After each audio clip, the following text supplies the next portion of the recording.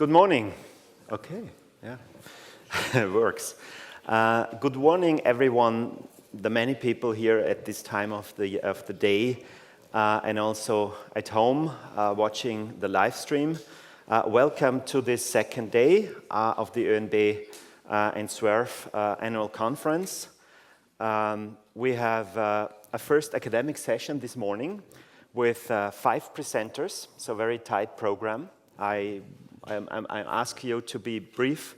Let's try to do it in 15 minutes presentation so that we have time for at least 1 or 2 questions each. The academic session is on prices, wages, and expectations, and you're going to see many interesting and also technical papers. I don't want to steal your time, so I'm asking the first presenter, José-Elías Gallegos from Banco de España, and he's going to present a paper called Inflation Persistence, Noisy Information, and the Phillips Curve. The floor is yours. Thank you. Okay, so thank you everyone for joining, and thank you to organizers for inviting me. So in this paper, what I'm trying to do is linking the documented fall in inflation persistence in the United States since the mid-1980s and the recent rise to noisy information, or if you want, to forecasting frictions that agents may have in the economy. So as an overall motivation of the research agenda is that since expectations play a central role in macroeconomics, still most of work considers a limited theory of expectation formation in which agents are both perfectly and homogeneously aware of the state of nature and other agents' actions. So in this paper, in this research agenda, I'm interested in exploring the nature of expectation formation that is consistent with the data and how this data-consistent theory of expectations matters for macro aggregates and monetary policy in this particular paper. In particular, I'm going to start from a literature that has documented significant heterogeneity and the sluggishness in inflation expectations. So what do? I'm going to use data from surveys on inflation expectations, mainly the survey of professional forecasters, but I will also use the Livingston survey as a robustness check. And I will argue that there is evidence of forecast underreaction before the mid-1980s. I will be more clear now about what I mean by forecast underreaction, but not afterwards. And this time period is where the literature documents change in inflation persistence, that I will show you can be explained through these perspectives. So this coincides in time with a change in the US Federal Reserve communication strategy, which became more transparent. And to rationalize these findings, I'm going to build a new Keynesian model that I won't show you today in full detail, but it's a plain vanilla new Keynesian model extended with information frictions. So what do I find? I find in the data that firms' forecasts used to underreact to information before the mid-1980s, but not afterwards. And I'm going to measure this forecast underreaction as a positive co-movement between ex-ante forecast errors and forecast revisions. So let's wait a bit here and understand what I mean by forecast underreaction. So I'm going to construct 2 measures in the data. The first one is the forecast error, the ex-ante forecast error at time t, which is just going to be the difference between realized inflation 1 year ahead, so realized annual inflation, and the forecast that the average agent makes at time t of that same inflation into the future. And you can think of this forecast error as the average mistake, let's say, that agents make in the economy. I'm going to try to link this forecast error to a measure of the forecast revision, which is simply the time t forecast that agents make of annual inflation is the difference between that object and the same forecasted object, but 1 period before. So what you can see is of this forecast revision is how do agents have changed their forecast between 2 time periods. And if you estimate or you link this forecast error and the forecast revision, the standard theory, the full information rational expectations, would suggest that there should be a 0 co-movement, because forecast errors should be unpredictable by time t available information. And I will show that there is a positive co-movement between these two objects, which implies that whenever agents, suppose that agents revise upwards their expectations such that the forecast revision is positive, a positive coefficient would suggest that the forecast error is also positive, which implies that the updated forecast moves in the correct direction, but is sluggish enough to catch up with the realized inflation. So I will link this empirical result to the fall in inflation persistence. I will argue that inflation is more persistent in periods of forecast stickiness, and that the additional persistence in expectations increases this inflation persistence. Okay, so I will touch upon two empirical puzzles. I will be very briefly about both of them since we don't have much time. So the first one is the fall in inflation persistence. So as you may know, there is a literature that documents changes in inflation dynamics over time. In particular, the level, the persistence, and the volatility have changed over time, particularly since the mid-1980s. Now, the level and the volatility of inflation, the changes documented, can be very easily explained through a new Keynesian model that includes trend inflation and a larger sensitivity of interest rates to inflation, which has been documented by the literature. Now, the persistence is it's harder to interpret, to understand.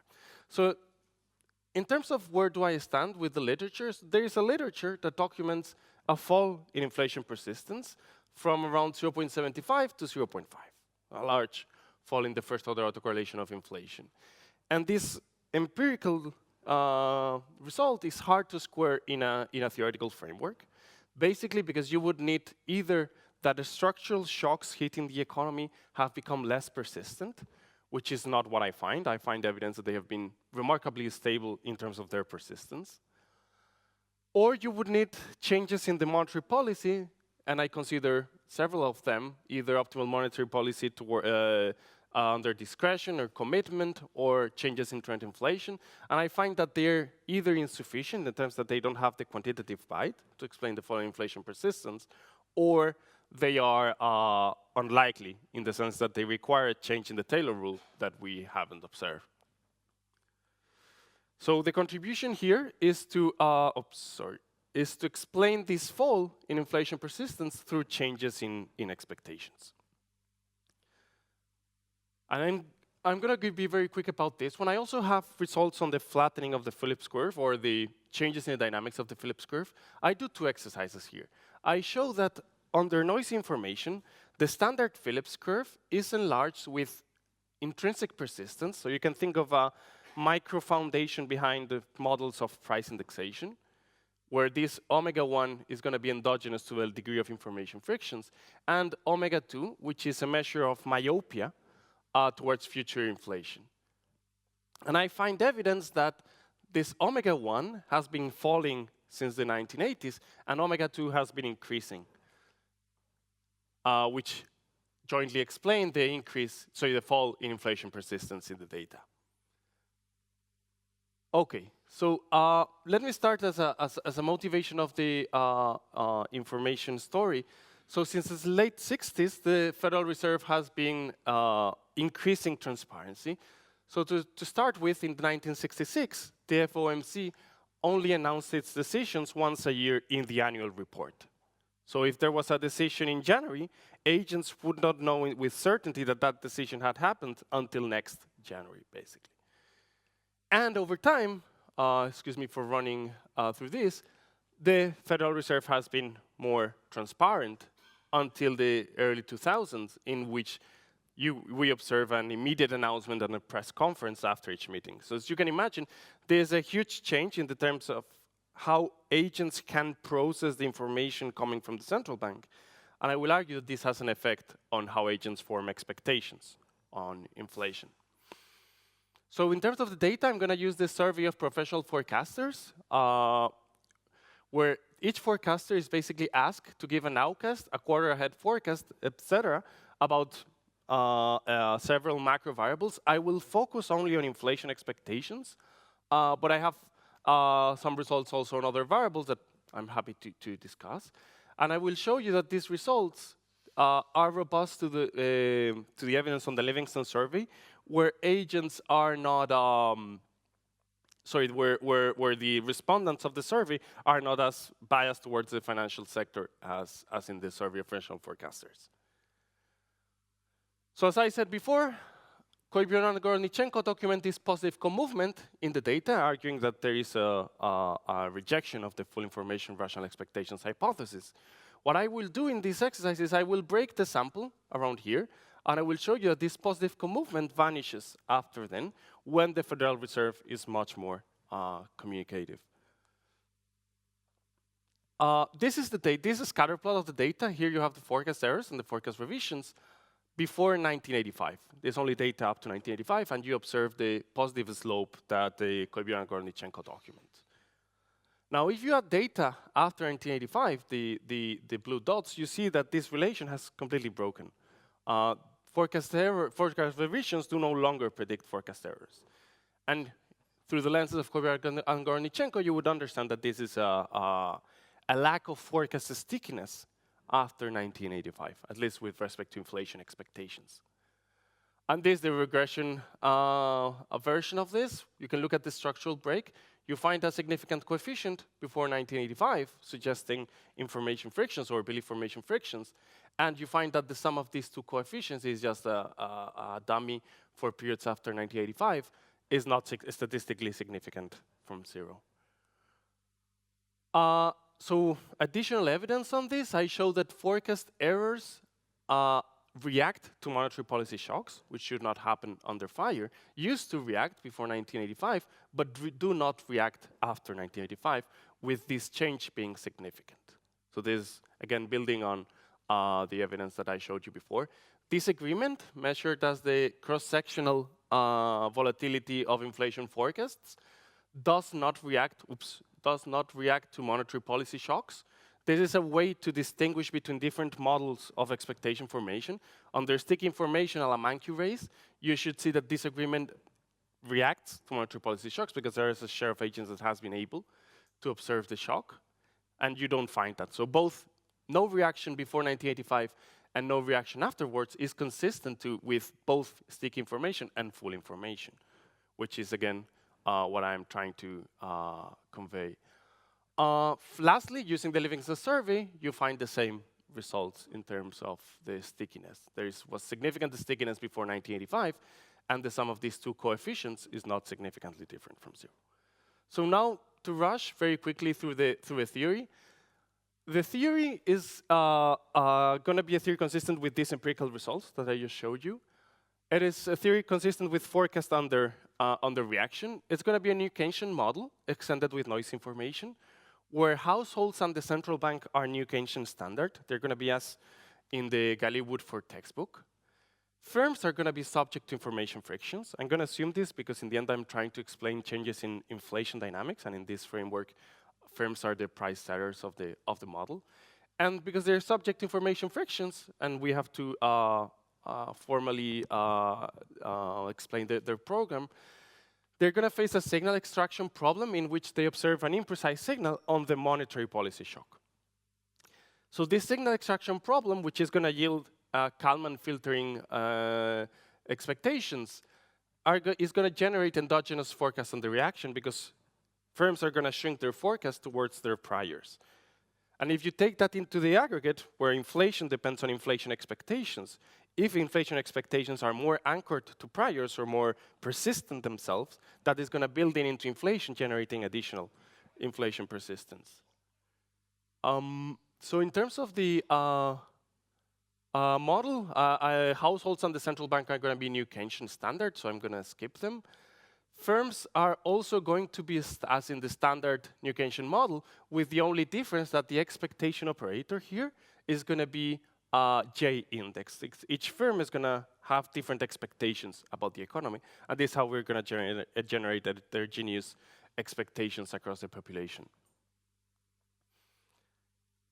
Okay, so and then you obtain a recursive price setting condition in which the price level of each firm is going to depend on their assessment of the aggregate price level, their assessment of the aggregate output level in the economy, and these two conditions iterated forward into the future and hidden here in this recursive specification.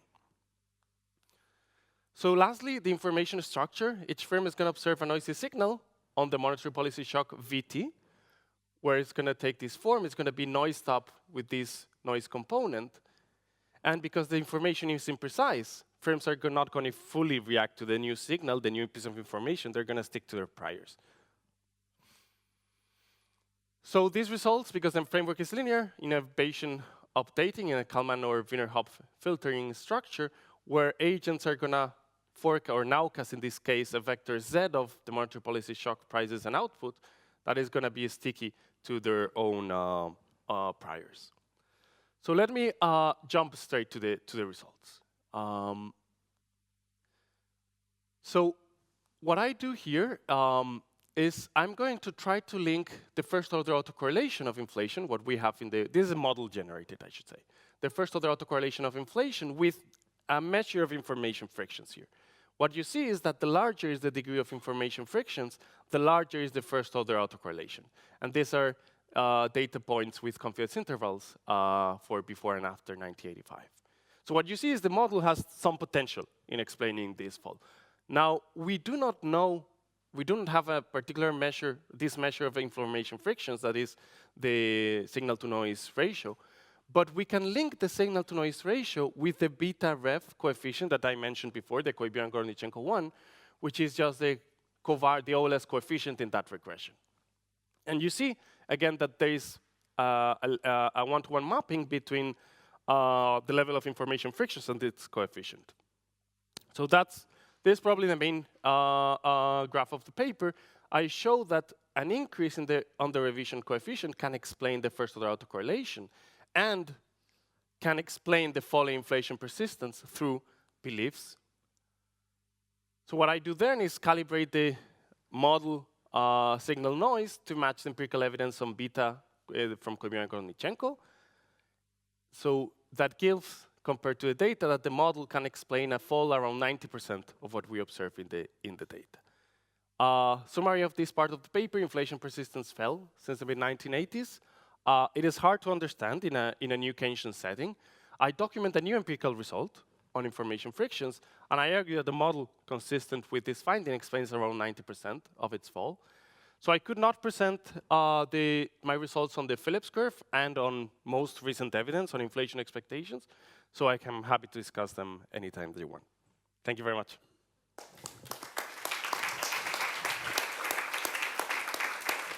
Thank you, José-Elías. Let's maybe ask for one question or comment on the paper, please.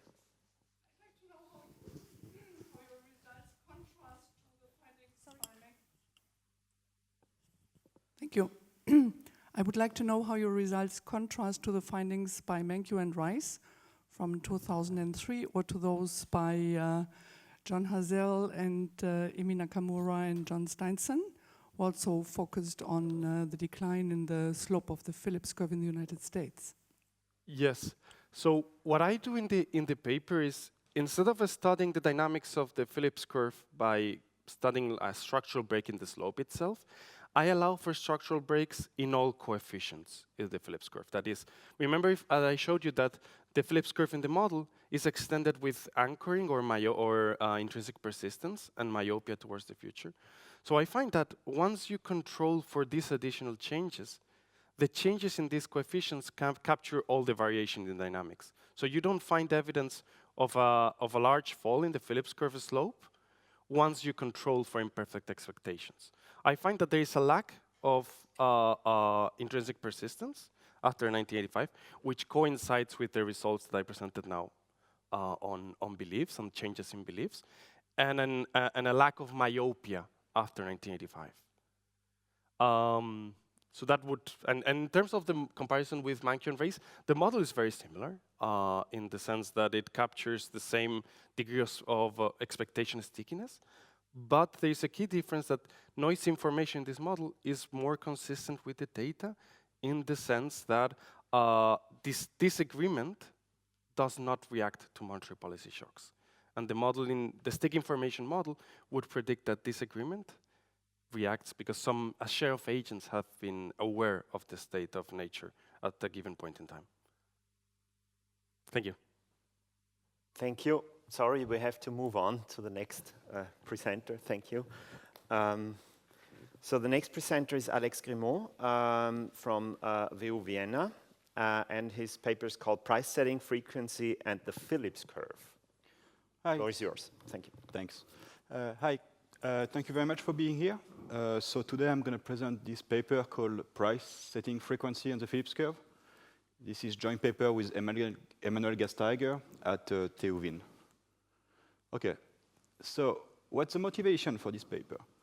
So if we know something about new Keynesian model, is they struggle a lot to fit the shift in the Phillips curve. So if you take a basic Phillips curve from the Galli textbook or from Clarida early papers, you have inflation is a function of inflation expectation, variation in output gap, lagged inflation, plus some kind of cost push shock. So José-Elías, most of his paper was about this part of the model, this expectation part. In our paper, we're going to stick to rational expectations. And the problem is because the model failed to account for the shift in the Phillips curve, most of the time you end up with missing deflation on inflation puzzle. So basically, the variation in output generates some variation in inflation that we cannot see, or there is variation in inflation that are not explained by variation in output. So what happened is most of the time when we estimate this model now, we end up with a very large Calvo parameters, which imply more sticky prices and flatter new Keynesian Phillips curve. So basically, we increase theta and we decrease kappa. So this coefficient kappa is smaller, and there is less reaction from inflation to variation in output gap. And alongside this, what we have is we end up with very large autocorrelated cost push shock and very large indexation. So we increase these C parameters, decrease this, which imply that decrease this beta part, and decrease this kappa part. So it's not that great because we end up explaining inflation by shock on inflations, and we lose all endogeneity in the model. So we have this issue where shift in the Phillips curve made us explaining inflation through cost push shocks. Part of the literature focuses on the fact that maybe we should not use a linearized model. Maybe we should consider exogenous shift in price stickiness, and maybe there's something to do with change in price updating behavior. And what we're going to do in this paper is we're going to do a combination of all of that, because we're going to have endogenous time-varying price setting frequency. So if you think about the Calvo-Young paper, the Calvo parameters, Calvo probability, this Calvo probability, this theta, can be interpreted as an exogenous share of unchanged prices. So every period, every quarter, some firm can change a price, some firm cannot change a price. And if we take the Calvo-Young story seriously, this theta is supposed to be a structural parameters. Even though when we look at serious estimation paper, most of the time they show that there is a lot of variation in these parameters. And also, if you take a very basic new Keynesian model, estimating it on US data, if you estimate it up to 2008, you get a theta around 0.75. So 75% of the firm do not update their price every quarter. But if you add the post-2008 period, especially with the COVID now, you end up with Calvo parameters at 0.9. So 90% of the firm do not update the prices. So you have this large variation in the structural model, which doesn't seem to be very satisfactory. Moreover, especially in the US, we have microeconometric data now that contradict this static Calvo assumption. And I'm going to show you some time series right after. And finally, maybe you could think, oh yeah, the Calvo model is a bit silly in the end. You have the Calvo fairy, and the Calvo tells you when you can reset or not reset their price. And I agree, this is not the best model in the world. But if you look at very micro-founded state-dependent pricing model, most of the time they struggle a lot with empirically money non-neutrality. So what happened in those models most of the time, they end up with no response to monetary policy shock from inflation on output. So the model, the state-dependent pricing model that works fairly well with monetary policy shock, state-dependent model with a bit of time dependence. So, for instance, if we take the Nakamura-Steinson data from the QG paper in 2018, so on the right-hand side here, you have PC inflation. On the left-hand side here, you have the share of price that are not changed every quarter. And what you can see is this blue line and this black line are extremely correlated. So the correlation coefficient between those two lines is minus 0.8, which implies that when inflation is high, the share of unchanged price is low, so more firms are resetting the price. And when inflation is low, the share of unchanged price is high, so less firms are resetting the price when inflation is low. Okay, so what do we do in this paper? We implement a time-varying price-setting frequency in a new Keynesian model, and we're going to call it the Calvo law of motion. The updating process is going to follow the discrete choice process of broken arms. The decision is going to be based on the present value of either updating or not updating our price. And basically, we're going to end up with a time-dependent pricing model with a flavor of state dependence. And it's going to be very tractable, so we're not going to need any complicated thing. So if you are a central banker, you can plug this thing in your big DSG model, in your Dyna code, and it should work. And the question is going to be, does this improve new Keynesian model with regard to fitting the Phillips curve, macroeconomic data, and microeconomic data? So just small previews of the result. If you look at our model, basically our extended model is going to generate an asymmetric Phillips curve, which is going to be steep during boom and flat during bust. Our Phillips curve is going to be consistent with micro and macro data. And we're going to be able to explain the shift in the Phillips curve without large cost push shock, high indexation, or very sticky prices. OK, so how do we do this kind of model? So what we're going to do is we're going to use the discrete choice model a la broken arms. You have a paper also by McFadden that used this model for game theory. And you have also this paper by Matija and McKay in the IR from 2015. And basically, this model that can be micro-founded, but here we're going to just look at the result, is going to say that the share of non-resetting firms, so the share of firms who are not resetting their price, is a function of the present value of not resetting your price and the present value of resetting your price minus an updating cost, plus this term here that we're going to use only for the estimation later, but it's not going to be relevant for the explanation. So here, what it's telling us is when the present value of not resetting the price for a firm increase, so this and this function is going to be increasing. So you're going to have less firm resetting their price. And when the present value of resetting your price for a firm increase, everything else equals, this theta t is going to decrease. So there are going to be more firm resetting their price or less firm not resetting their price. And one thing we're going to use to make the problem very, very simple is we're going to say that in the model, firms are not looking at their own idiosyncratic price when they're looking at the decision not to reset their price, but they're going to look at the average oil price. So we're going to take all the price of the Calvo model and say, oh, I'm not looking at my own price, I'm only looking at the average oil price.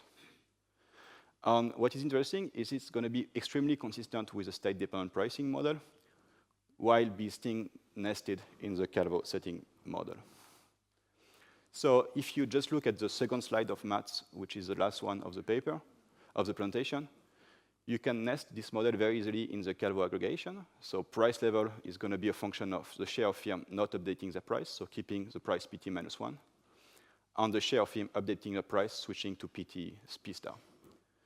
But firms are also going to be consistent in their pricing decision. So they're going to know that this probability of adjusting the price is going to change in the future or not. So when you're going to look at the first order condition, it's not going to be just a function of the discounting of the Calvo parameter. It's going to be a function of the forecast of this future variation in the updating probability.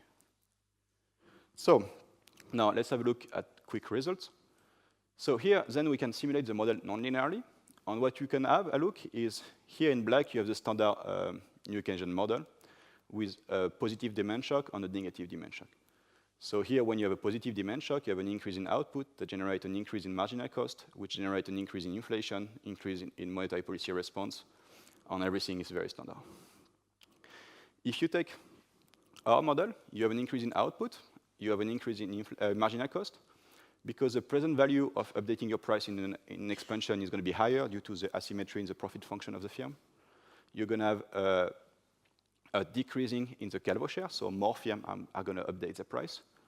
And this is going to translate in higher inflation, higher policy rate, so lower expansion.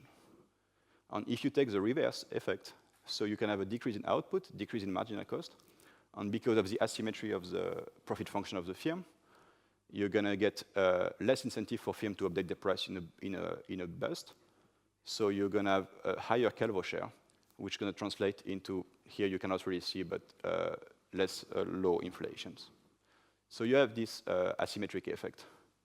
And if you simulate the model under just this kind of demand shock, so just feeding a series of autocorrelated demand shock to the model and simulate it for 10,000 periods, what you can see is if you use a standard Calvo setting model, you have almost a linear Phillips curve. So when output gap is low, inflation is low. When output gap is high, inflation is high. And the Calvo probability do not change based on the level of inflation.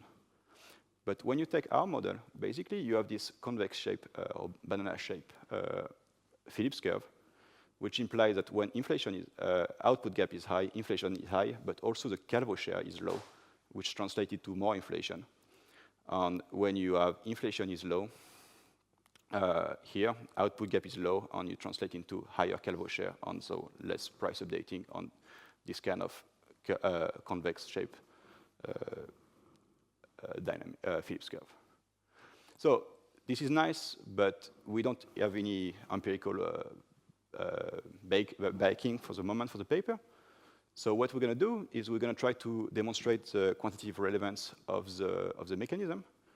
And what we're going to do is we're going to estimate the model using US data from 1964 to 2019. And we can estimate the model on US output gap, US inflation, US Fed fund rate, and also the Nakamura and Steinson microdata that I showed you initially. And if we do that, we can get a relatively good estimation. We can do various decomposition. We can extract sequence of shock, and we can look at the quantitative relevance of the model.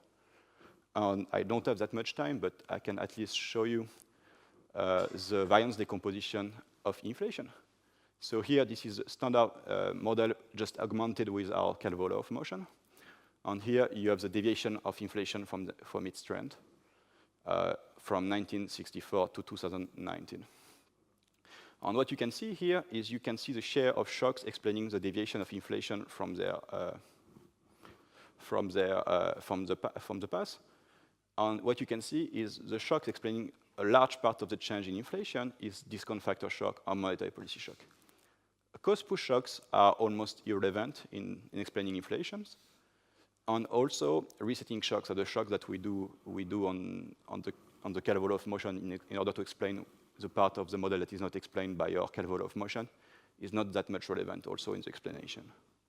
So we were pretty satisfied with this. And also, what we can do is we can stimulate the model.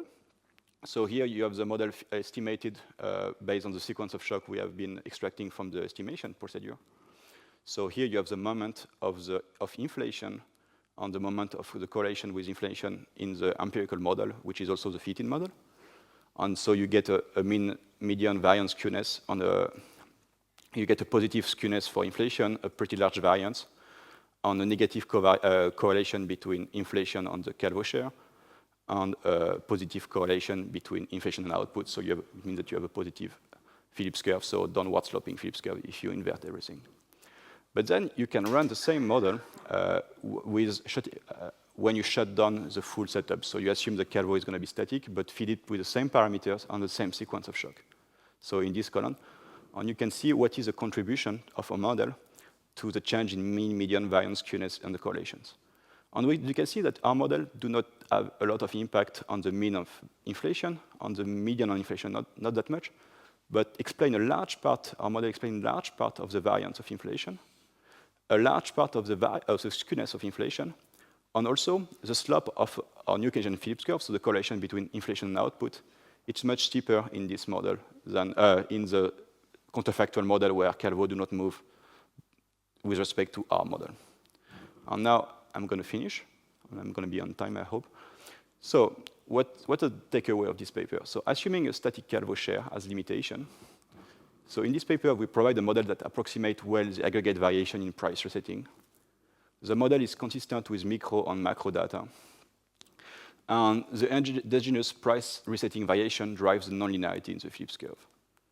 And also, the endogenous price resetting variation drives the skewness in inflation in our model.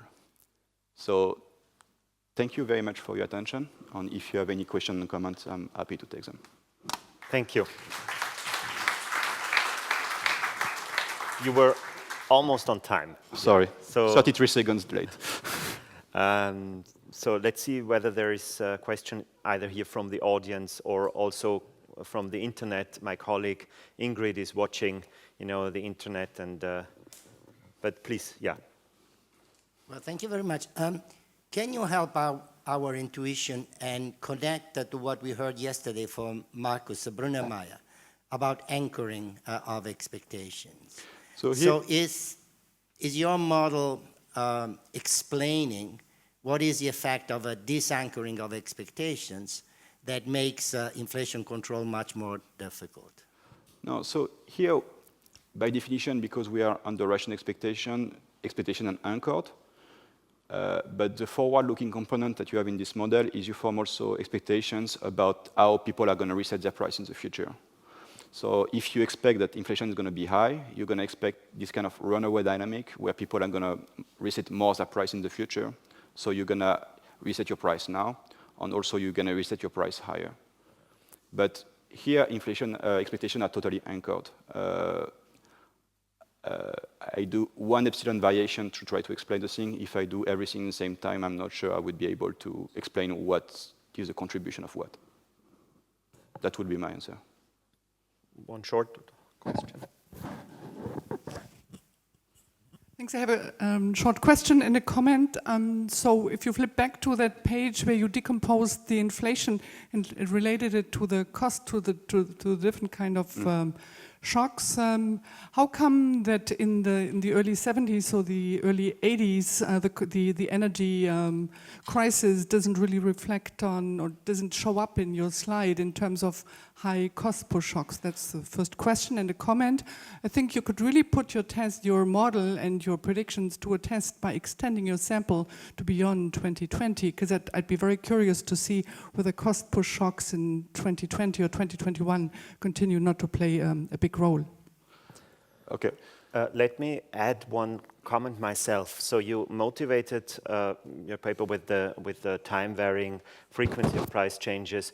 That's the evidence for the US. For Europe, the evidence looks a little different.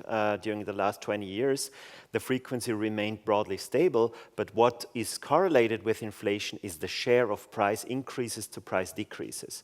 So could you adjust your model for this other measure of price stickiness, the share of increases to decreases? Then you would preserve the time dependence of your price setting mechanism and be consistent with European data. So taking the first data, if you come back on the slide, basically it's a bit surprising that there is almost no role of a cost push shock, but there is a large role on monetary policy shocks. So it seemed that the monetary policy in the 70s was very loose on allowing for this kind of runaway inflation. The other part is the backbone of this model is in the end fairly simple because we have a simple IS curve and we have almost nothing else going on. So I think by having such a simple model behind, we force a bit the fact that there is no complicated supply side. We did this model in the medium, this part of the paper also in a medium scale model, so smart inverters, and it was much less strong on the demand and supply demand shocks. But then the referee thought it was a bit too much in the paper, so we took it out. I can one day show it to you. I think if you were to have like we did it also with the Bank of Canada model at one point. It's still, you have a strong side on the demand side for inflation, but it's not as much as just this result, which is just a simple 4 equation model now.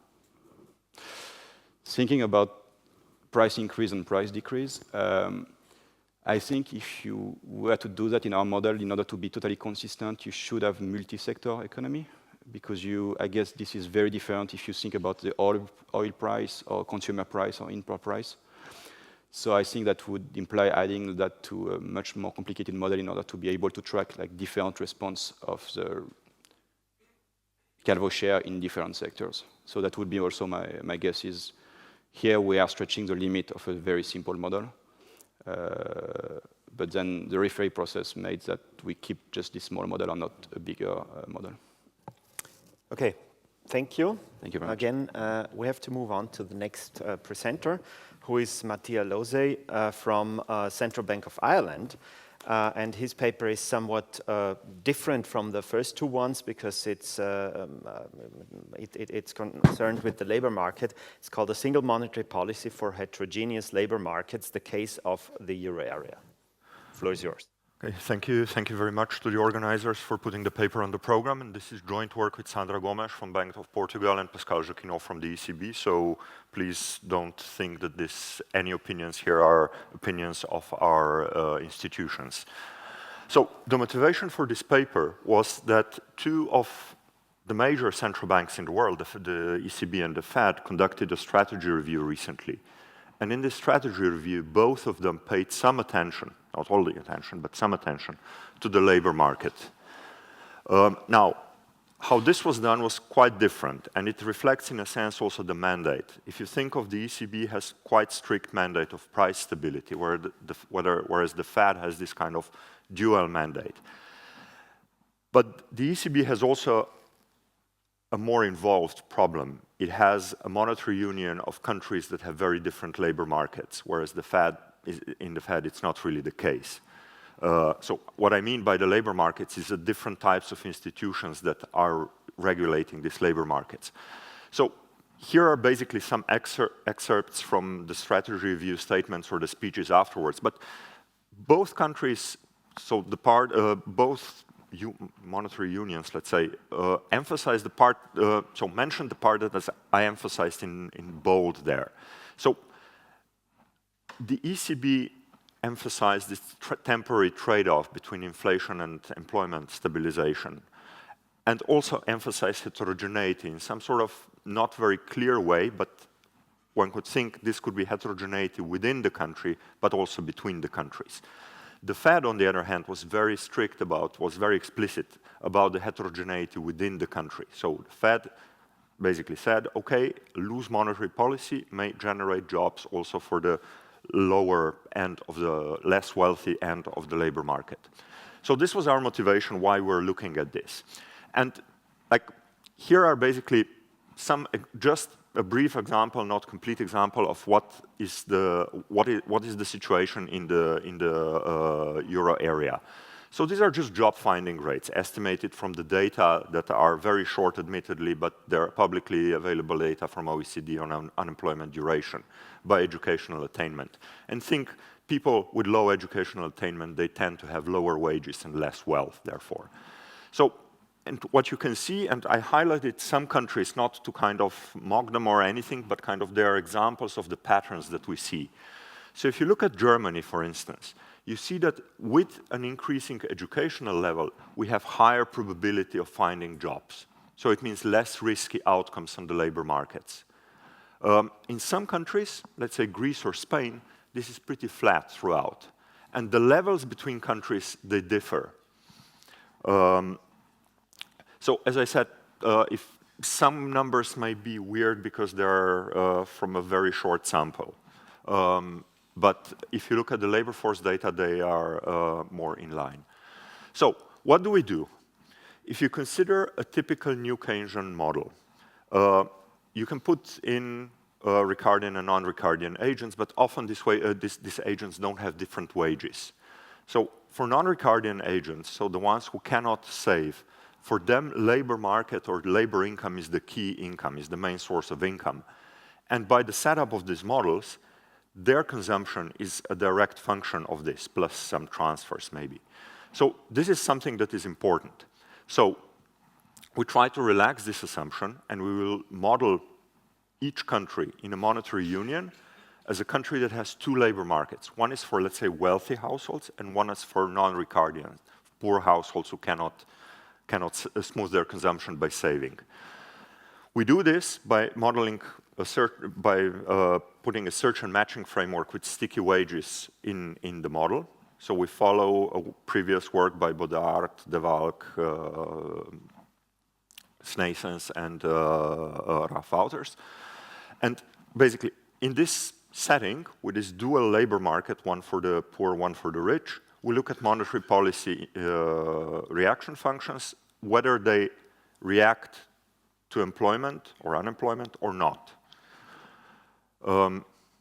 So this is just to show you that basically we do the blue part, so the model is global, and we do the euro area that is a composition of two countries. And because of our setup, we have basically several dimensions of heterogeneity in this model. One is heterogeneity within the euro area between countries. These countries have not only different labor markets, they also have, let's say, different export orientation. Each country is a two-agent model, so it's a tank model, where each of these two agents has its own labor market, and also in principle different unemployment benefits and matching probabilities and so on. And importantly, wage setting. So I'm not going to go through the equations because the maths is quite long, but I'm just going to show the targeting rules that we investigate in this setting. So the first rule is what we call a benchmark Taylor rule, and it basically is just a persistent, so it's an interest rate is a persistent function of its own lags, of deviation from the target, and there is a coefficient which is there in red that reacts to deviation from unemployment from its steady state. So let's say unemployment gap. Taylor rule that is, the second one is the Taylor rule with asymmetric response to unemployment. So this is a rule where we consider that central bank reacts to unemployment only when unemployment increases, but not otherwise. So otherwise it's inflation. If unemployment is increasing, we also consider unemployment a bit. And the last rule is something that was discussed quite a lot, is an average inflation targeting, so kind of, okay, react to inflation, but maybe react slowly, or more gradually than would be the case. So we try to calibrate this model realistically, so we mimic the hand-to-mouth or non-Ricardian households. We kind of try to calibrate to the ones that are with lower educational attainment, so people that are typically poor, and long-term unemployed. So this is how we get the parameters of the labor market for them. I'm not going to go into details. There's a backup slide with that. So what I want to say is that we try to make this labor market a bit more realistic in a sense of the distinction between the rich segment and the poor segment. And in this setting, we simulate two types of shocks that are typically considered or kind of that mimic the situation that central bank can find itself in. One is the inflationary supply shock. So this is a shock that pushes output and inflation in the opposite direction and creates a trade-off. So are you going to fight inflation by worsening the labor market situation? Or are you maybe going to look through inflation and kind of alleviate the bad situation in the labor market? And the other shock that we look at is an expansionary demand shock. So this is where a shock that pushes inflation and output in the same direction and doesn't create this trade-off. And we look at the performance of these monetary policy rules. So what we do, so I'm going to show you in all charts, I'm going to show you three columns. The left-hand side is a typical inflation targeting. And always it's going to be like this, that the black line is calibrated such that inflation jumps to 1% after a supply shock. In the case when the central bank reacts to unemployment. The alternative is going to be the red dashed line, and this is going to be the same size of the shock, but where the central bank does not react to unemployment, but targets strictly inflation. So what you see here, so a supply shock, inflation increases, output decreases, unemployment increases. So if the central bank focuses more on inflation, then yeah, we get lower inflation increase, but there's a price for this. Output drops more and unemployment increases by more.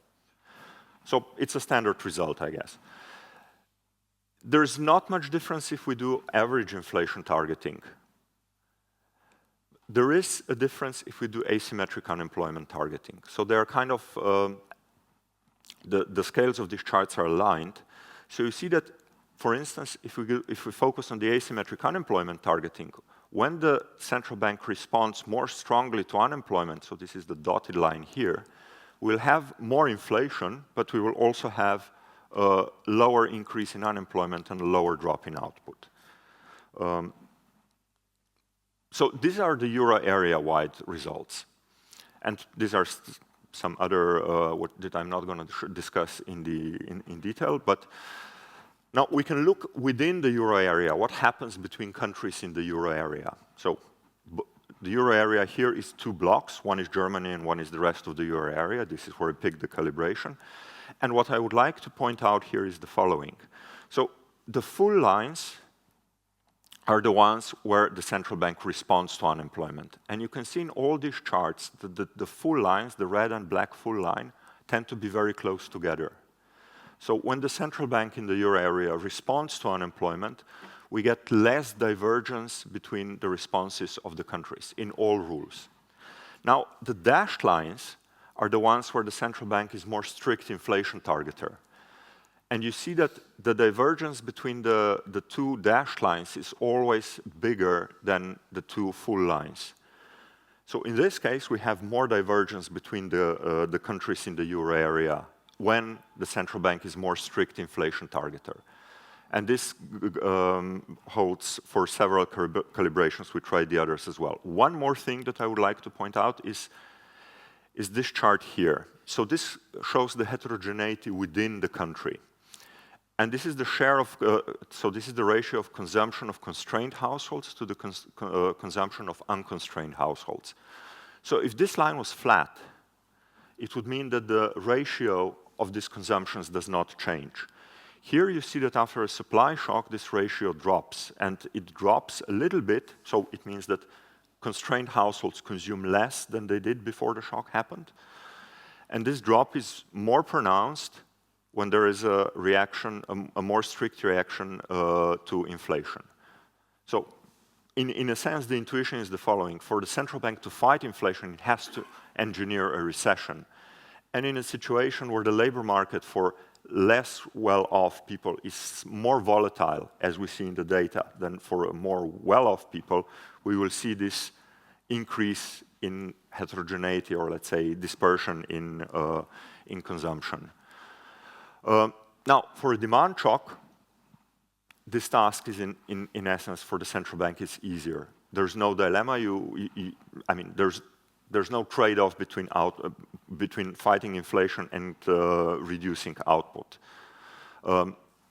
So again, here the calibration is again that the shock is such that inflation with targeting unemployment, with responding to unemployment, goes to 1%, and we consider what is the case if we don't respond to this. So in that case, inflation is of course higher here, and output, we generate more boom after a demand shock.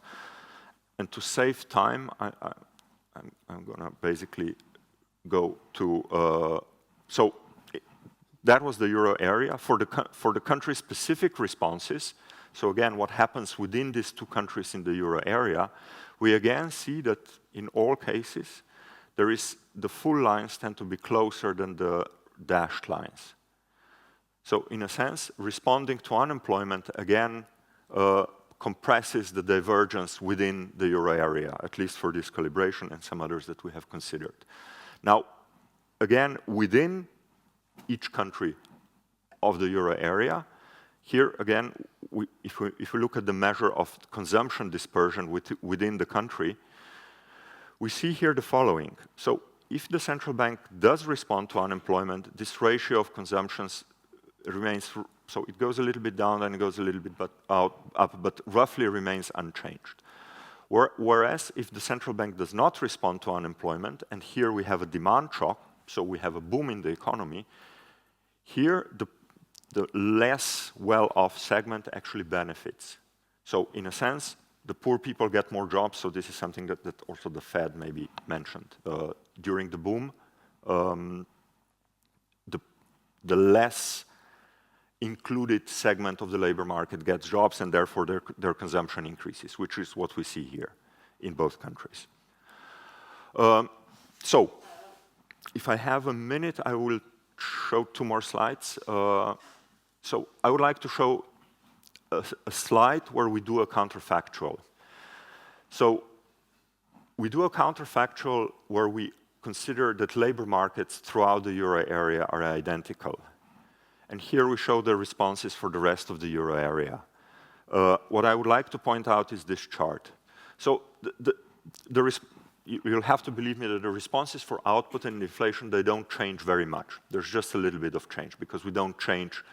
So what we do in the model, we set the rest of the euro area or micro-founded parameters like unemployment benefits, vacancy posting costs, and matching probabilities, they're all the same as in Germany. So in a sense, we do a Hartz reform on the whole euro area, in quotation marks, right? What we wanted to check with that is what drives these differences and what is the role of the labor market here. It turns out that for output and inflation, it doesn't make a huge difference. Where it does make a difference is in this dispersion of consumptions within the country. So you see here in dotted lines, the dotted lines are the rest of the euro area with the Hartz reform, in quotation marks, and the dashed lines are what you've seen before for the demand shock for the euro area. So in a sense, what the Hartz reform did, it reduced the unemployment benefits for the less well-off after a long period of unemployed. So this kind of unemployment benefits were reduced. So if you bring this into the model, we kind of make this labor market more flexible. And this is what we see actually here. So it works.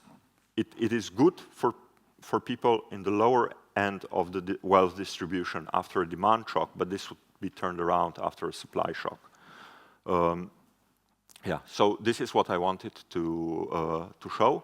So essentially what we get in this paper is that if the central bank is a little bit more lax in terms of inflation, it, at least for the calibration that we have here, it tends to reduce the dispersion between countries in the monetary union. For the dispersion within countries, it is worsened less if there is a supply shock, and it is improved for the lower end of the labor market segment if it is a demand shock. And this is all from me. Thank you, Matija, for being on time. Let's see whether there's a question. I think Martin raised one, Martin Zagler.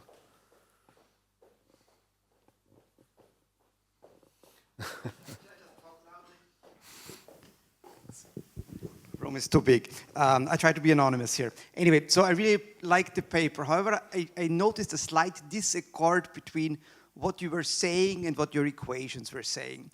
Let me be a little bit better. So you were talking about an increase in unemployment to which policymakers react, and I think that is very true. Policymakers react to news, to bad news in particular. So unemployment rises, they try to intervene. Unemployment falls, they don't intervene, and it doesn't really matter whether you're above or below natural unemployment, right? So even if you're below natural unemployment, but unemployment rates rise, you're probably going to see policymakers trying to intervene because it's bad news, and they try to act upon that. In your modified Taylor rule, however, you look at whether unemployment is above or below natural, which is of course something else slightly. Now, I do actually believe more in what you were talking about and not what you were formulating your equations about. So they just the increase in unemployment rates to which policymakers react and not a decrease. Did you try to look at that version as well, or do you have a hunch, an idea of what might be the outcome if you would modify your results in that matter? So one is kind of the current level and the natural level. It's a DSG model, and we kind of have an easy way out of this problem in a sense that we have a steady state, which we can call natural. So we looked at the deviations from this. So it's not something like whether we're picking up from a recession or going down from a boom. Regarding the second point, so this is, I wasn't emphasizing this very much, but okay. There was like this middle column was this case where the central bank responded asymmetrically. So it reacted when unemployment was increasing, but it did not react when unemployment was falling. Now, the catch there is that when there is a demand shock, the unemployment is falling, so that those responses look the same as the inflation targeting with response to unemployment. So, yeah. Thanks again, Matija. I think we have to move on. Thank you very much. To the next presenter, who is Aleš Maršal from the National Bank of Slovakia, and he's coming back to Calvo Pricing with a paper called Undesired Consequences of Calvo Pricing in a Non-Linear World. The floor is yours. Thanks a lot for having me here today. So this is a joint work with Katrin and Laurent, and I'm going to talk about the sometimes undesired consequences of Calvo prices in the non-linear world. So traditionally, macroeconomic dynamics arising from the Calvo framework have been studied primarily in terms of the linear approximation to the true model solution, but the recent developments in many fields of macro increasingly require non-linear solution techniques. If you want to talk about the stochastic volatility, or if you want to say something about the riskiness, you need to turn to the non-linear framework. So I'm going to spend some time to convince you that if you want to think about the monetary policy, you should move to the non-linear settings. Okay, so this chart shows the recent burst of inflation. So you see that in most advanced countries, the inflation peaked around 9%. This is the charts for Slovakia and Czech Republic, where I'm living in those Czech Republic and Slovakia, and so you see that the inflation peaked above 16%. So you see that the inflation is far from its long-run averages. So the linear approximation is not the ideal framework to study such a dynamics, far away from its long-run average. Also, if you look at what the inflation does with the dispersion of prices, it widens the distribution of prices in the economy. So for instance, this chart is from the Klaus Adam paper, and he shows on the UK data where the inflation is rising, is the blue line, and the dispersion of prices in the economy is also rising. So the other charts just show this intuitively. So this chart shows the distribution of households' inflation expectations for different time periods. So when inflation was going up, the dispersion was also going up. This is for US, and this one is for the Slovakia, where we have the nicest data. So the idea here is that the households' inflation expectations are very much similar to the firm inflation expectations, and firms are those who set the prices, right? So if the expectations of firms are dispersed, so probably the prices will be dispersed as well. And if you want to, the linear models, they basically approximate the dispersion of prices out of the model. The third point is the inflation uncertainty. So this has been rising. So I have some empirical documentation. This one is from the financial markets. The treasury risk premium was going up when the inflation was rising. Also, the dispersion of cross-sectional dispersion of expectation is increasing. So maybe just to wake you up, I give you quickly a story, so that this really matters for the consumption-saving decisions. So I have a good friend at the bank, and we are basically the same with my friend, like the same hobbies, absolutely. So the only difference between me and him is that he's working with the linearized models, and I'm working with the non-linear models. And now when there was a 2021, the huge spike in inflation, so what he did, he used all his savings, and he just bought, upfront all the goods he's gonna need in the future before they get more expensive. So what I did, I worked with the non-linear models, and the riskiness plays role in my consumption oil equation, I got scared and I boosted my savings a lot, right? So it really, it documents that if you turn to the nonlinear models, you will capture this effect of precautionary savings. And the last point, the empirical motivation it's not really for the nonlinear models, but that the part of the recent peak or outburst in the inflation turns to be permanent. So the trend inflation is rising. So again, you can see it, like some intuition for that. You can see some evidence for that. You can see that the inflation expectations are rising. So where we are standing, so we have that the inflation is nowadays now far away from the long-run mean. Prices are more dispersed, and we have a higher inflation uncertainty and the trend inflation. So if you want to model these things, you really should move to the nonlinear modeling framework. So what we do in this paper is that we ask the question, what are the implications for the monetary policy? Or we show the implications for the monetary policy when you move to the nonlinear price setting, nonlinear modeling framework with the Calvo price setting. So what the standard monetary policy theory tells you is from the linearized model that if you want to anchor the inflation expectation, just follow the Taylor principle. It means that the central bank should raise the nominal interest rate more than 1-to-1 in response to inflation, and it will anchor the inflation expectations. This has been generalized to the case also of the output gap, so it should, it's called the determinacy region, so it spans the region of the weight on inflation and the weight on output gap. So we instead show that, but when you move to the nonlinear world, so this is not enough anymore. So what the central bank has to take into account is also how dispersed the prices are in the economy. So basically what we derive in the model is or we show in the model that instead the central banks need to respect this stability region. So from the mathematical point of view, you can see it from this equation, which governs the law of motion of the dispersion of prices, which is represented by this S. So here you nicely see that for some threshold level of inflation, this thing becomes increasing its own path. So the dispersion generates even more dispersion in the future. And it starts this what we call the price inflation spiral in the economy.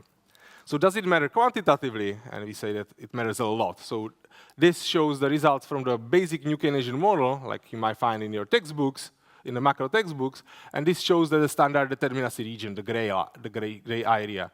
So basically it spans all the combinations of the weight on output and weight on inflation, which can monetary policy can choose to anchor the inflation expectations. But we instead show that when you move to the nonlinear world, this region drastically shrinks. What are the crosses? So those are the Taylor estimates, the Taylor parameter estimates from the top 5 econ papers, and where we focus on the 3 scenarios. I will show you model results for these 3 scenarios. One well inside the stability region, one on the border, and this is the original Taylor estimate when the linear solution is determinate, inflation expectation is perfectly anchored, but in the nonlinear model, it's out of the stability region. So this table shows the moments, macro moments. This one is for the stable solution, the solution in the stability region. This one is on the border, and this one is outside of the stability. So you see that if you are in the stability region, the first order, so the linear solution, and the nonlinear solution gives you virtually identical moments, so identical results.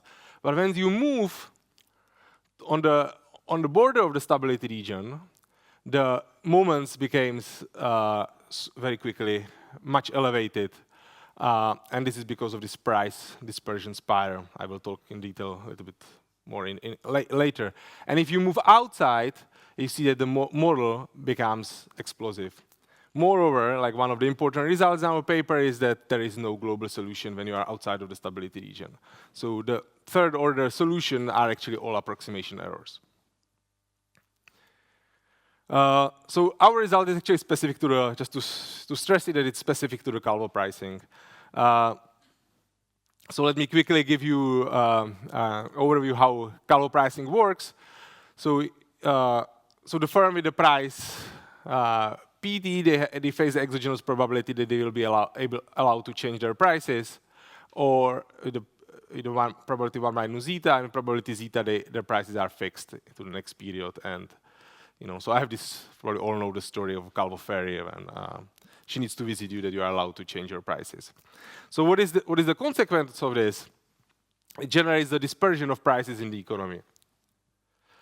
Right? So because of some firms are not able to change their price, they will, and the price level is moving, so this will generate the distribution of prices in the economy, which is preserved by the nonlinear solution methods.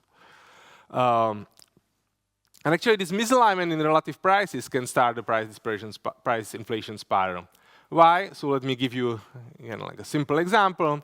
So imagine that there is an inflationary shock. And so some fractions of firms can change their price, but some of the firms, they cannot. So they will be left in the left tail of the distribution, right?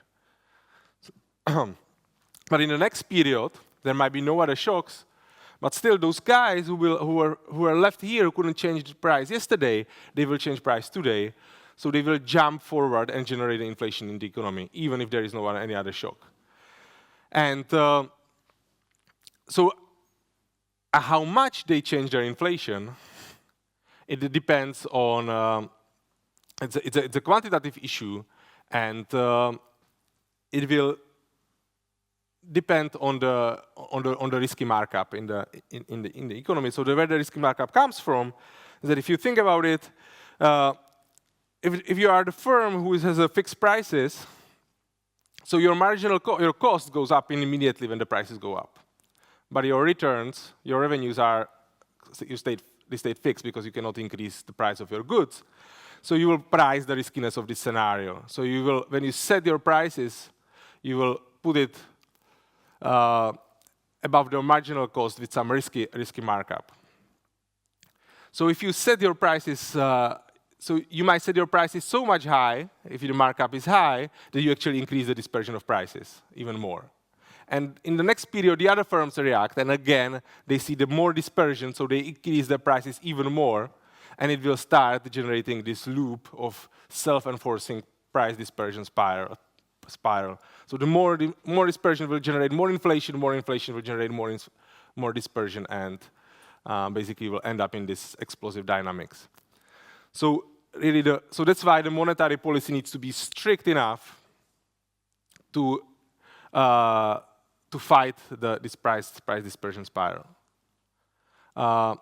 So we also show the result for the trend inflation. You see that this is much more pronounced. So this has been known in the literature that trend inflation significantly shrinks the determinacy region, but it has an enormous effect on the stability region. So you can see that with the trend inflation, the central bank basically should forget about looking at the output gap. It should really strictly target inflation.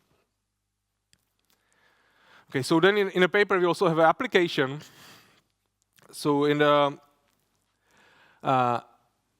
so we show in this Rudy-Busch-Swanson model. So the Rudy-Busch-Swanson model is the seminal contribution in the literature on where the macro models show how to explain why the yield curve, why the term structure of interest rate is upward sloping. It has been incredibly difficult for the literature to explain why the yield curve is upward sloping. So they design a model where they show that it's because of the inflation risk. So we take their model and show that they actually managed to explain the upward sloping yield curve because their Taylor rule is on the border, or let's say it's actually outside of the stability region. So this price inflation spiral is the way how they really explain why the yield curve is upward sloping. Okay, thanks. So I'm actually going to conclude. So the price dispersion-driven inflation spiral provides a new challenge for the central bank to anchor inflation expectation, and we introduce this concept of stability region as a nonlinear counterpart to the well-known determinacy region. Just if you want our paper in a simple way, so from the modeling perspective, the main implication is basically that moving to and from the linear and nonlinear models is not a simple and straightforward thing. So you cannot take just the linearized model and move it to the nonlinear model without carefully considering the impact of price inflation spiral for the Taylor rule parameters. So thanks for the attention. Yeah, thank you.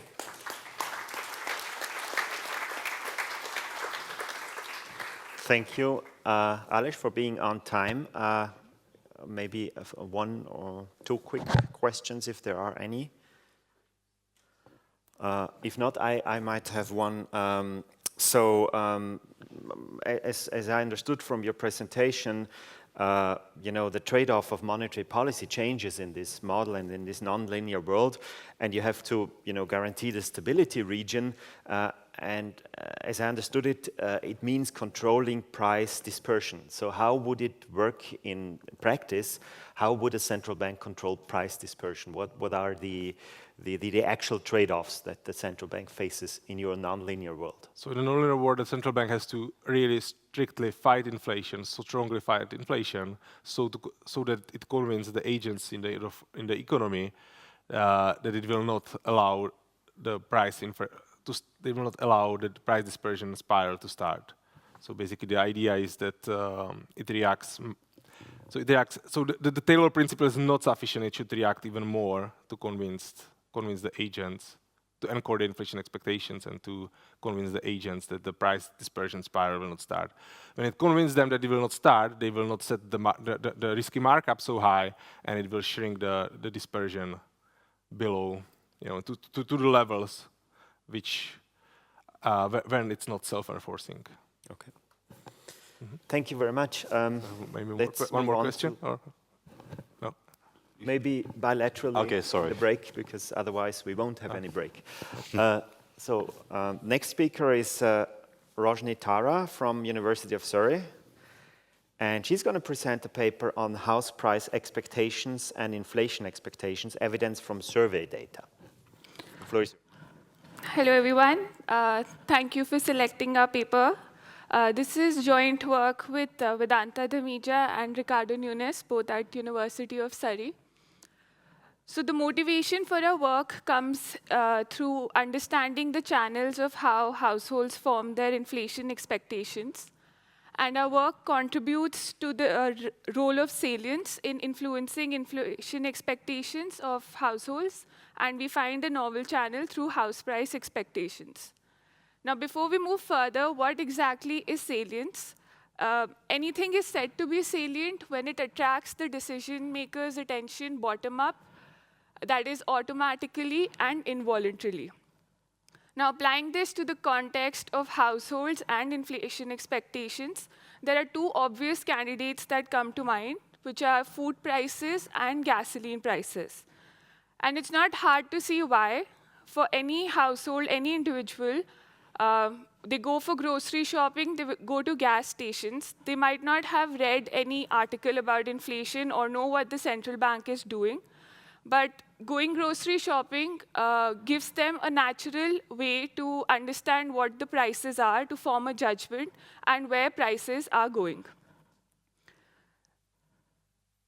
Now, in addition to frequently observed prices, it has also been seen that anything that has a very contrasting or a prominent impact stays in the mind of the households. So what that basically means is that people not only tend to focus on frequently observed prices, but they also focus on large price changes. So this implies that individuals could be focusing disproportionately more on items for which large price changes have been observed, even if those items account for low weights in the official inflation measurement. Now, we think that housing could play a role here because house prices are very large price changes that are observed by households. Now, why would people be paying attention to households? A, it's one of the largest purchases that they make in their lifetime. It is one of the biggest assets in their portfolio.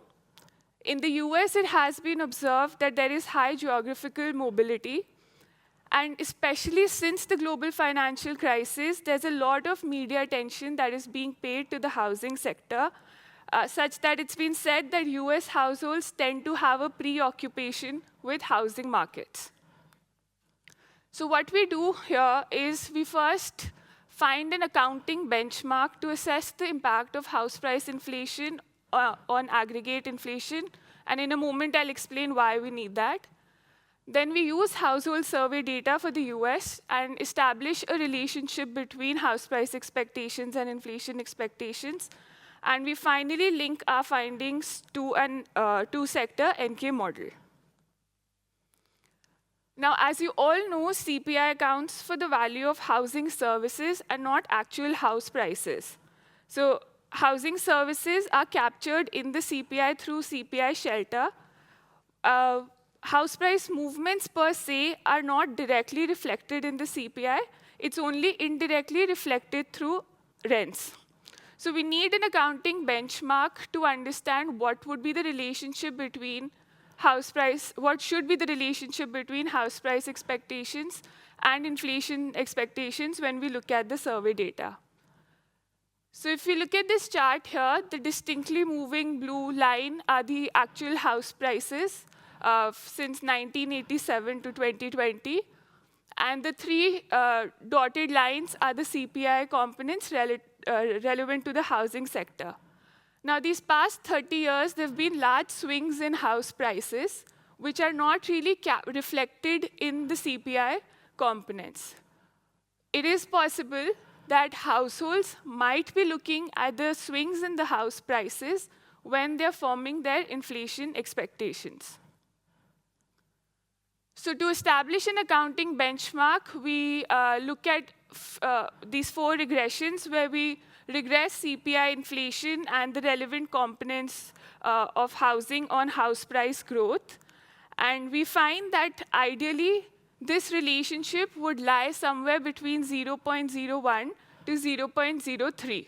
So this reflects the actual impact of house price growth on actual inflation. Now, to look at how households are forming, looking at house price expectations, we look at this in a linear framework.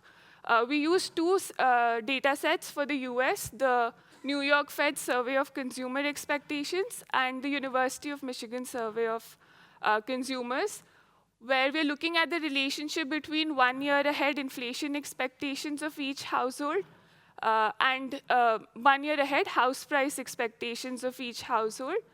We control for individual characteristics in time and region fixed effects.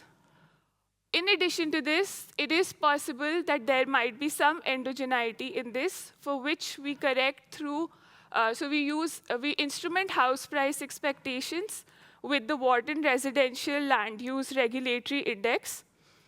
And we also exploit the panel component of the data where we use 6-month lagged interviews as instruments for, to control for any possible endogeneity. Now, just to quickly summarize what we find in our empirical results, the benchmark turns out to be very close to 0, so it's between 0.01 and 0.03. But when we look at the data, these 2 household survey data sets, we find that the coefficient is between 0.2 to 0.4 under different specifications. So what this is saying is there is overweighting from house price expectations to inflation expectations by households. We also examine the cross-sectional heterogeneity in the data, and we find that more educated households tend to overweight lesser as opposed to their counterparts. So through the empirical results point towards overweighting of the housing sector when individuals are forming their inflation expectations. Now, to understand the monetary policy implications of such overweighting, we built a 2-sector NK model. So now we're looking at any 2 sectors in which one is overweighted. So the literature has found evidence for grocery and gas prices, and we find evidence for house prices as well. So in case there's any overweighting, we try to understand the monetary policy implications. So this is the extension of a textbook new Keynesian model. Here the model has 2 non-durable sectors, representative of any 2 sectors, out of which one is overweighted. So at this point, we abstract from the channel of durability and uncover the impact of overweighting in the simplest framework. So the contribution here is that it applies generally to model any overweighted sector and to see what would be the monetary policy implications. So this is fairly standard, the household sector. The household chooses a composite good consumption and supplies labor to maximize its present discounted expected utility function. Aggregate consumption here depends on consumption of two goods, O and N. So O is the overweighted sector and N is the non-overweighted sector. The aggregate price index is also defined as in equation 5. So where P and T is the price of the non-overweighted sector and PO is the price of the overweighted sector. Now, since the empirical observations says that households focus disproportionately more on one sector when they're forming their inflation expectations, how do we incorporate that into the model? So here, expectation tilde pi t plus 1 is the 1 year ahead inflation expectations affected by overweighting, and delta denotes the overweighting parameter. So this expectation is equivalent to the rational expectation in the case where there is disproportionate weighting on one of the sectors. So in equation 6, we are essentially the part here, is where the impact of overweighting comes in from. So if delta is equal to 0, we are back to a two-sector NK model. So to incorporate this into a model, the definition of the aggregate price index is changed for both periods T and T plus 1, where delta here is associated with the overweighting. So this essentially changes the Euler equation for the household, where through this new definition of the price index, the overweighting is incorporated into the model. For the firms, there are two distinct sectors in the economy, overweighted and non-overweighted sector. To incorporate the household behavior in the firm's problem, it comes through the stochastic discount factor. So here is where the overweighting comes in when we're looking at the first order condition for the firm. So what we essentially find is that this overweighting affects the IS equation, where we have the distorted inflation expectation, but this overweighting has no impact on the firm's behavior. So then we do the second order tailored approximation for the representative consumer's lifetime utility to look at the central bank's loss function. We find that overweighting per se does not introduce any additional policy trade-offs for the central bank. So the central bank minimizes the loss function subject to the IS equation and the Phillips curve. So now if we look at the response of a markup shock when there's a markup shock in the overweighted sector, so here, the black line is for the model where there is overweighting. So delta is equal to 0.3. And we compare it to the benchmark model. The red dashed line is for the base benchmark model where there is no overweighting. So when there is a markup shock in sector O, we see that inflation in the overweighted sector increases, output gap decreases.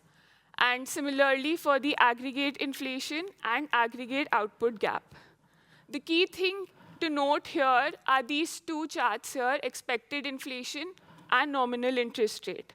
So what we essentially find is that if the central bank is aware of this overweighting behavior, it's able to respond accordingly by setting the nominal interest rate in such a manner so that we are back to the same allocations as would be the case in the benchmark model.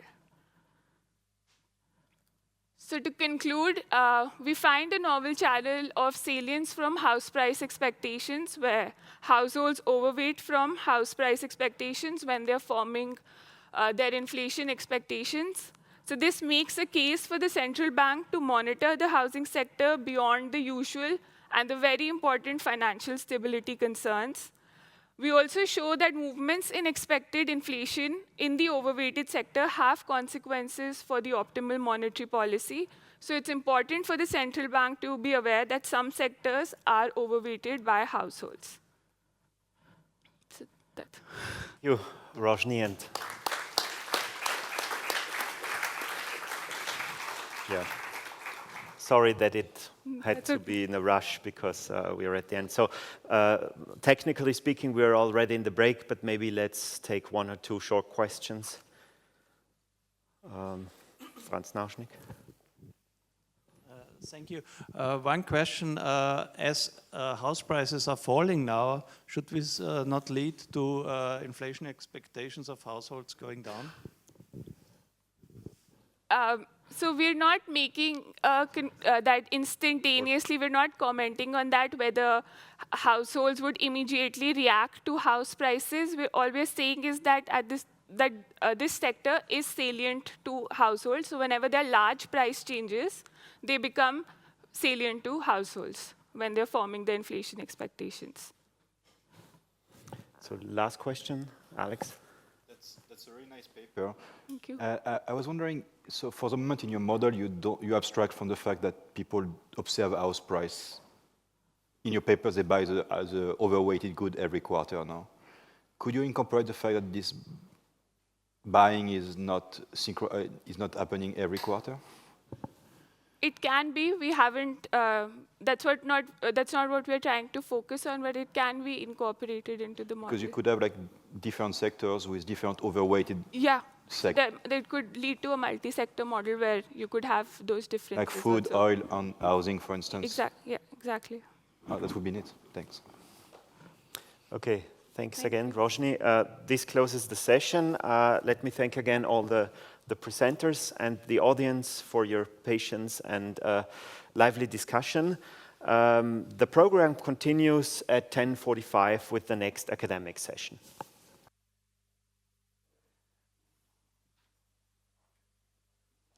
So good morning also from my side, and welcome to academic session B on monetary policy transmission and implementation.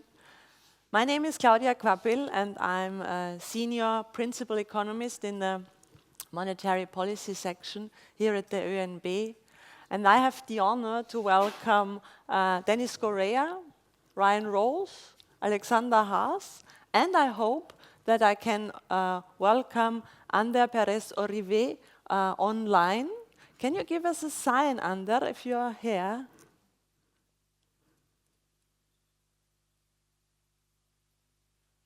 Okay, if we stick to our program, Ander is the last one in line anyway, so I hope we will work that out sooner or later. We have 4 excellent researchers presenting their even more excellent work on very, very topical questions.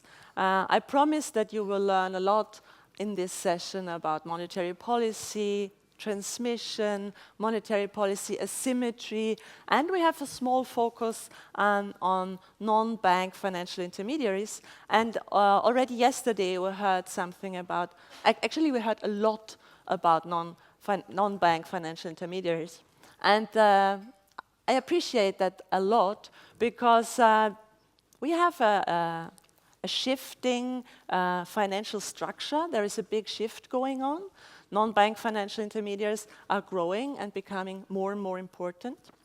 And I had a look at the numbers, and the numbers told me that roughly half of the assets in the whole euro area are owned by non-bank financial intermediaries up to now. So let's, no, there is something about housekeeping.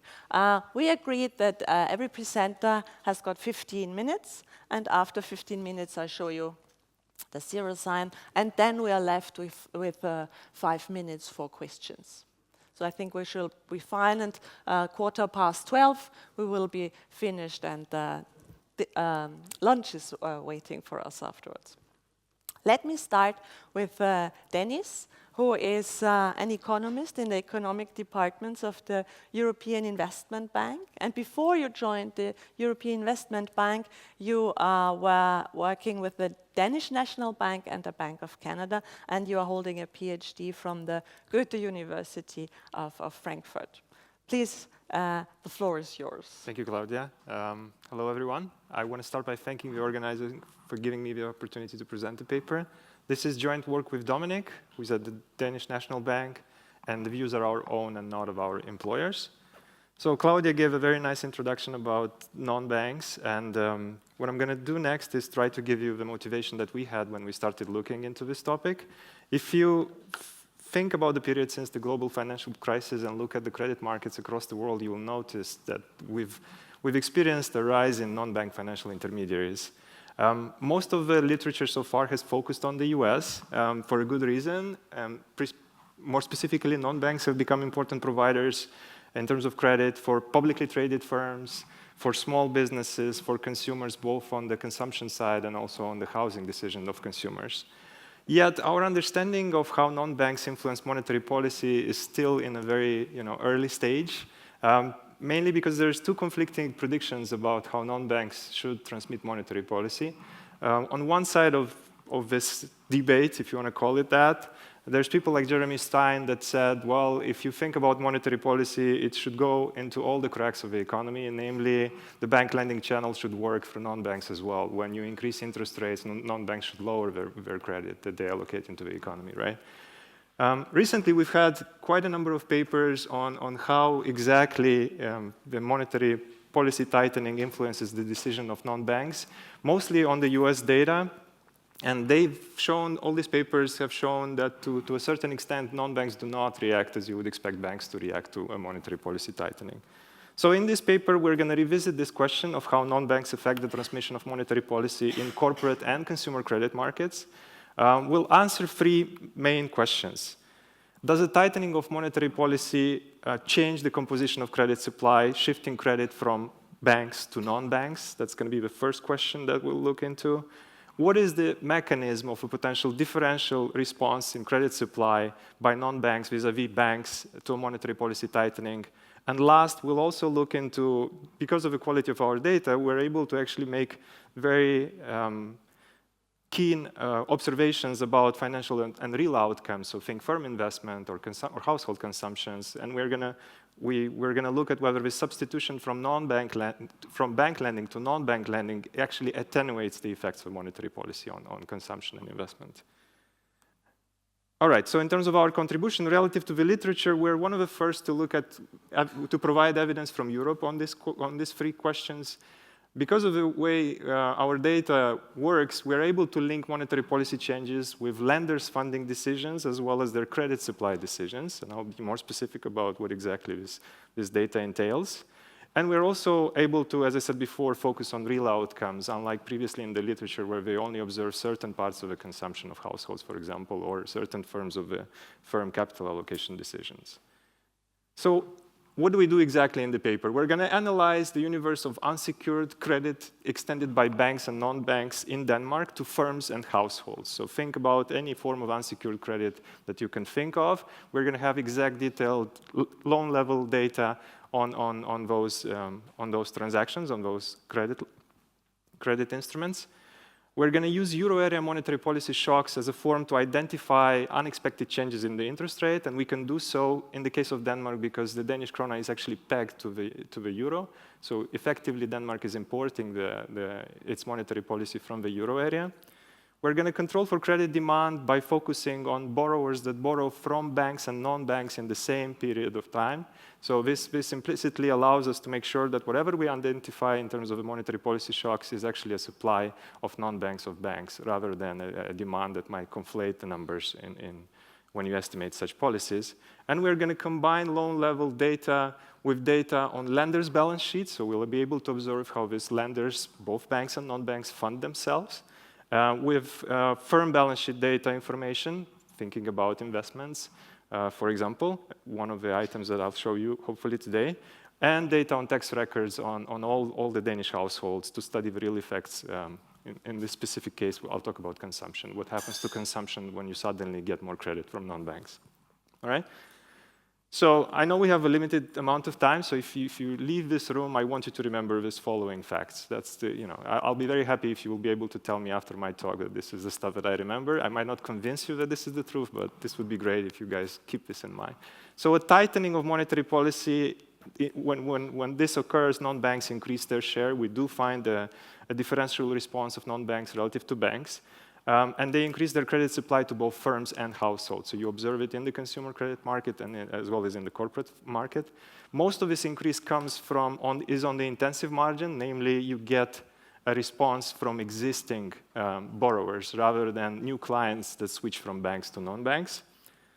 The second result is that non-banks, after a tightening, are able to raise long-term funding. So we actually observe that, looking at the funding structure of the banks, is that after a monetary policy tightening, banks lose some of the long-term funding, at least in the Danish case, and then you observe an increase in the non-bank funding through long-term debt in the case of non-banks. And it's precisely those non-banks that rely on long-term funding that are the ones that increase lending to consumers and to firms after a monetary tightening. And the last result is that when it comes to the monetary transmission mechanism, it turns out that this increase in non-bank lending, in the share of non-bank lending, actually attenuates some of the transmission that you observe without such players, the transmission of monetary tightening to firms and households, allowing those firms and households with links to non-banks to sustain investment and consumption after a rate hike. In fact, non-banks almost fully eliminate the credit supply transmission to corporate real outcomes when it comes to when it comes to firms that have ties to non-banks. So let me give you a little bit of an idea about the data.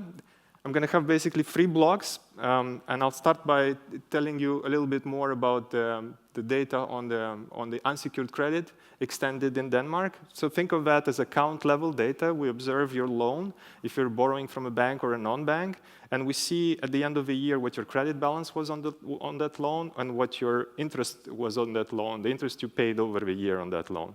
Unfortunately, there's a shortcoming to this data in the sense that we cannot distinguish between credit products. So we do not observe whether these are term loans, credit card debt, commercial paper. All we know is that it's unsecured debt. We also have data on, as I was telling you before, on borrower and lender characteristics. So for firms, we'll see the location, the balance sheet, the income statement, the industry, and the number of employees of those firms. For household, we'll see location, disposable income, debt, unemployment status, and we can impute consumption because in Denmark we have good data on the wealth of these households and the incomes. And on the lender side, we'll observe the industry codes, so we'll be able to distinguish between deposit-taking institution and non-deposit-taking institutions, which in our case will be non-banks. And we'll also see the balance sheet data from a commercial provider on these 2 types of entities. And the last thing is, as I told you before, we'll use monetary policy shocks based on the euro area. This is from work of Jarosinski and Karadi, which will provide us with exogenous variation in terms of monetary policy in Denmark. All right, so just to give you an idea, this unsecured credit, it's not a small amount in Denmark. It's roughly 50% of. So if you look at the total balance of unsecured credit in Denmark, it's roughly 50% of Danish GDP. So Denmark is an economy with a large level of intermediation, both on the mortgage side, but also on the unsecured credit side. So this is not a dinky little market. This is a substantial way for households and firms to finance their consumption and investment decisions, right? And when it comes to the type of non-banks that we have in our data, so Claudia alluded to the fact that non-banks hold a lot of assets these days. In our case, this is going to be all the non-banks that actually issue any form of unsecured credit. So think of leasing companies, finance companies, consumer credit companies, and so on. So these are all our non-banks in the data. regarding identification, as I was briefly alluding to before, you need to worry about certain things when you try to estimate this kind of effects. One is definitely the endogeneity of monetary policy. Policy rates are, by design, likely to react to and be anticipated by market participant or react to local lending conditions.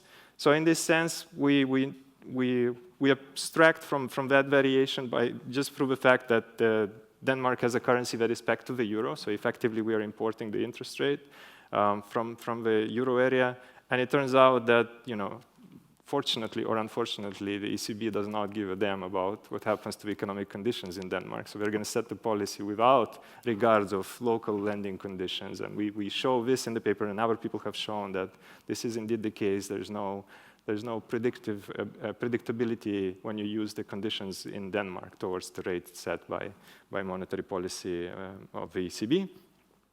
To disentangle credit supply and credit demand, we are going to follow the work of Khwaja and Mian, who have looked at borrowers that borrow from two different lenders, but at the same time. So in this case, their demand should be equivalent across these two lending relationships. And we're going to use the fact that you're borrowing from a non-bank vis-a-vis a bank to sort of disentangle credit demand and supply. And I'll be more specific when I get to the regressions. We also do a robustness check where we include borrowers with single lender types, just to make sure that we are using all of the data, because as you can imagine, there's few borrowers that have, or let me put it this way, there's fewer borrowers that have links to two lenders of different types in the data. So we're going to follow some work by the Grice, where we'll construct industry, location, size, year dummies, and we'll group people by this, and then look at the differential response. All right. So the first question is, does the tightening of monetary policy change the composition of credit supply by shifting loans from banks to non-banks? So what we do is we are going to have an empirical specification. On the left-hand side, I'll have either the log of debt or the interest rate of the borrower from a lender L at time t. On the right-hand side, I'll have this borrower time fixed effects that allow you to capture demand. And then we'll have also a lender fixed effect to make sure that we're capturing the lender's business model. And then the key here is this beta, where we'll interact the monetary policy shock with a non-bank dummy, which takes the value of 1 if you're borrowing from a non-bank L over the duration of this particular form of unsecured credit. And then we'll also have some macro controls based on the Danish data to make sure that whatever is out there in the economy, we take it out in terms of the influence on the type of debt that you're getting. So let me show you results. I'm going to split in this particular case, I'm going to focus on the corporate credit and consumer credit. So these are two separate markets in our case. So think of households that borrow from banks and non-banks. And on the other side, you have firms that do the same thing. And as you can see, there's a positive response, a one standard deviation monetary policy tightening increases the share of non-bank debt in total unsecured debt by around between 4 and 6% for this particular consumer and corporate credit markets. So I'm not showing you here results on the intensive versus extensive margin, but in the paper we show that it's mostly driven, this result is mostly driven by existing relationships rather than new lending relationships that are being formed towards non-banks. When it comes to the interest rates, we do not find any economically significant effect on the relative price of non-bank credit. So it seems that it's more of a quantity effect rather than the price effect that you observe in the case of the Danish data. So when it comes to the mechanism, why do non-banks react differently to monetary policy compared to banks? So it turns out that the literature has recently looked into this, and in the US, they've analyzed inflows of funds from in the first case, I guess this is how you go back, I guess, yeah. In the first case, they look at funding of non-banks, and they've noticed that a lot of this funding is redirected from money market mutual funds. So what you observe is a shift in deposits from banks to money market mutual funds. This is some of the discussion that we had yesterday. And then this goes to firms through the syndicated loan markets, because actors in the syndicated loan market, non-banks in the syndicated loan markets, are actually the ones that borrow money from the money market mutual funds, and then end up investing in loans or giving out loans to firms in the syndicated loan market. And there's another set of papers that looks at mortgage originations in the US, and they find a similar type of channel where non-banks actually borrow and obtain warehouse credit lines from banks, from traditional banks, and then lend out those funds to households, in this case, to purchase houses. All right? So we are going to do a similar thing. We're going to look at the funding structure. So now think of the balance sheets of the banks. These are no longer regressions at the borrower level. These are regressions at the lender level. And we are going to regress the funding at time t on the monetary policy shock in the previous period. And then the dependent variable here is the annual growth rate of lender in the one form of funding. And you can think of it as equity, short-term debt that this certain lender can take, and also long-term debt. And I'll show you in a second how results vary.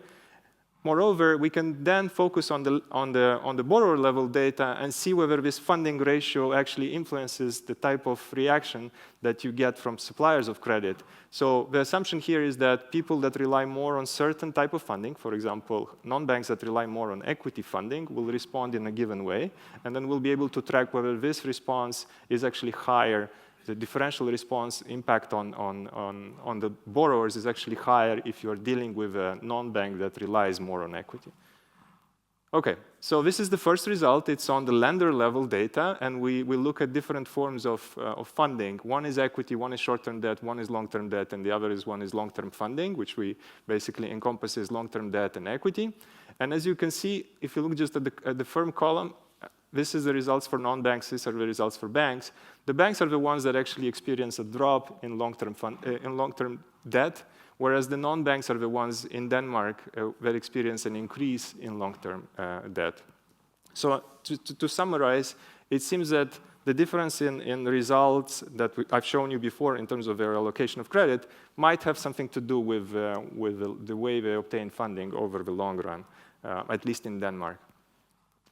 This is the second step where I look at the borrower level data. So I have the corporate credit market in panel A and the consumer market in panel B. And the point here is to look at column 3 here and to realize that most of the response in terms of increases in non-bank credit share is coming from the fact that the banks that the non-banks that rely more on long-term credit are going to be the ones that are issuing all this credit. All right, so I have 0 minutes. I'm going to go right to the conclusion. And I'm going to summarize point 3 here, because the first two I hope I was convincing enough about.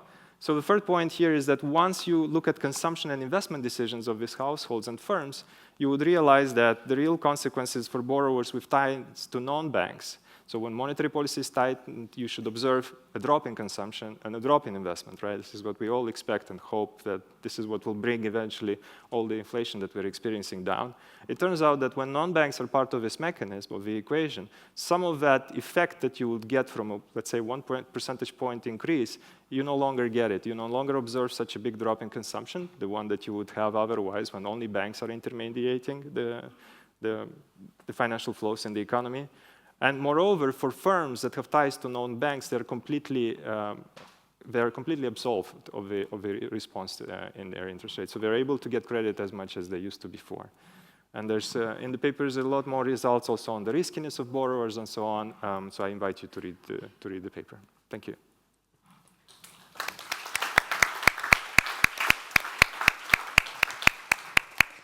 Thank you, Dennis, and thank you for sticking to the time schedule, which leaves us a few minutes for questions. Yes, please, we have a question here. Very interesting results. Thank you. Now, if you ask the same question but applied it to financial stability, I take it that your results imply that these shadow banks are good for financial stability. That would be my interpretation of your results. Are you willing to comment on that? Yes. So we looked, I'll give you an example of what we did. I hope it goes along the lines of answering your questions. So we looked at the riskiness of the borrowers that suddenly get more loans from these non-banks after monetary policy tightening. It turns out that in the case of Denmark, I should be very specific about that, you do not observe a shift into riskier borrowers. So indeed, what you're saying is correct. You will see that the new type of lending actually goes to, let's say, equally risky borrowers or less risky borrowers. In the US, this is not the case necessarily. In the US, there's a paper by Elliott et al. That shows that some of their lending goes to riskier borrowers. So they do observe a risk channel of monetary policy coming from the non-bank side. That being said, the types of markets that we look at is very different. Most of the US evidence is based on secured credit markets, whereas ours is based on unsecured credit markets. So in unsecured credit markets, it's more likely that these non-bank lenders are actually thinking more about the decision of whom to lend to, because they're going to be wiped out if they lose everything. There's no collateral when it comes to unsecured credit markets. So in this sense, we want to acknowledge this idea that if you're thinking about financial stability, you should really get an understanding of what types of loans these guys are issuing and what types of collateral is behind that loans. You will probably have more or less financial stability implications if you think about unsecured versus secured credit. Thank you. Is there one more question? Yes, here in the first row, please. Thanks. So this is a great paper. Really enjoyed reading it. And I might have missed this, but so do you look at asymmetric effects as well? Like, so is this for tightening cycles or hiking cycles? Do the results differ? You know, No. So in our case, we do not, and I'll give you a reason why we have tried it. It doesn't work because we use annual data. And unfortunately, we have, as you saw, only 15 years of data in our sample, so you just don't have enough variations of what constitutes a tightening versus a loosening. So we can't estimate it. We don't have enough power in there. Yeah.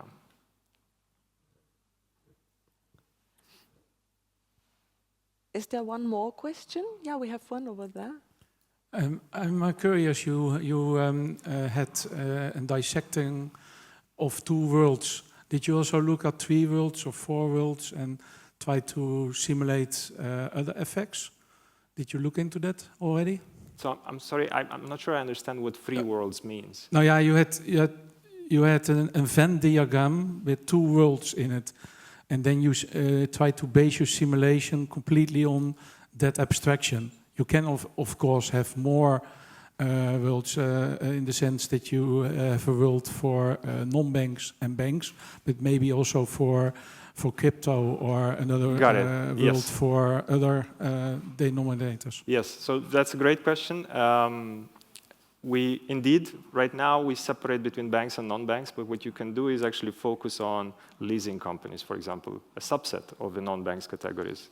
And we do find that it is, in the corporate credit market, this differentiation among types of non-banks actually makes sense. A lot of the response comes from a very small subset of the market. In the consumer credit market, it's actually all types of non-banks are the ones that rely on more forms of long-term debt, if that's really the characteristic that matters. So as long as you rely on long-term debt, you will observe the type of variation that I've showed you before, irrespective of whether you're a leasing company, a consumer credit company, or not. Yeah, so that's in the paper. If you're interested in this, you will find it in the appendix. Yeah.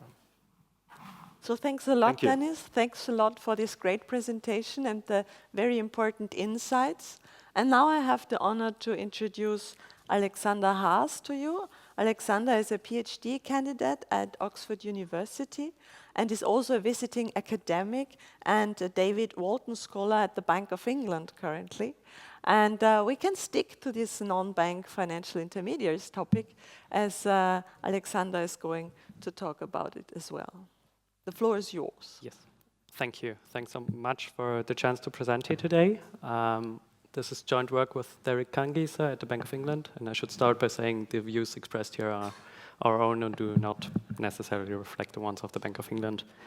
So let me start with 2, as we see, stylized facts on non-bank financial intermediation, and at least the first one has come up over the past 2 days, which is that there has been a quite pronounced rise in non-bank financial intermediation in the euro area, in the US, but also globally in recent years. And there are a number of reasons for that. We see them on the slides. There are also some indications in the black lines of the share of market intermediated debt in the US on the left-hand side, and commercial and shadow bank loans to non-financial corporates in the euro area on the right-hand side, kind of both trending over recent years.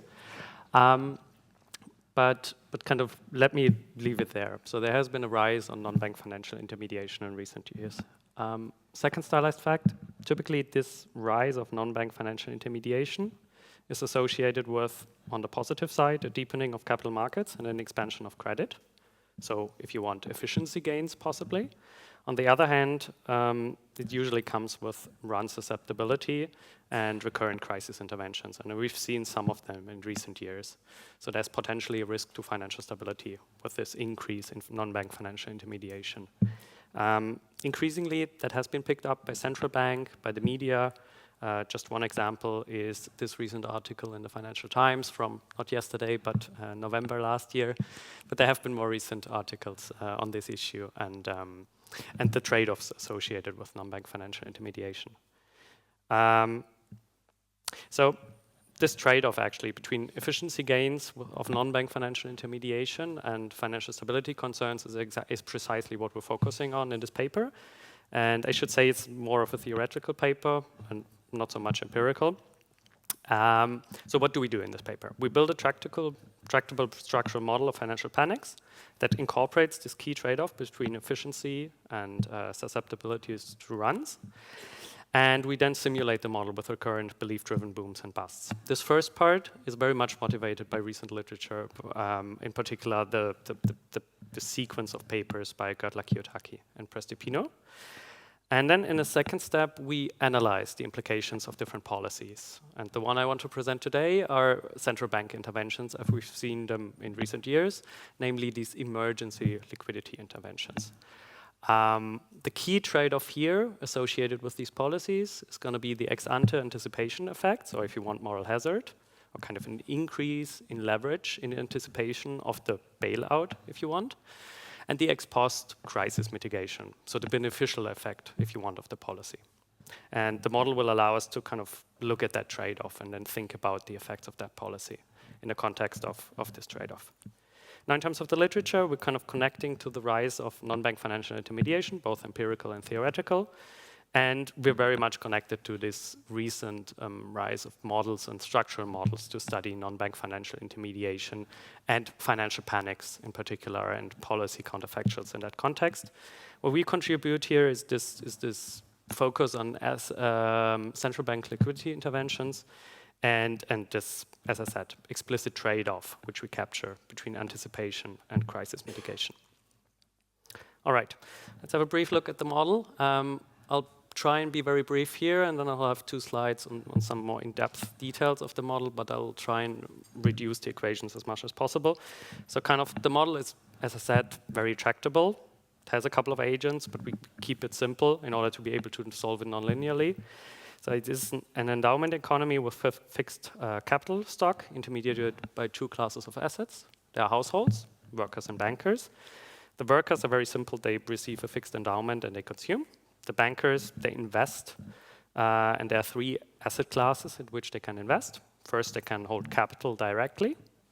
Second, they can buy NBFI debt. That's our financial institution in 2. Or they can invest in NBFI equity, subject to an equity injection cost. So 3 assets, and there's going to be no arbitrage conditions between these 3. Second, we'll have the non-bank financial intermediary, the NBFI. This institution raises funds subject to a standard financial friction, limited liability, plus endogenous run risk. And we'll see what that means in a second. And they invest then these funds into capital again. But they will be more efficient in doing so than households. So these capital management costs in green capture this kind of, and kind of comparing the green and the red bit here is exactly that trade-off which we're capturing. Also, these non-bank financial intermediaries are susceptible to over-optimistic beliefs about the state of the economy.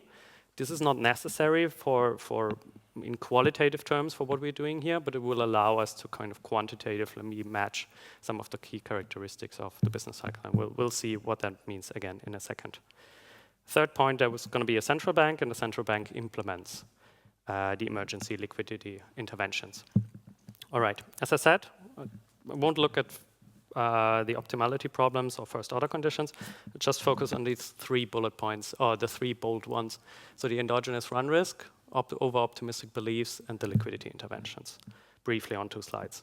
First, the runs. What do we make of these financial panics here, these runs on non-bank financial intermediaries?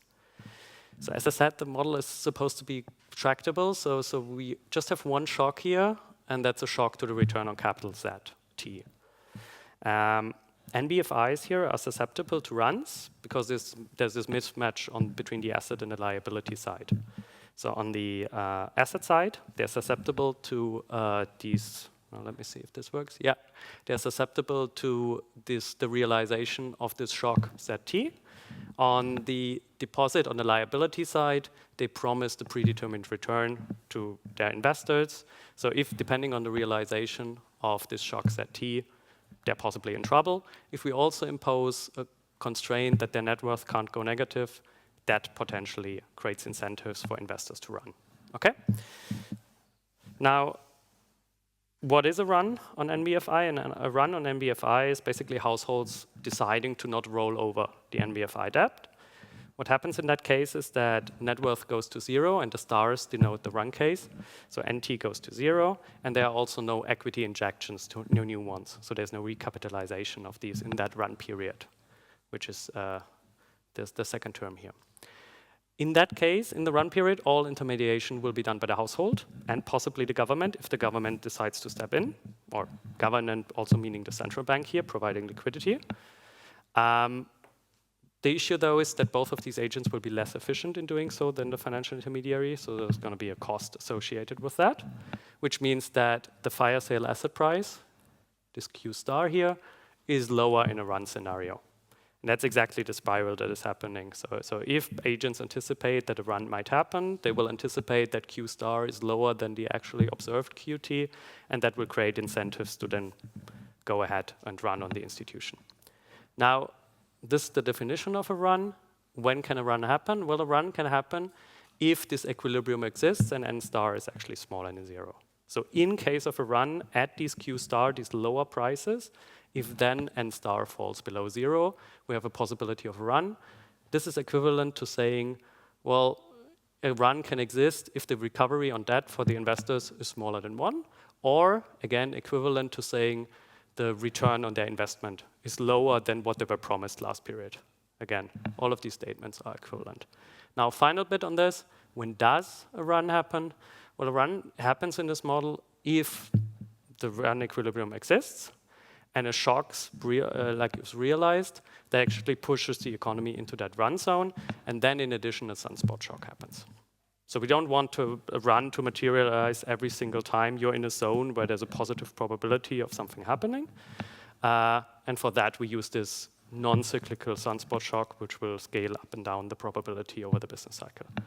In equilibrium, we'll try and match a run probability of 1% over the business cycle, which means over 100,000 periods, when we simulate it, we'll have 1,000 runs, which is equivalent to saying 1 run every 25 years. Okay, and we'll use this sunspot shock to scale it up and down, but this one is not cyclical, so the run probabilities in this model are very much endogenous and varying over time, and they are a function of these fundamentals and the ZT shock. Okay, so much briefly on the run. Now the other bit here I wanted to briefly talk about this notion of belief-driven booms and busts. We take that from Girdler, Kiyotaki, Prestipino in the most recent paper. The idea here is that in addition to the fundamental shock on returns on capital, we'll have these news shocks on future realizations of the shock. These news materialize with a certain probability at any point in time, and there's a distribution of possible dates. So they don't happen at a certain time, but there's a probability they might happen over the next 20 periods.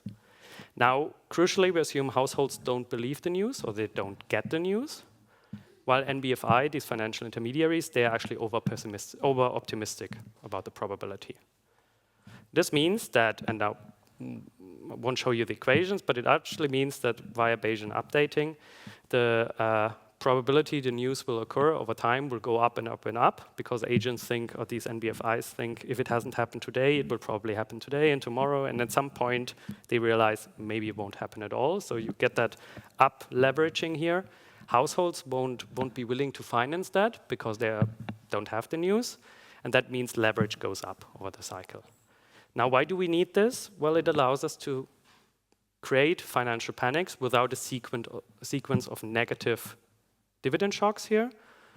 Instead, we have this up leveraging, and then suddenly at that zone where you're very vulnerable in the economy, only one or two smaller shocks will be enough to push the economy into a financial panic. And this is much closer, if you simulate the data over the business cycle, it's much closer to what we actually see in the data in terms of financial panics. So this is just an aside. It's maybe a bit too detailed for what we're doing here, but you'll see that in the results in a second. Final point, the central bank credit policy, I'll show you results for today. We'll assume the central bank can come in such a crisis period. It will be less efficient in the intermediated capital, so there will be some costs involved. But and we assume that if the central bank intervenes, it is expected to break even. So central bank could also follow some kind of Taylor rule where it reacts to spreads and then intervenes whenever spreads go too high. For the purpose of this, we just assume it needs to break even. Ultimately, we'll continue kind of the work on this with other policy functions, but for now, this is what I'll show you today. And as I said, we'll calibrate the model, we'll compute the global solution, and then we'll simulate it over these 100,000 periods. Okay, that's the model. How much time do I have left? 3 minutes. Oh, wonderful. So, all right, I might take 5 if that's okay. I'll eat into my question. Okay, good. So just three slides on the results. So first, just the median crisis window. We can compute this. We have 1,000 crisis periods, and now we just take the median crisis scenario that we get over the simulation. The financial panic happens in period. Financial panic happens in period 0. And what we see is that in case of a financial panic, output drops massively, asset prices drop, and all the intermediation is done by the household, and the non-bank financial intermediary is wiped out. Right? That's what a bank run or non-bank run in this scenario is. The government doesn't intervene here, and we see exactly what we kind of expect. Now, the effect of these belief-driven boom and bust we see here, there's actually a bit of an increase in the run probability ahead of the crisis in anticipation. That's this up-leveraging. And then a dividend shock that is then driving the economy into this financial panic. Good. Now, what does this mean for our policy and the effectiveness of our policy? First, again, the case without the policy, and these are now just all the periods as a histogram, right? And just the distribution over these 100,000 periods. What we see is our dividend shocks are normally distributed. We don't have government interventions. The output and asset prices are centered around the stochastic steady state, but there is this mass of negative outcomes, and these are these financial panics, so it's skewed to the left. Also, what we see here are these financial panics. These are the cases, this is this vertical bar here at 0 and 1. These are the 1,000 periods in which the financial panic actually happens. Now, final one on this. Now we just overlay our case with credit policy. This is the red one now. What we see is that we take the same sequence of shocks, so nothing changed there. But what we see is that now the government actually intervenes in nearly all of these crisis scenarios, given the policy rule we specified.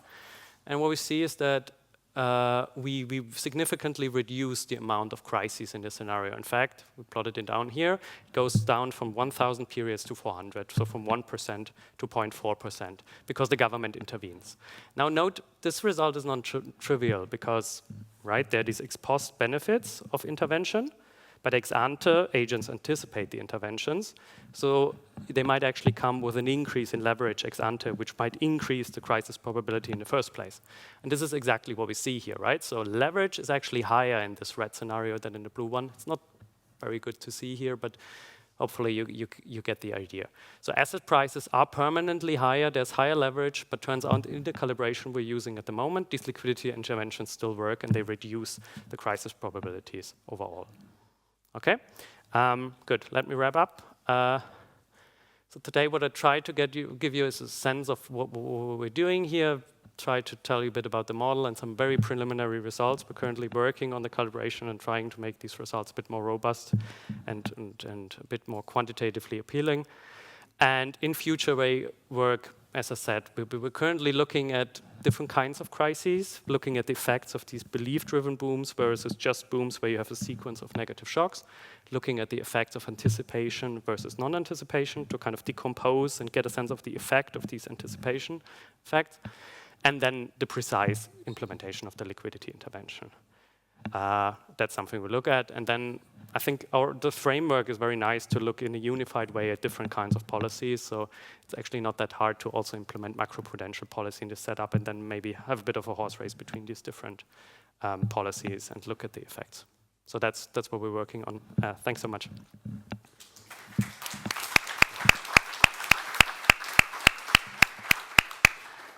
Thank you, Alexander. We have a question here, so I won't stop that. No, your question is very interesting, but I have some concerns about your model. And so first of all, what you call a non-bank could easily be applied to a bank. I mean, there's no, so basically what you seem to have chosen to do is that you make the bank safe by assumption, then you create an unsafe sector that you call a non-bank sector, but looks like a bank. Right. This allows you then to draw policy conclusions that are anti the non-bank sector. So I mean, I'm having the impression that you're baking in a negative result by the assumptions you make. And then in the theoretic model you make, you assume leverage always increases. And if you assume leverage always increases, you are, by assumption, saying there will be a crisis. So it's not a model of a general equilibrium causing a crisis. This is a model of the modeler assuming there will be a crisis and therefore things are bad. So I think I'm happy to take the first point in the sense that our non-bank financial intermediaries here really look a lot like a regular financial intermediary or a bank, other than that they're not part of the regulatory perimeter of banks. So in that sense, they're not part of deposit insurance schemes, and in that sense, they are run-prone. That's what we're modeling. And then we're looking at policies that are usually applied to banks in the context of non-bank financial intermediaries. I think that's a fair point. The second point I'm not entirely sure about, because I don't see how we're assuming that leverage always goes up. So I think... So I can solve the model. Oh no, I don't think. I mean, if I said it, that's not what's happening here.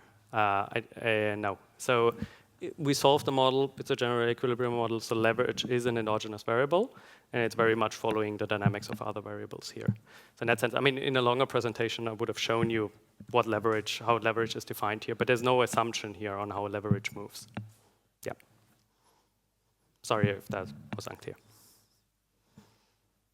We have another question here, but I will not take any more questions because we run out of time. My question is to both papers that looked at non-bank intermediation. And my question is pretty general. I mean, there has been an effort in the European Union to come to capital market union. And basically that means increasing the share of non-bank financing.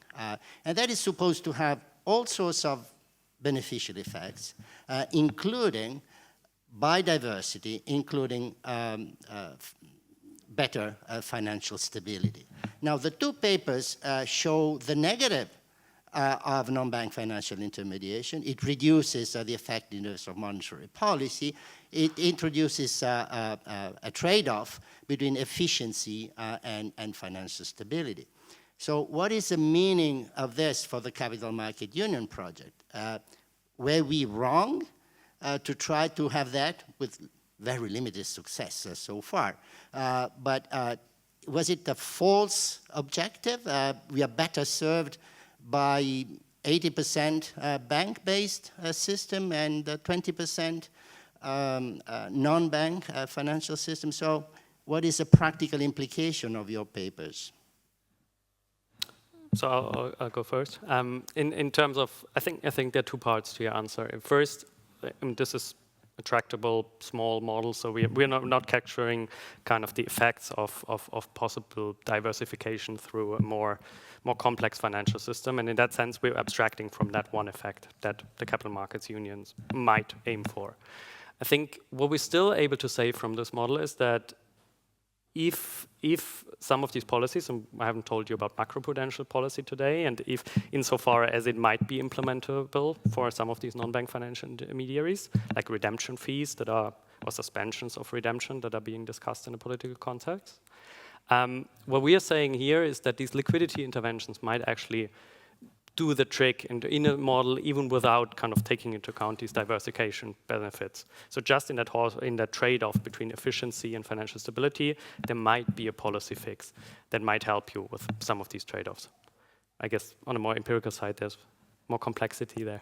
Yeah, no, I'll be very brief about this. Every policy, such as the Capital Markets Union, comes with costs and benefits. We've shown you something on the cost side.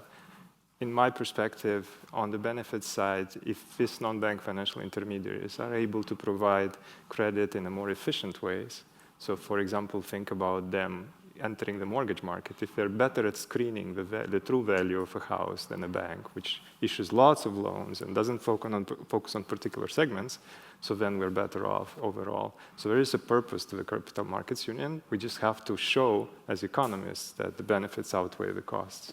I think the costs that I've pointed out are extremely large because monetary policy impacts a lot more people than the efficiency gains you might get in some segments of the market introduced by these non-bank financial intermediaries.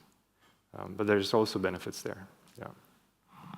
So thank you, Alexander, for the great presentations. Thank you also for the very interesting questions. We move on to Ryan. Leave the field of non-bank financial intermediaries behind us. Ryan is a postdoctoral research fellow in economics at Oxford University and holds a PhD in economics from Texas A&M University. Please, Ryan. Thank you. I am going to present a paper today that's joint work with Michael McMahon, who's also at Oxford. And in this paper, we're focused on central bank forecast credibility. So what is the motivation for this paper? Well, we know that managing inflation expectations is crucial for central banks who practice an inflation targeting framework, and that many of these banks rely primarily on communication to manage and control inflation expectations. And in particular, they rely quite heavily on the publication of inflation forecasts and communication that contextualizes those forecasts.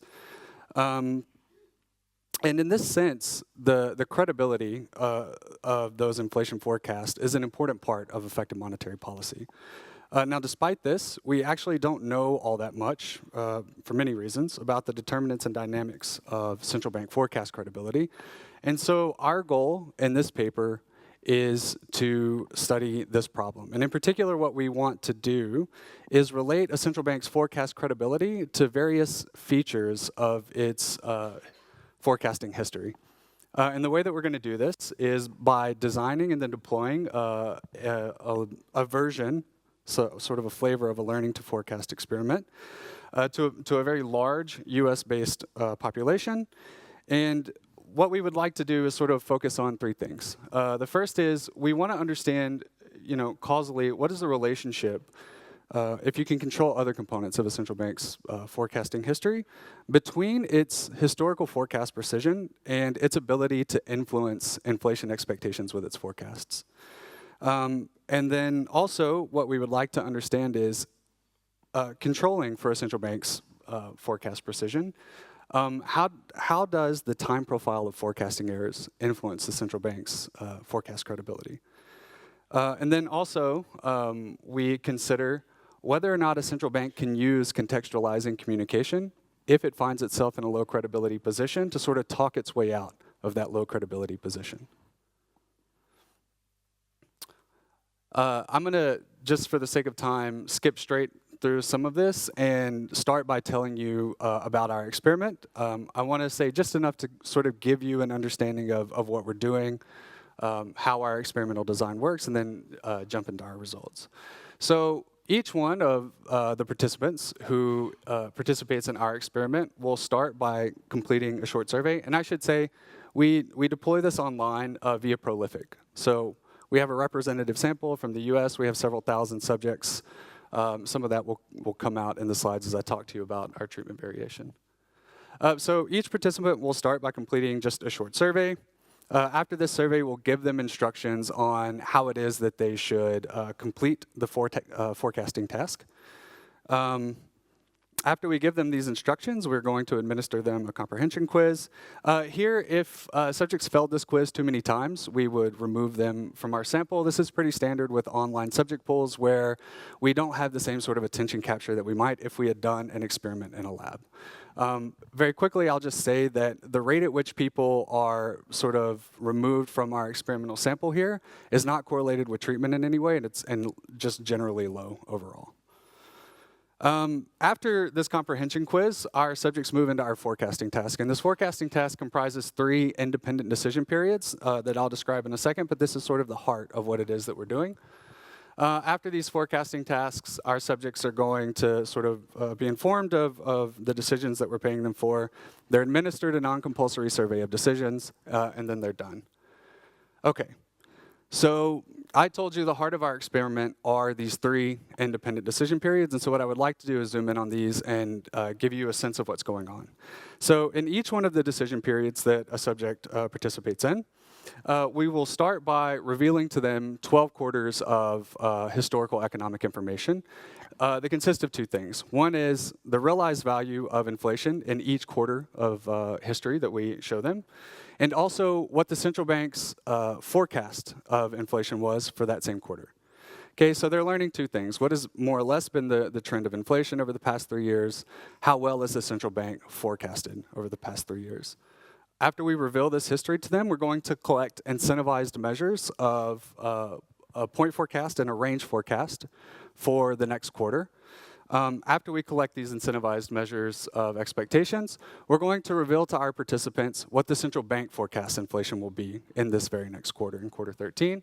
And after we reveal this to them, we again elicit incentivized expectations. And here, our participants could choose to update their expectations or not update their expectations. It was completely up to them, and their decisions are driven by the incentive schemes that we have in place. And what we're interested in here is this. What we want to know is how much do subjects update their expectations after we reveal to them the central bank's forecast, conditional on the historical information that we've showed them. So in this setting, this 12 quarters of economic history that we reveal to our participants at the start of each decision period constitutes our treatment variation.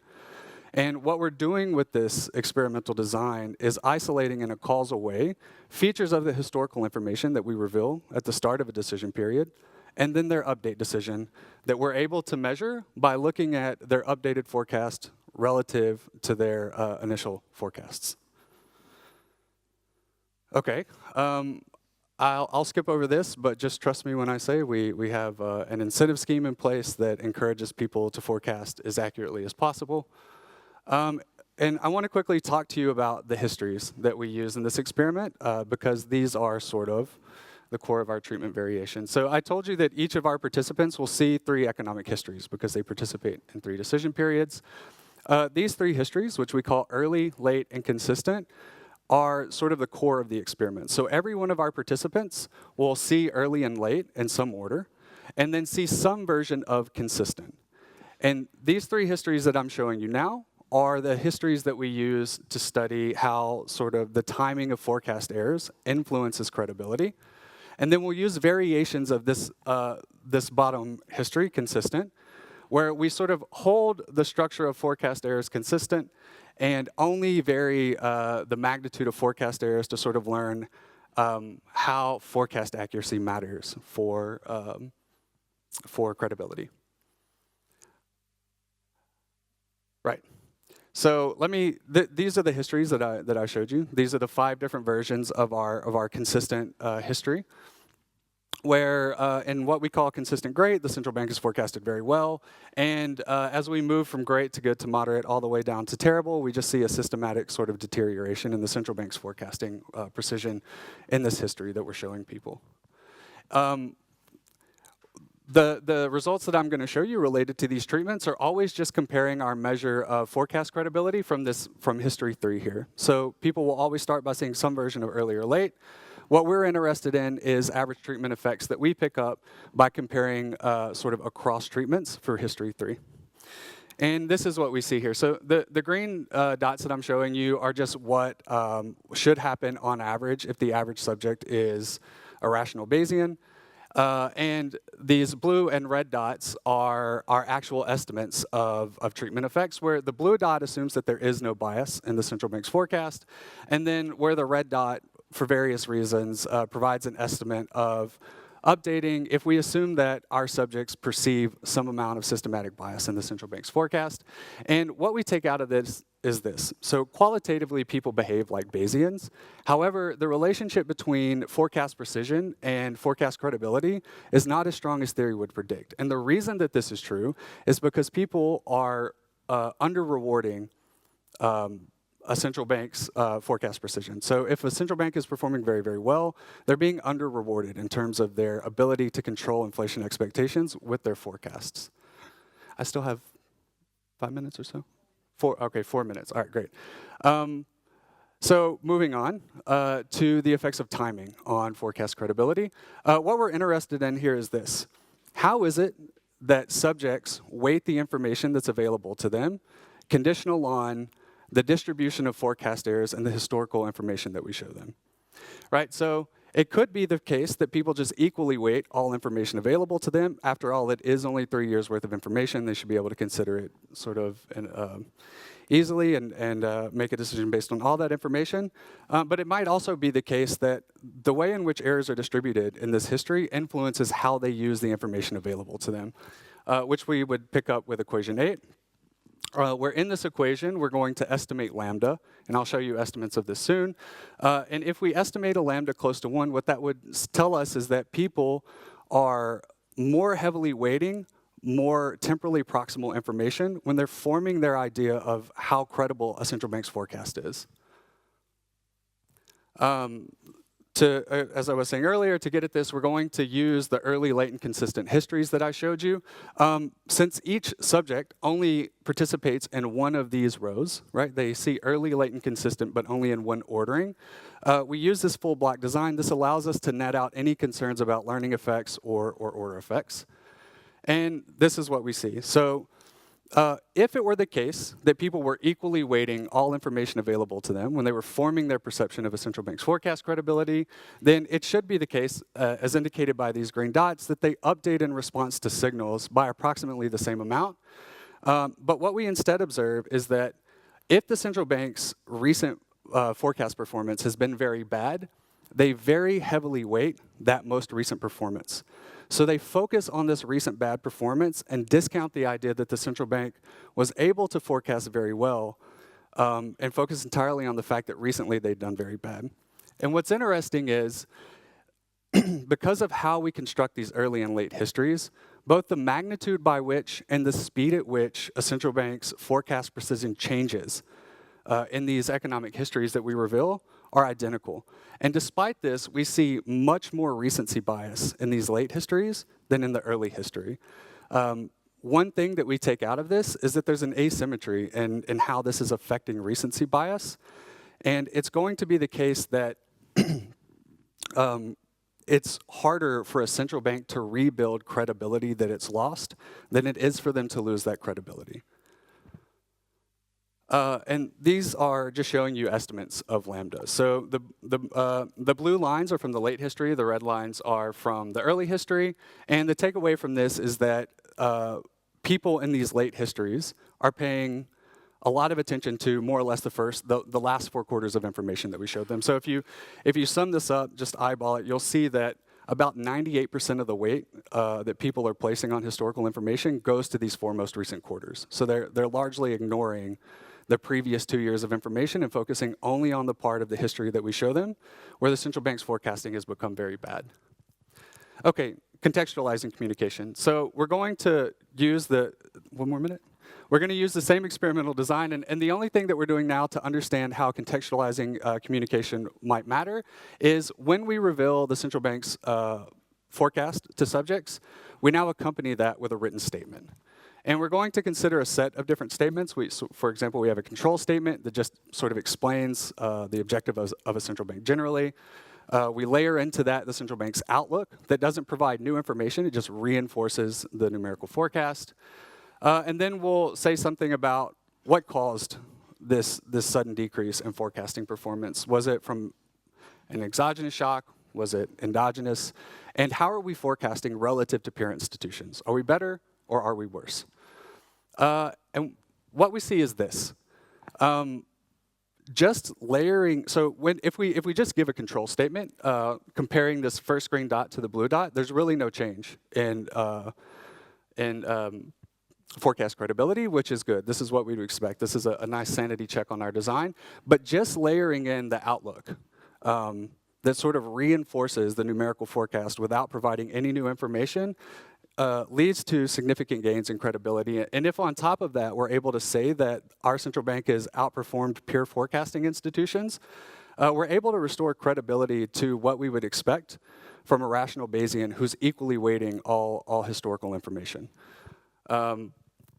We can also kill all these gains if all we do is tell people that the central bank has underperformed relative to peer institutions without giving them any new information other than how they perform relative to peers about their ability to forecast future conditions.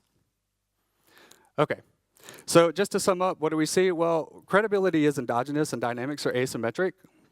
There's seems to be strong recency bias whenever people are forming their perceptions of credibility. Credibility can take longer to build than to lose. Also, we see that the sort of contextualizing information that might be communicated in NPRs or inflation reports is a good way of rationalizing the past and also sort of reinforcing an outlook that might be expressed in a numerical forecast. The implications, I guess I would say, are that rebuilding credibility can be much harder if the errors that led to a credibility loss also reduce the capacity of the central bank to influence expectations contemporaneously or in the future. Thank you. Thank you, Ryan.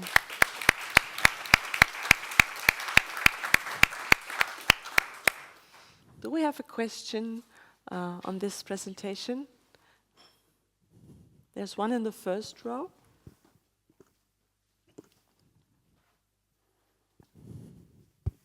Hey, that's really super interesting. I wonder whether the results depend on the forecast horizon that you show them. Do they cut them more slack, for example, the central bank, if you show them like a longer horizon? Yeah, so I didn't have time actually to talk about this today, but that is something that we've considered. So you might think, okay, we're capturing something about very short-term forecast errors and asking people to provide a very short-term forecast. So one thing that we did do is we sort of reframed the experiment where we asked people to forecast average 3-year inflation. So we've done this where essentially we're getting at these longer-term expectations. And qualitatively, the results are identical and almost quantitatively identical as well. And in particular, this sort of extreme asymmetry in how much recent information matters between early and late histories comes through.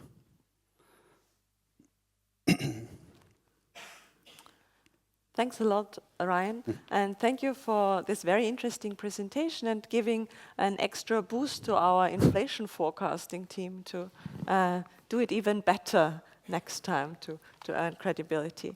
So I hope now we are connected to Ander, who is giving an online presentation. Ander, are you here? Yes, I am. How are you? Welcome to Vienna. Welcome to our academic session. And I know it's very, very early in the morning because you are living in, or you're staying in Washington, as I assume. Yeah. It's I apologize for not being there. It's been difficult, but thank you so much. So it's a great pleasure to have you here, to have you online here. This is Ander Perez Orive. He's principal economist in the macro financial analysis section of the Board of Governors of the Federal Reserve. So you are staying in Washington, I assume, and you're holding a PhD in economics from the LSE.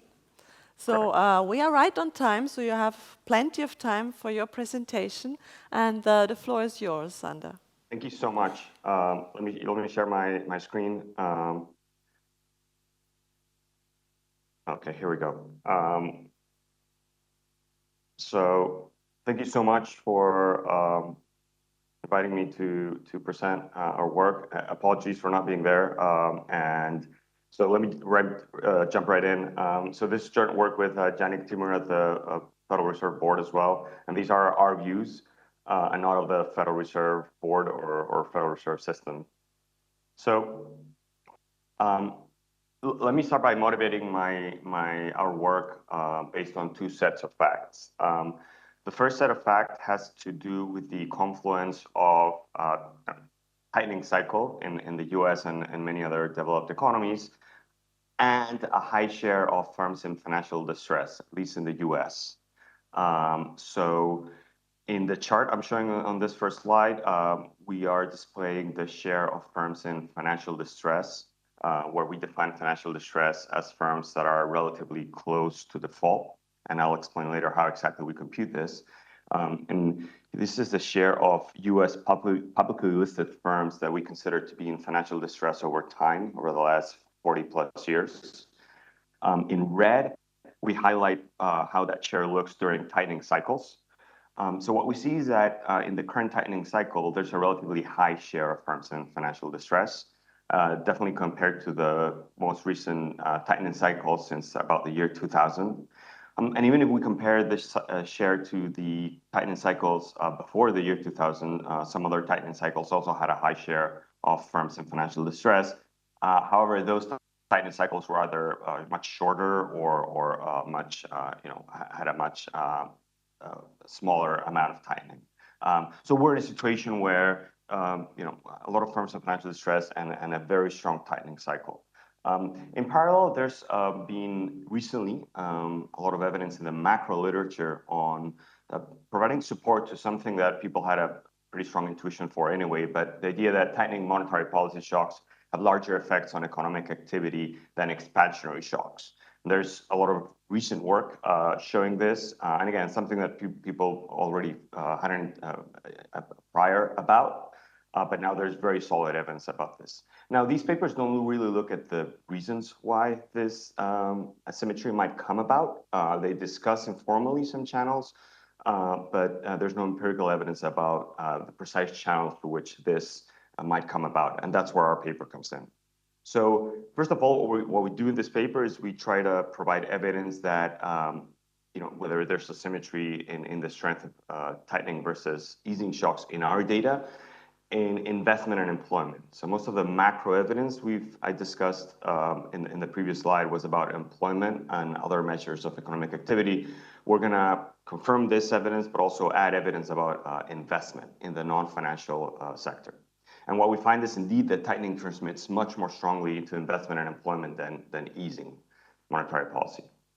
Next, we're going to start trying to figure out if there's a financial channel behind this asymmetry. And the first way we're going to tackle this is by taking advantage of microdata and trying to see if there's a heterogeneous response of financially distressed versus healthy firms to monetary policy, and also breaking that down by contractionary versus expansionary shocks. And we find indeed that, consistent with the financial accelerator literature, that firm distress strengthens the transmission of monetary policy, but what we find is that it only strengthens the transmission of contractionary monetary policy. It doesn't do anything for expansionary monetary policy. Firm financial conditions don't really matter for how strongly expansionary policy transmits. And finally, we want to provide a bit more evidence of this, whether there is a financial mechanism behind this asymmetry. And indeed, what we find is that we do find evidence for this financial mechanism, and in particular, the way we show it is that we find that both credit constraints and actual external financing flows worsen significantly following contractionary policy when firms are in financial distress, but again, barely respond for healthy firms or after easing shocks. So sort of a takeaway of all this is that, once we look at the data, really a strong response to monetary policy is only found for contractionary shocks and for distressed firms in the context of those contractionary shocks. but no significant response either for easing shocks or for healthy firms, either for easing or contractionary shocks. So a strong support for this financial mechanism. For the literature, all I want to say is that we bring together the two literatures I sort of briefly alluded to. First, the literature on the financial accelerator and how firm financial heterogeneity might matter for the transmission of monetary policy. That literature uses linear models, so there's no asymmetry in that work. And then we also touch on the macro literature, already showing that there's strongly asymmetric transmission of policy, and we explain why. We take advantage of microdata to shed light on this financial channel. We use firm balance sheet data from Compustat. We measure firm level distress using equity market data and balance sheet data, and we measure it using distance to default, which is for those of you who are aware of this literature, the merchant distance to default model, which takes as inputs the firm's equity valuations and leverage. So basically, how close are firms to default, and firm risk, firm leverage are two crucial factors for this. Firms in distress are going to be those under the 25th percentile of the distance to default distribution. Those are close to default, below the 25th percentile. Our monetary policy shocks are going to be borrowed from Miranda, Gripino, and Rico, who identify using high-frequency strategies these monetary policy shocks. And we're going to separate these shocks into accommodative and contractionary shocks, so literally positive and negative surprises. Let me first show evidence for the asymmetry in the sort of aggregated data. First off, let me start with investment. In the left panel, we show the effect of tightening shocks. Tightening shocks have significant negative effect on investment and pretty persistent even after 10 quarters. On the right panel, we have easing shocks. Easing shocks do not have a statistically significant effect on investment.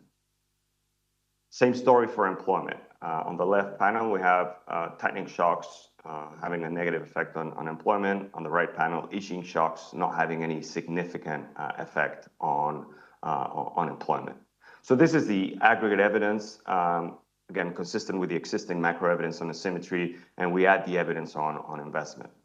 Now, why could this be going on? So informally, at least, the literature has discussed two channels. One is downward nominal wage rigidity.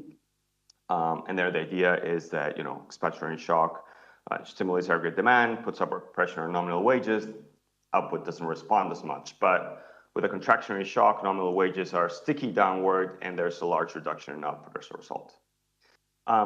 What about a financial channel? This has been discussed quite a lot, at least informally. And here the idea is that, through some particular channel, tightening shock, has a strong effect on access to external financing, at least of those firms in distress, while easing shocks might not have such a, conversely large effect on easing financing conditions, either for distressed or non-distressed firms. And we're going to test this by exploiting the heterogeneity across firms in terms of their ex-ante level of distress. So that's going to be our focus here, testing this financial channel. So our empirical specification is going to study the effect on some outcomes, Y, primarily investment and employment. Then we're going to break down our monetary policy shocks, which are delta R, into expansionary and contractionary shocks, delta R plus, contractionary shocks, delta R minus expansionary shocks. Then we're going to look at the differential response of distressed versus healthy firms to these positive or negative monetary policy shocks. And we're going to have a bunch of firm controls, interacted and non-interacted with the monetary policy shocks, firm fixed effects, and our results are going to be very robust to many different specifications. So let me jump right into our results. So first off, what's the investment response to monetary policy tightening and easing shocks or healthy versus distressed firms? So in these four panels, we have the four buckets, tightening, easing, healthy, distressed. So let me start with the right two panels, which are the easing shocks. And basically to show that the response to easing shocks is statistically insignificant for either healthy or distressed firms. So a quick note, we flipped the sign of easing shocks. So easing shocks would be negative surprises. We flipped the sign, so every shock here has a positive sign.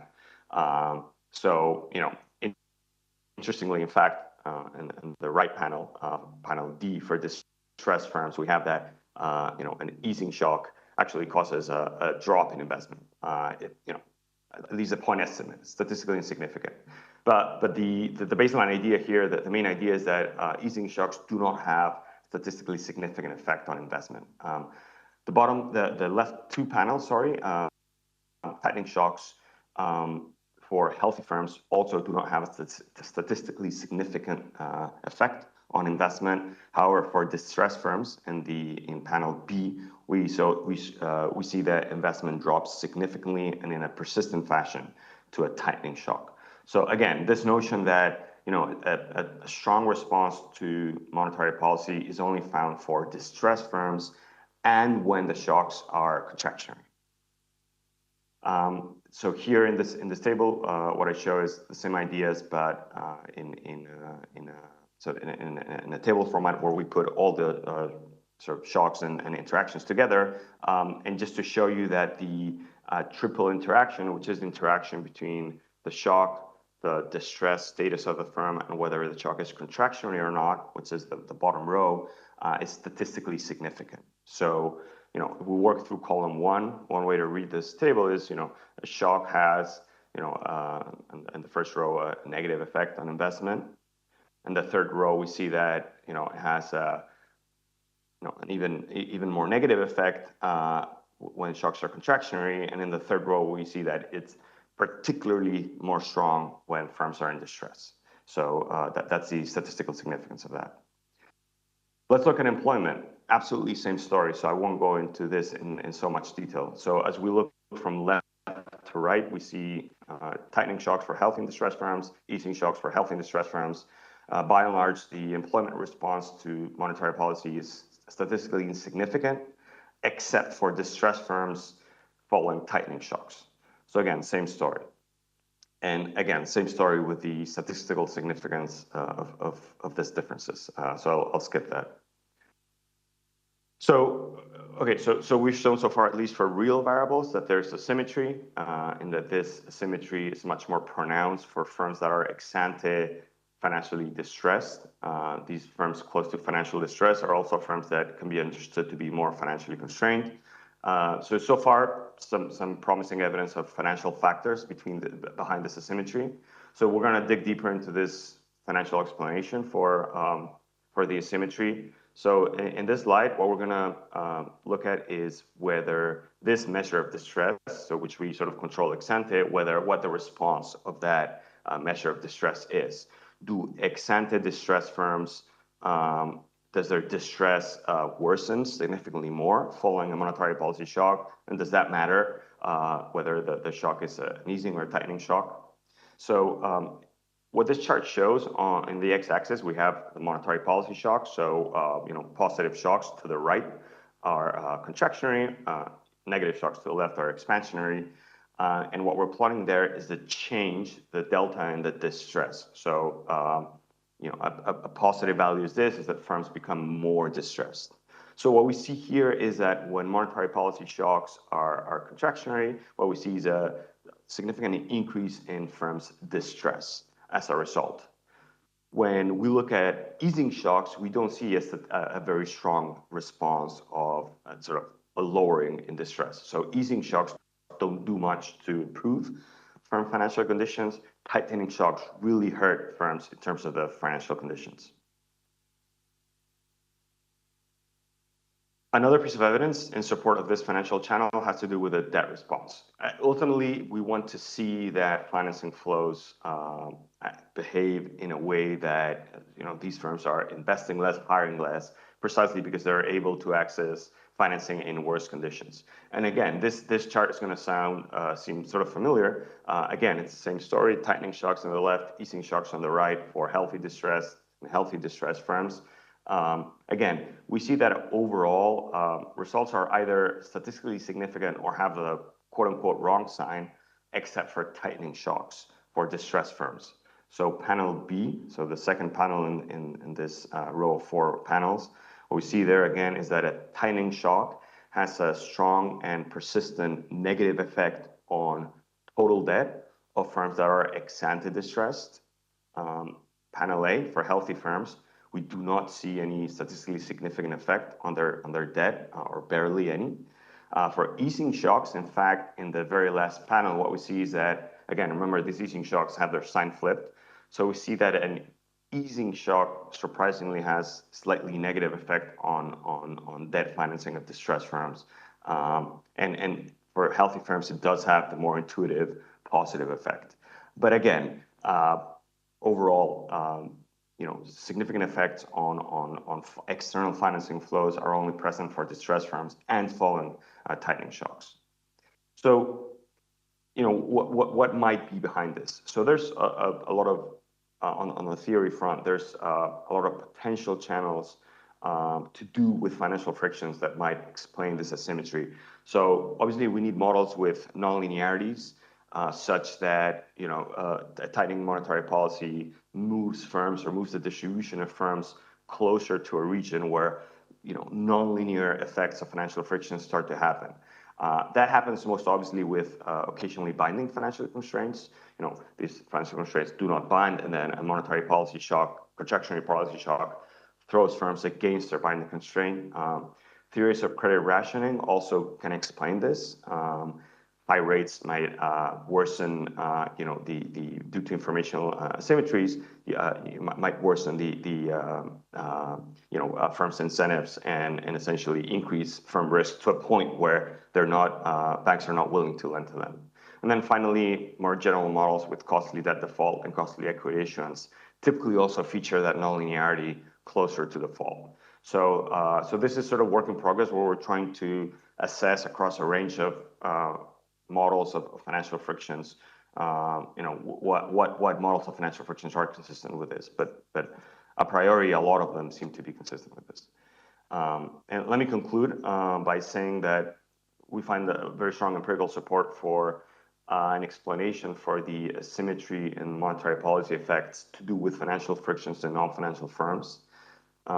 So a corollary of this as well is that the strength of transmission of monetary policy, in particular contractionary policy, depends on the aggregate distribution of financial distress. And as a result, in the current context of a high share of distressed firms, we might expect that the power of recent interest rate increases by the Fed and obviously by other advanced economy central banks could be very high. And I'll stop there. Thank you, Ander. Thank you for sticking to the time schedule, and thank for this excellent presentation. Thank you very much.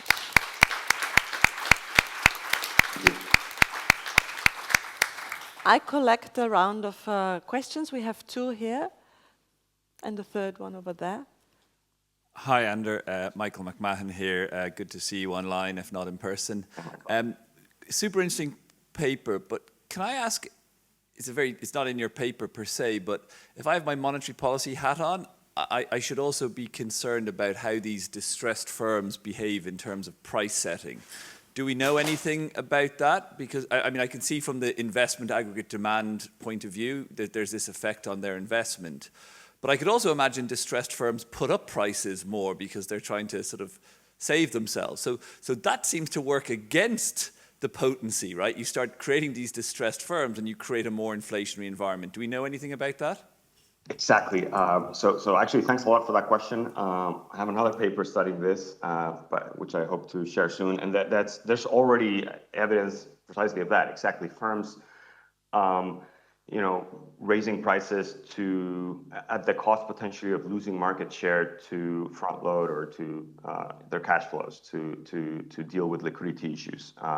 So absolutely. So depending on the shock hitting the economy in the current context, that could be something exactly that could be worrisome. Exactly, and in fact, that's already been an explanation for why we didn't see a bigger drop in inflation in the Great Financial Recession, which is that financial constrained firms were more reluctant to drop prices, and they were happier to lose a bit of market share by raising markups essentially. So absolutely.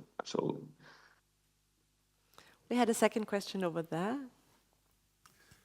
So I find your conclusions very convincing. So I certainly believe, I mean, I would believe this is true. And of course, for a policymaker, therefore, this can be quite important in terms of how to guide monetary policy. But I'm thinking about it. I want to ask you about the mechanism behind this. So you are given a macro story in a way for how the firms behave. But if you just do a pure corporate finance story, and you might say, for example, a firm in distress, if you ease, well, it's not going to. Nobody's going to lend more to them because they're already in distress, and you just keep them alive. While if you strengthen, the cost of credit to them goes down, and therefore pushes them over the edge. So, and also a firm in difficulty will have a very short maturity of loans. So therefore, the feedback from tightening monetary policy will immediately hit a firm if the maturity of the borrowing is very short. I mean, this is not really my field, but I'm just asking about the mechanism in a corporate finance setting for this. Absolutely. So the mechanism you described would be fantastic and something that sounds very intuitive to me. Absolutely. The idea that tightening shock might push distressed firms over the edge, while for those same firms, an easing shock might not do a lot to them, might just improve things a bit to them, but in a way that is not as dramatic as being pushed over the edge. So absolutely, we do have. That's where we're heading, toward a corporate finance explanation for this. Absolutely. Absolutely. And the third question. Franz Nauschnig, one question. Monetary policy usually becomes effective with time lags. Have you learned the time lags are way shorter? For example, becoming fully effective after 2 quarters already, or are they longer with your studies? So thanks a lot for that question. Actually, that's super interesting. We haven't. I mean, we do show some local projections, and so we can still see that the effects take a while. But that's a great question. I don't have a good answer. I don't want to speculate, but that's a great question. Whether this mechanism not just makes results or transmission stronger, but also faster. I don't have a good answer for you, but yeah. So thanks again for this excellent presentation, and another round of applause. So I close this session, and I thank all the presenters for this really excellent work and great presentations we had. And now I can invite you to a standing lunch, which is prepared in the other room, I think. And we come back after lunch. Actually, I don't know when, but I think at 1 o'clock, I think. Thanks a lot. If I talk, yeah, okay. So good afternoon. Let me welcome you to session number 2 of our conference. This is again a policy panel discussion, and the title is Fiscal and Monetary Policy Interactions. And as we know, all the strong shocks that we had in the last years required very strong policy responses, and this, of course, gave us, the idea that between monetary and fiscal policy, there are a lot of side effects, spillovers, and trade-offs. And we have put a very interesting panel to answer some questions. I invited, and first of all, thank you very much for coming to this panel. When I invited my colleagues here, we sent 3 questions. How do monetary policy and fiscal policy can interact optimally to achieve complementarities and synergies? How does fiscal policy affect the effectiveness of monetary policy, and what useful role can fiscal rules play? For this, this was trying to give a guidance and a little bit narrow the discussion, and I think I have a very good panel. First of all, Aaron Merotra is going to give us a global and a little bit of a long-term perspective on the monetary and fiscal interactions. Then Dennis Bonham, here to my right, is going to zoom in the European case, or in the Euro area case, and is going to also give a little bit of the theoretical underpinnings of this interaction. And then Sven, who is the person in the European Commission that is dedicated, because his life to the policy mix, will give us also a perspective from the European Commission away from the central bank. And then Francesco Papadia, who has an even broader perspective. He was a central banker. Now he knows the central bank and monetary policy from the inside, and now he has the luxury of criticizing it from the outside. So that is our panel. And we will start, each of you has 15 minutes so that we at the end have some time either to interact among you or with the audience here in the room or online. So please, Aaron, the floor is yours and you have 15 minutes. And when you're at 15 minutes, I'll show you the card. Great. So thanks so much, Maria, for that kind introduction. So first, I want to thank the organizers, the OENB and SUERF, for having me in this conference, and in particular in this very, very topical panel discussion. So in my remarks, I'll be talking about the interaction between fiscal and monetary policy, drawing on data from the past 5 decades or so, because I think these could be relevant for the current context. Now, the usual disclaimer applies. All views are personal, not those of the BIS. So if we look at the current conjunctural situation, then inflation remains high, of course, and monetary policy still continues to tighten. Now, at the same time, fiscal policy has also started to tighten after being some years in an emergency mode. First, in response to the COVID-19 pandemic, and then after that, responding to the cost of living increases following Russia's invasion of Ukraine. Now, the interaction of fiscal and monetary policy will probably be quite important for getting inflation to target. So, in my remarks, I'll be highlighting the importance of fiscal and monetary policy interaction, basically using data since the early 1970s. But instead of looking at the stance of fiscal and monetary policy, which of course is important as well, I'll be more looking at the nature of the underlying fiscal and monetary policy regimes. So basically, I'll be drawing mostly from a recent paper by colleagues at the BIS and the University of Berkeley, where we look at this issue. And basically here, I'll be focusing on one particular aspect of the fiscal monetary policy interaction, namely how strong is the link between fiscal deficits and inflation. Now, that link was, of course, the topic of much discussion during the pandemic, in particular following the large US fiscal stimulus, but also in other countries. And the results that I will show seem to tell that the underlying fiscal monetary policy regime seems to matter a great deal for the link between fiscal deficits and inflation. And I'll also have some discussion about the current combination of fiscal and monetary policy stances. Now, in what follows, I'll be basically following on I'll be mainly focusing on two combinations of fiscal and monetary regimes. Now, the first, which we call simply monetary-led, fiscal policy is prudent, meaning that it stabilizes debt over time. And monetary policy enjoys a high degree of independence. Now, the idea with the latter is that it's a condition to ensure inflation stabilization.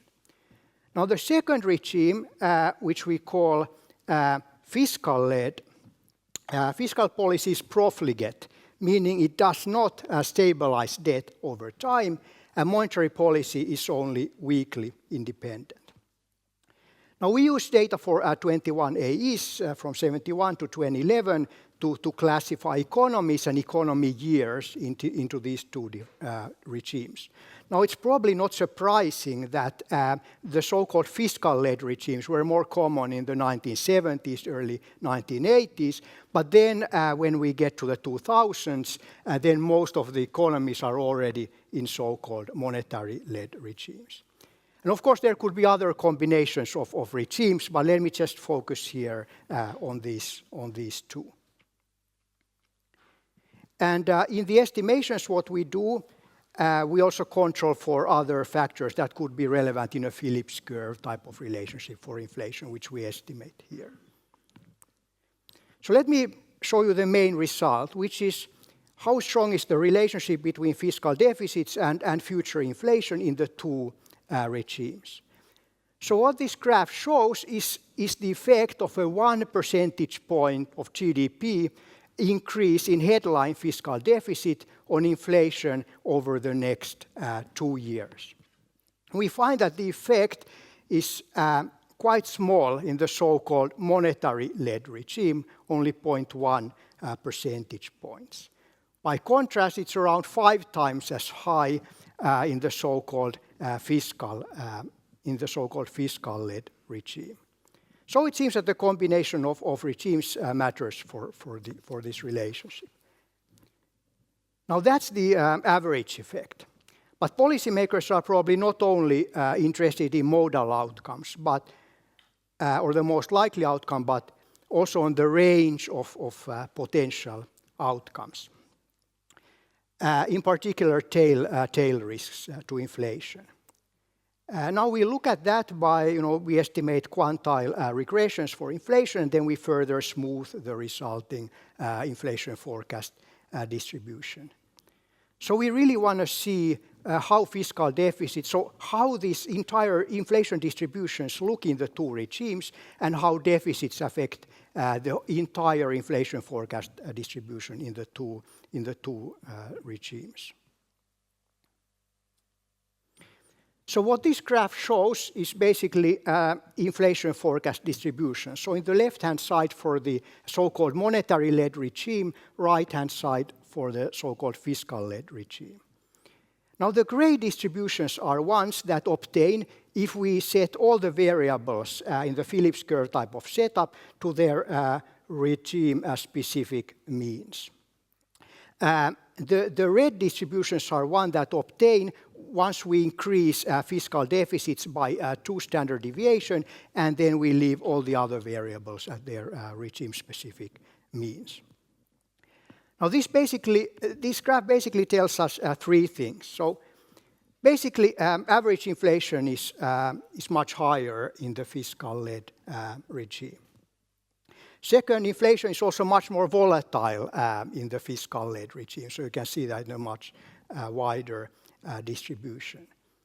And third, which was already sort of in the previous slide, is that the effect of higher deficits on inflation is much larger in the fiscal-led regime. But what actually happens here is that when deficits rise, the right tail of the inflation forecast distribution moves even more to the right than the median inflation outcome. So basically tail risks to inflation increase. And that is in particular in the fiscal-led regime. So what do these results tell us? So perhaps, given that most economies have been moving to so-called monetary-led regimes over time, perhaps that's good news in the sense that, if deficits are still going to increase in the near term, then those effects on inflation are maybe not going to be so large, and overall inflation outcome should be also less volatile. So given that most economies are now in monetary-led regimes. Now, fast forward now to present day. So fiscal policy is now tightening, and so that should help monetary policy in cooling inflation.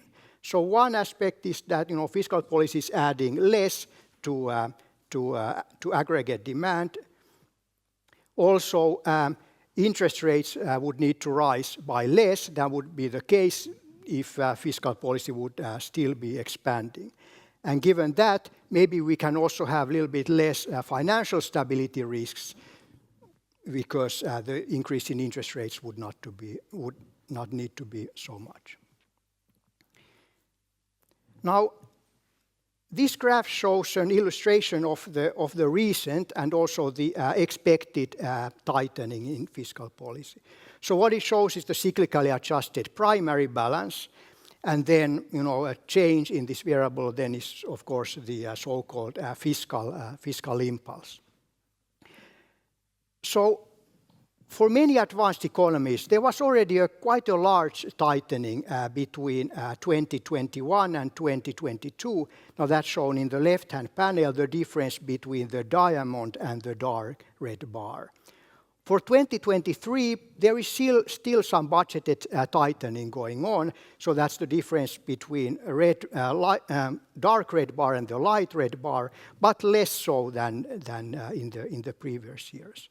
For emerging market economies, the picture is more mixed. So there's some tightening, some loosening in 2022, and the same in 2023. Now, if we again go back to historical data, then the tightening which we saw, especially in some advanced economies in the past year, is consistent with historical evidence, in particular how fiscal balances evolved during previous episodes of monetary tightening. So if we estimate fiscal reaction functions for the primary balance, and we include a dummy variable for monetary tightening episode, then we find that in the so-called monetary-led regimes, so that's the first bar in this graph, primary balances were larger during monetary tightenings compared to other periods. So the first bar here is positive. Now, compare that to fiscal-led regimes. So in fiscal-led regimes, when monetary policy was tightening, that didn't seem to have much an effect on primary balances. So what is going on at the current juncture, again, at least in some economies, bears some resemblance to monetary-led regimes. And that could, again, perhaps be good news from the point of view of getting inflation under control. However, there is still a major caveat here, and that refers to the still very high levels of overall fiscal deficits. So in this graph, we show the headline fiscal deficits again for AEs on the left-hand panel, for some EMEs on the right-hand panel.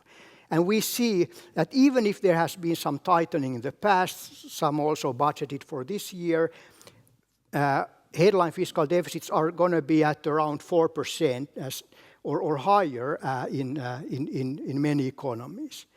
Now that, combined with still high levels of public debt, means that fiscal balances are going to be sensitive to any kind of future shocks. And add that to the situation where also interest rates are rising and they are raising debt servicing cost. Now, in the results that I have showed, we proxied the fiscal regime by whether fiscal policy is stabilizing debt or not over time. But of course, one other way to look at this would be to look at whether the country had a formal fiscal rule in place. Now, we know that during the pandemic, many countries used their escape clauses for fiscal rules, and these rules are now being reapplied, and sometimes they have been also modified in the process. Now, what is interesting is that if we again go back to historical data, then we can see some stabilizing effects of fiscal rules also for periods of monetary tightening. So what we have here is for post-1985 data, the distribution of primary balances. The red line shows the balances when there was a fiscal rule in place during monetary tightening. The blue line is the distribution when there was no fiscal rule in place, but there was monetary tightening going on. And this is all based on country year observations. So it turns out that post-1985, having fiscal rule in place has been somewhat stabilizing in the sense that there have been higher primary surpluses during periods of monetary tightening than if there was no fiscal rule in place. So let me conclude the fiscal monetary policy regimes. The policy interaction is going to be very important for price stability. Now, from a cyclical policy stance, the fiscal policy tightening that's going on currently is good news for monetary policy and should help in getting inflation under control. And if we look at historical data, that would be also consistent with what we saw in so-called monetary-led regimes in the past. However, fiscal deficits and debt are going to be still remain. They're going to remain very high in number of countries, which means that they're going to be sensitive to any future shocks. So let me stop there. Thank you.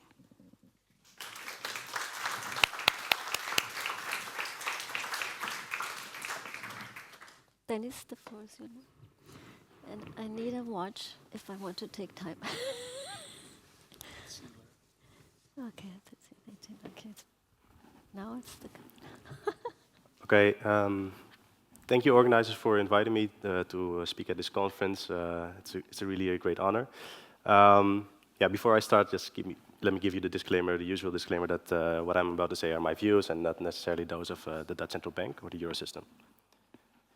Okay, so I want to start by building a narrative of monetary and fiscal policy in the euro area in the past 2 decades. So what you see here in the blue error bars, this is the change in the cyclically adjusted primary balance, both the median and the interquartile range for the 20 euro area countries. And it's going to be a measure of the fiscal stance. So positive values indicate contractionary fiscal policy and negative values indicate expansionary fiscal policy. And the red line is the change in the shadow rate. So that's going to be our monetary, a measure of the monetary stance. Now the main takeaway is that the euro area has witnessed periods in which monetary fiscal policy moved in the same direction, and often they moved in opposite directions. So for instance, if you zoom in on the global financial crisis, this would be a case where both policies moved in tandem. We had a substantial reduction in the interest rate in response to the financial crisis, and also kind of budget deficits widened across Europe. However, can I go back? In the years that followed, right, as the sovereign debt crisis, there was a period of, which you could say, policy misalignment. So monetary policy was either neutral or expansionary, especially in 2012. But fiscal policy became increasingly more contractionary. Then, fast forwarding, in the COVID-19 crisis, we witnessed a much more harmonious policy response to the crisis, with both monetary and fiscal policy being historically expansionary, both. And then currently, the energy crisis, the question is, well, we have a high inflation. Monetary policy has started its tightening cycle. And budget deficits have also been going down. You see that in 22. There were still some countries that had negative changes in their primary balance, so indicating some expansionary fiscal policy. If I can trust Aaron's story, then probably fiscal policy will be contractionary in 23. So again, what we've seen is that the euro area has gone through cycles in which monetary fiscal policy either kind of moved along or went in opposite directions.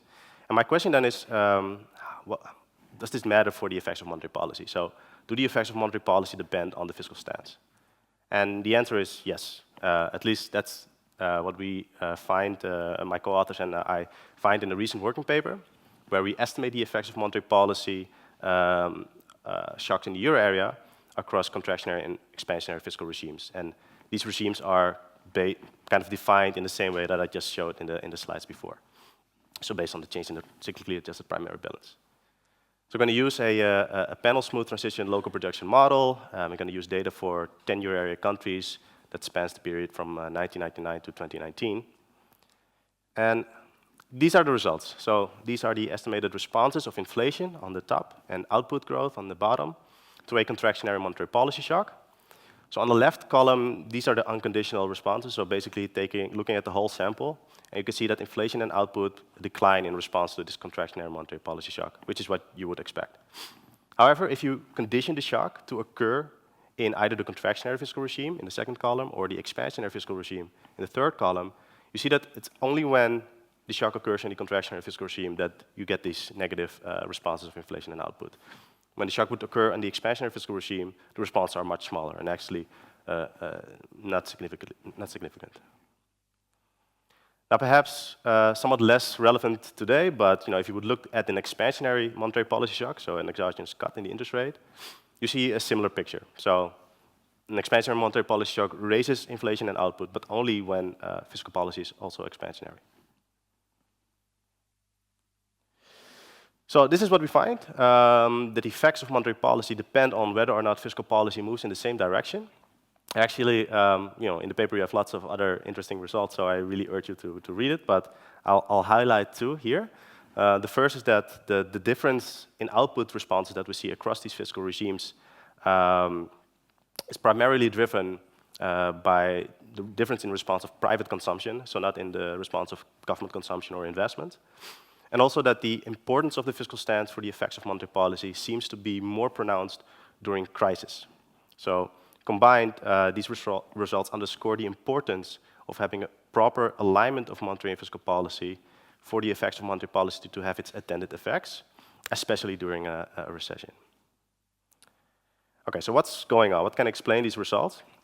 I think there are at least two views that are not necessarily mutually exclusive. The first is a very straightforward one.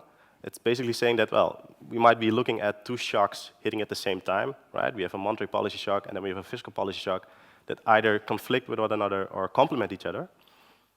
And then there's a second channel that I think is a bit less familiar, and has to do with the wealth effects of monetary and fiscal policy. So what I mean by that is, let's say monetary policy raises the interest rate. Well, this is going to have an effect on household wealth through changes in the interest rate receipts that households receive on their savings, on the revaluation of the assets that they hold. And fiscal policy may affect households' wealth through changes in taxes that affect disposable income, or by issuing government bonds that are held by households.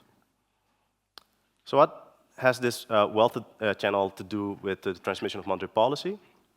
So it's a bit of theory. Let me briefly explain. Let's say we have an increase in the interest rate. This will trigger lots of effects. I'm going to highlight two. The first is a familiar one. This is the intertemporal substitution effect that makes households want to save more, consume less. And this is the effect that tends to dominate economic dynamics in standard new Keynesian models. But then there's also a wealth effect that could be positive and make households want to consume more if a number of conditions are met. So for instance, if the households are net lenders or savers and they have a low marginal propensity to save, and also if this negative revaluation effect from a high interest rate on their asset holdings is not too strong. So it also depends on the maturity structure of their asset holdings.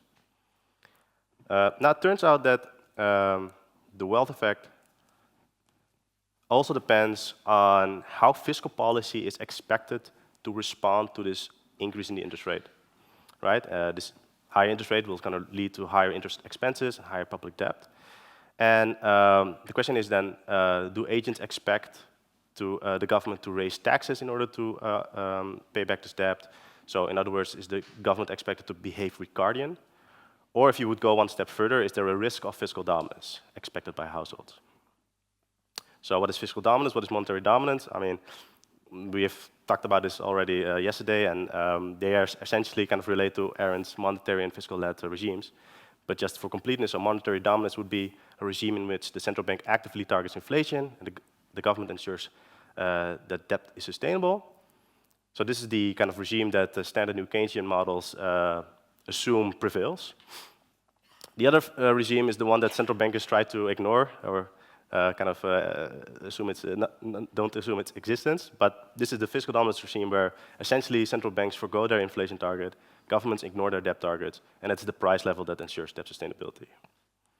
Now, at least from a theoretical perspective, even if the government and central bank are strongly committed to stay in the monetary dominance regime, the mere risk of moving to a fiscal dominant regime could already create a wealth effect from an interest rate hike that is sufficiently positive to dominate the intertemporal substitution effect. So the way this works is that if you have this higher interest rate, then you raise interest rate receipts, but you also increase public debt. And if then households do not expect to be in a fiscal dominance regime, they will not expect this higher debt to be fully offset by future taxes. So they're going to feel wealthier. It's going to make them want to raise consumption. And this will lead to higher inflation. So you get this perverse effect where an increase in the interest rate eventually leads to higher inflation, a phenomenon that Chris Sims used to refer to as stepping on a rake. So then the question is, do we see risks of fiscal dominance in the euro area? This is a question that my co-authors and I try to answer by looking at the effects of changes in the perception of fiscal burden of a couple of highly indebted euro area countries on long-run inflation expectations in the euro area. So under fiscal dominance, you would expect that this effect is positive. So we've done the regressions. We looked at the fiscal burden in Spain, Italy, and France for the periods in the sovereign debt crisis and the COVID-19 crisis. And as you can see, none of these coefficients are positive. So at least based on this admittedly simple exercise, and for these countries and for these 2 time periods, there doesn't seem to be a lot of empirical evidence for risks of fiscal dominance.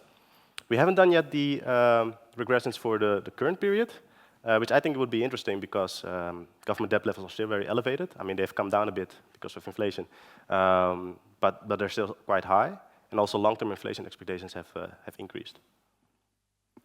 But let me sum up. So I've showed some empirical evidence on how the effects of monetary policy depend on the fiscal stance. I've argued that the interactions between monetary and fiscal policy play out through the wealth channel, among other things. And I've also argued that the wealth effects associated with this wealth channel also depend on the risks of fiscal dominance. Okay, then a few thoughts on how to better align monetary and fiscal policy. So my results point, to having some benefits to be gained from enhancing coordination between fiscal and monetary policy. But of course, explicit coordination might undermine or even threaten central bank independence, which itself is a precondition for price stability. So first and foremost, we want to have fiscal rules in place that ensure that it is the government that ensures debt sustainability, not the central bank, and thereby also rule out fiscal dominance. Having said that, we don't want fiscal rules to be too restrictive, too tight, that they prevent governments to pursue countercyclical fiscal policies, right? So we want to have them, if you don't have explicit coordination, then you at least want fiscal policy to behave countercyclical and have governments respond effectively to absorb to crisis, but also to create policy headroom in times of booms. And I think 2 ways you can achieve this is by using, having governments use operational targets that are cyclically adjusted, as with the expenditure growth rule, but also to establish debt reduction paths that are country-specific and take into account initial macroeconomic conditions.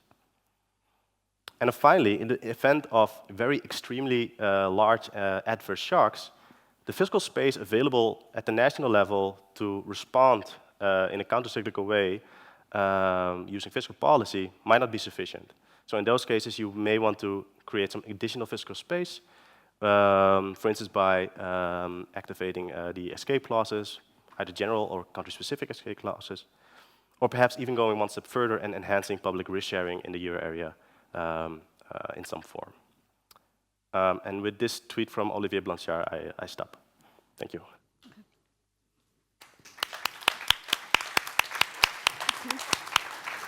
So thank you very much, Dennis. Perfectly on time and a very good introduction to the next topic. I'm curious if you're going to respond to the suggestions from Dennis for fiscal rules. So thank you very much. It's a pleasure and an honor to be here and contribute to this discussion on policy interactions. Indeed, very interesting presentation by Dennis and Aaron. I'm reassured that there are no signs yet of fiscal dominance in the euro area. And indeed, today I want to, to give an overview of, say, the policy discussions and see whether they indeed reflect these theoretical and empirical considerations that Dennis and Aaron have given here. So let me see. So we are actually in the process of reviewing the economic governance framework and the fiscal rules in the EU and the euro area. And indeed, these fiscal rules apply to the decentralized fiscal policies, and they aim at avoiding excessive deficits and excessive debts that can hamper the functioning of EMU. And exactly, they should indeed meet the objectives that Dennis just outlined, sound rules that ensure sustainability, rule out fiscal dominance, allow a bit of cyclical adjustment, and have adequate escape clauses in case of big shocks. So now let me go back here. So we presented our proposals 4 weeks ago on the 26th of April, And currently the Council is discussing it, so the Member States are discussing the reform proposals, and they aim to come to an agreement by the end of this year together with the European Parliament. So that's quite a tight schedule. And this reform will affect the fiscal monetary policy mix through a number of channels. First, it will affect the policy stance in the euro area as a whole and in the member states individually. It will have implications for debt sustainability, both the design of the rules and the way it will be implemented. And then the reforms, it also affects the reforms and investments and the incentives that member states have for these. So also the supply conditions in the euro area and the member states. So I will very briefly introduce some key elements of our proposals and then go a bit deeper into the implications for monetary and fiscal policy interactions. So before going into these key elements, let me just recall some findings of the review that we did over the past year. So this process was launched in 2020, was quite inclusive. We had quite some debates on that. And I will just mention 3 findings that were also reflected in the 2 presentations that we saw before. One is that the rules have not succeeded in reducing debt levels. So there was a gradual increase in debt levels over time. And that was particularly the case in member states that already had high debts to start with. So member states like Italy, France, Spain, Belgium, their debts increased most. And these large differences in debt developments and debt trajectories can pose some risks to the smooth transmission of monetary policy and pose some risks possibly to come into a regime of fiscal dominance. Then, as Dennis noted, fiscal policies have tended to be pro-cyclical in many cases, with fiscal tightening during slumps and deep slumps, and in good times, quite some expansionary policy, or at least not a build-up of buffers or improvement in the fiscal position. This may also have led to some overburdening of monetary policy. And thirdly, a third finding is that there has been a widespread and persistent decline in public investments before the COVID episode. And again, this happened in particular in member states that had high debts, as these needed to consolidate most, and they did that in particular by cutting investment expenditure, which then weighs on future growth and potential growth, and with that on fiscal sustainability. So now, to address these issues, the Commission proposed a comprehensive reform. And the key objective of this reform is to strengthen debt sustainability and promote inclusive and sustainable growth. Now, the key element of this reform is that member states will need to submit national plans for a period of 4 or 5 years, depending on their government term. And these plans should integrate fiscal path, reform and investment objectives. And they should be binding on annual budgets. So in the past, they also submitted annually plans, but these could be revised year on year. So you had kind of slipping targets. Now they will need to be fixed for a period of 4 years, and they will be assessed on that basis. And they will be differentiated across countries based on debt sustainability risk, which will be the main anchor. Now, they will give an option, a possibility of having a more extended adjustment period rather than meeting the required structural primary balance to ensure debt reduction. In a 4-year period, they can aim for 7 years if they include commitments for substantial reforms and investments, but they cannot backload their fiscal adjustment then. They just get a longer period. And also enforcement is strengthened. So this is a very concise overview.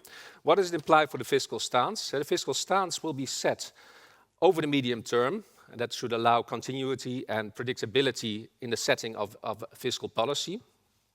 And it will be set in such a way, member states need to put forward a path that should ensure that debt is put on a downward path with sufficient certainty. So there's a whole machinery around that. What does it mean, sufficient certainty? We do stress tests, and there's a whole methodology around that.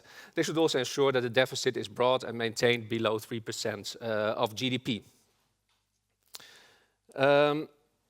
Now, the debt dynamic is driven by this equation, so it's mainly determined by the initial debt level, the projected, current and projected R minus G differential, and the current and projected primary balances that reflect also the cost of aging. Now, this will then determine the consolidation that member states need to engage in this 4 or 7 year period to achieve a structural primary balance that allows sufficient debt reduction. And based on our simulations and the current R minus G projections, and depending on whether the member states go for 4 or 7 year adjustments, this would lead to a fiscal stance that would be contractionary by 0.35 to 0.55% of GDP on average over the medium term, so up to this 4 to 7 year period. Now, this graph here shows the fiscal stance in the past, so versus the output gap, so it's a change in the structural primary balance.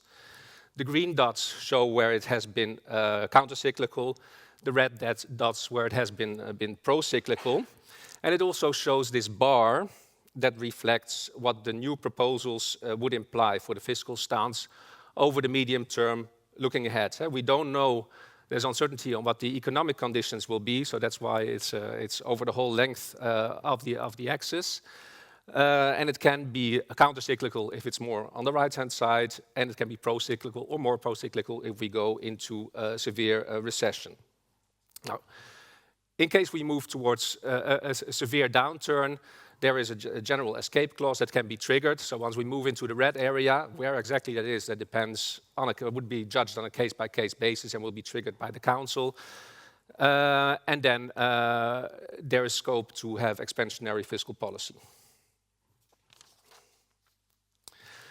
Now, in the past few years, we have seen 2 different shocks that fell under this general escape clause, and that required a fiscal policy response. And first of all, this was the COVID crisis, which started, and the key thing to look at here is the inflationary context and the leeway for monetary policy to accommodate fiscal support, as also shown by the previous presenters. And at the start of the COVID crisis, the economy was still in this low inflation environment, and monetary policy was still constrained by the effective lower bound. And in this figure, this is illustrated by the supply-demand equilibria below this level of price dynamics, consistent with the ECB price stability objective, the red line.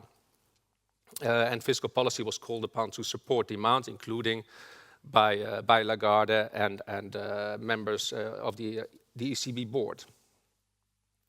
So fiscal and monetary policy could work in tandem during the COVID crisis to aim for economic recovery and medium-term price stability, improving here the situation, moving in the figure from situation 1 to situation 3, and also moving from a recession and risk of disinflation, and also including financial instability risks at that time, to a situation with price stability and economic recovery. So by maintaining favorable financing conditions, monetary policy contributed to the more effective transmission of fiscal policy support, exactly as Dennis showed.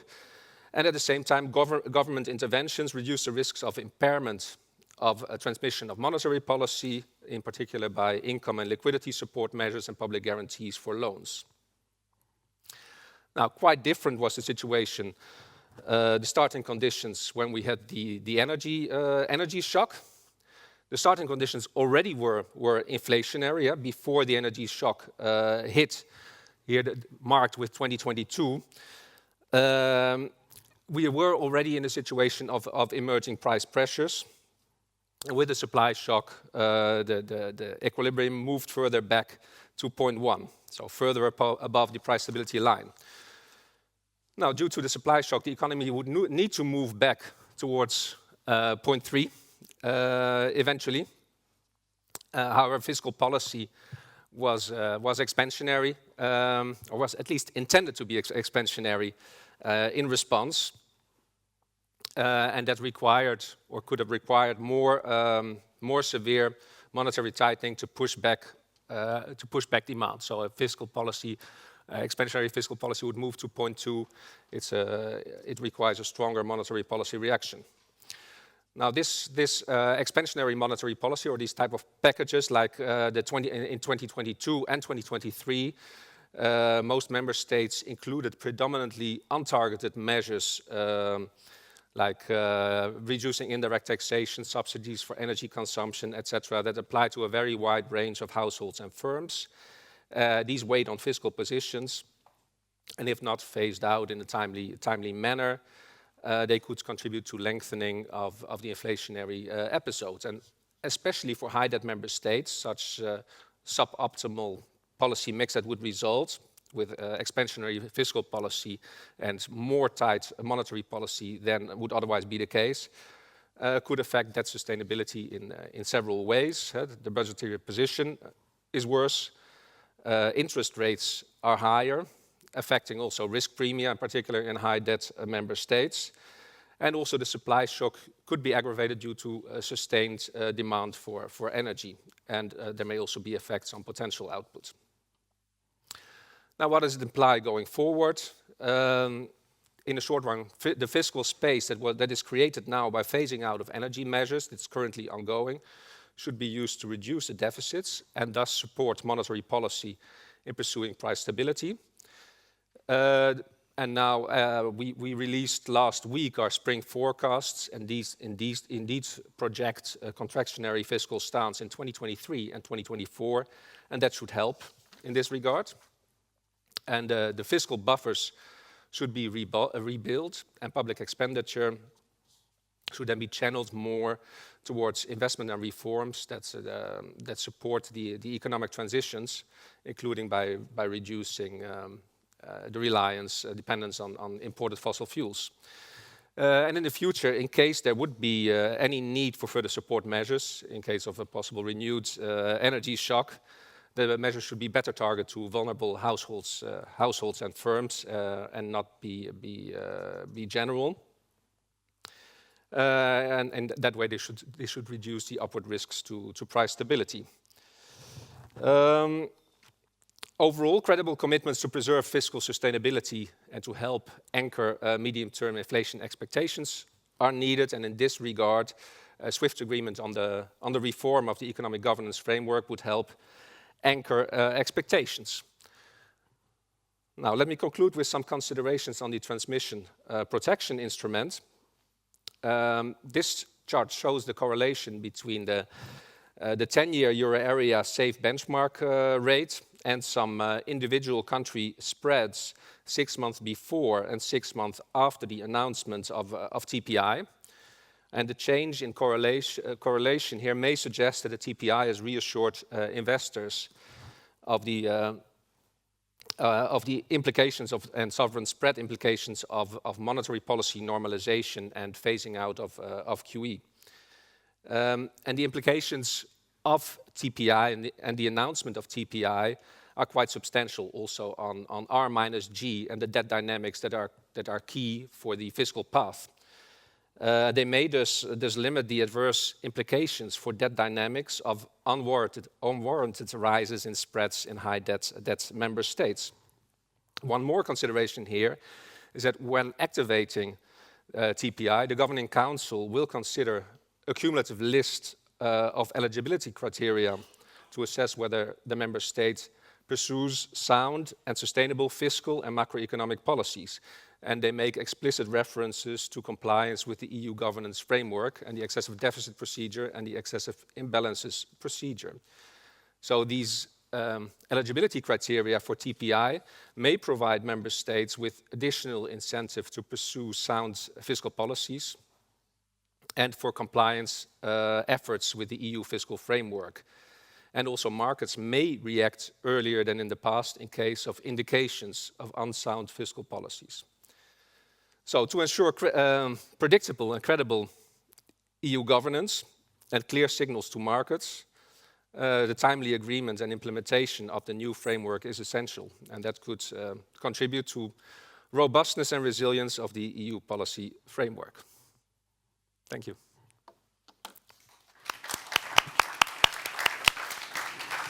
Thank you very much, Sven. And now, Francesco, you can tell us if you agree with the proposals of the Commission. Let me put my timer so I'm sure I don't. Of course, many thanks for inviting me. And Maria Teresa has been very strict on timing. So I have to be very selective on what I cover. And it's good that I speak after Sven, because in a way, my presentation follows up on a specific issue on the more general points that he made. The topic that was assigned to me is to see the foreseeable consequences of the ongoing revision of the Growth and Stability Pact on the possible action of the ECB as backstop to fiscal policy. And I think that this general question that the organizer put to me can be split in two sub-questions. First, will the new Growth and Stability Pact reduce the risk of gross errors in the conduct of fiscal policy, thus reducing the risk that the ECB is called again, as in the past, to intervene to remedy fiscally wrong policies? And the second sub-question is, if the ECB is asked again to come in to backstop fiscal policy, will the new Growth and Stability Pact help it in managing this unfortunate development?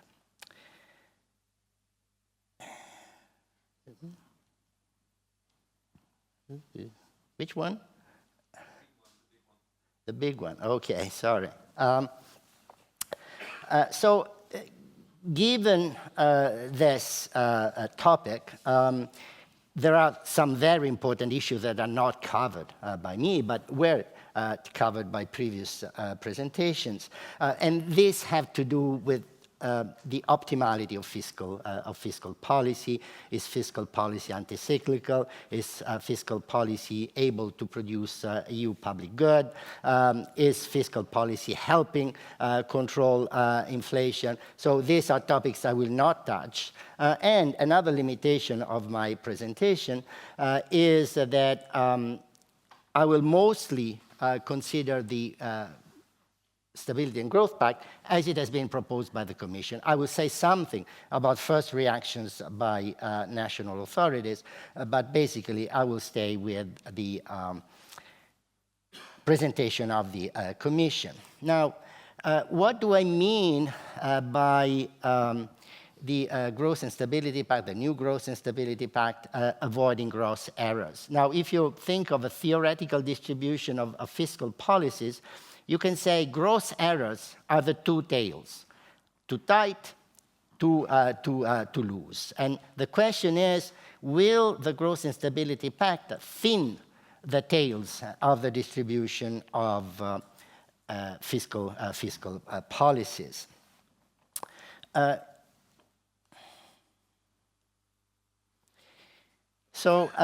Specifically, my presentation will first look at the experience of the ECB acting as a fiscal backstop, what has been the history so far. Then I will borrow the terminology of climate policy to talk about mitigation and adaptation. In terms of mitigation, as I said, will the new Growth and Stability Pact lessen the risk that the ECB must backstop fiscal policy?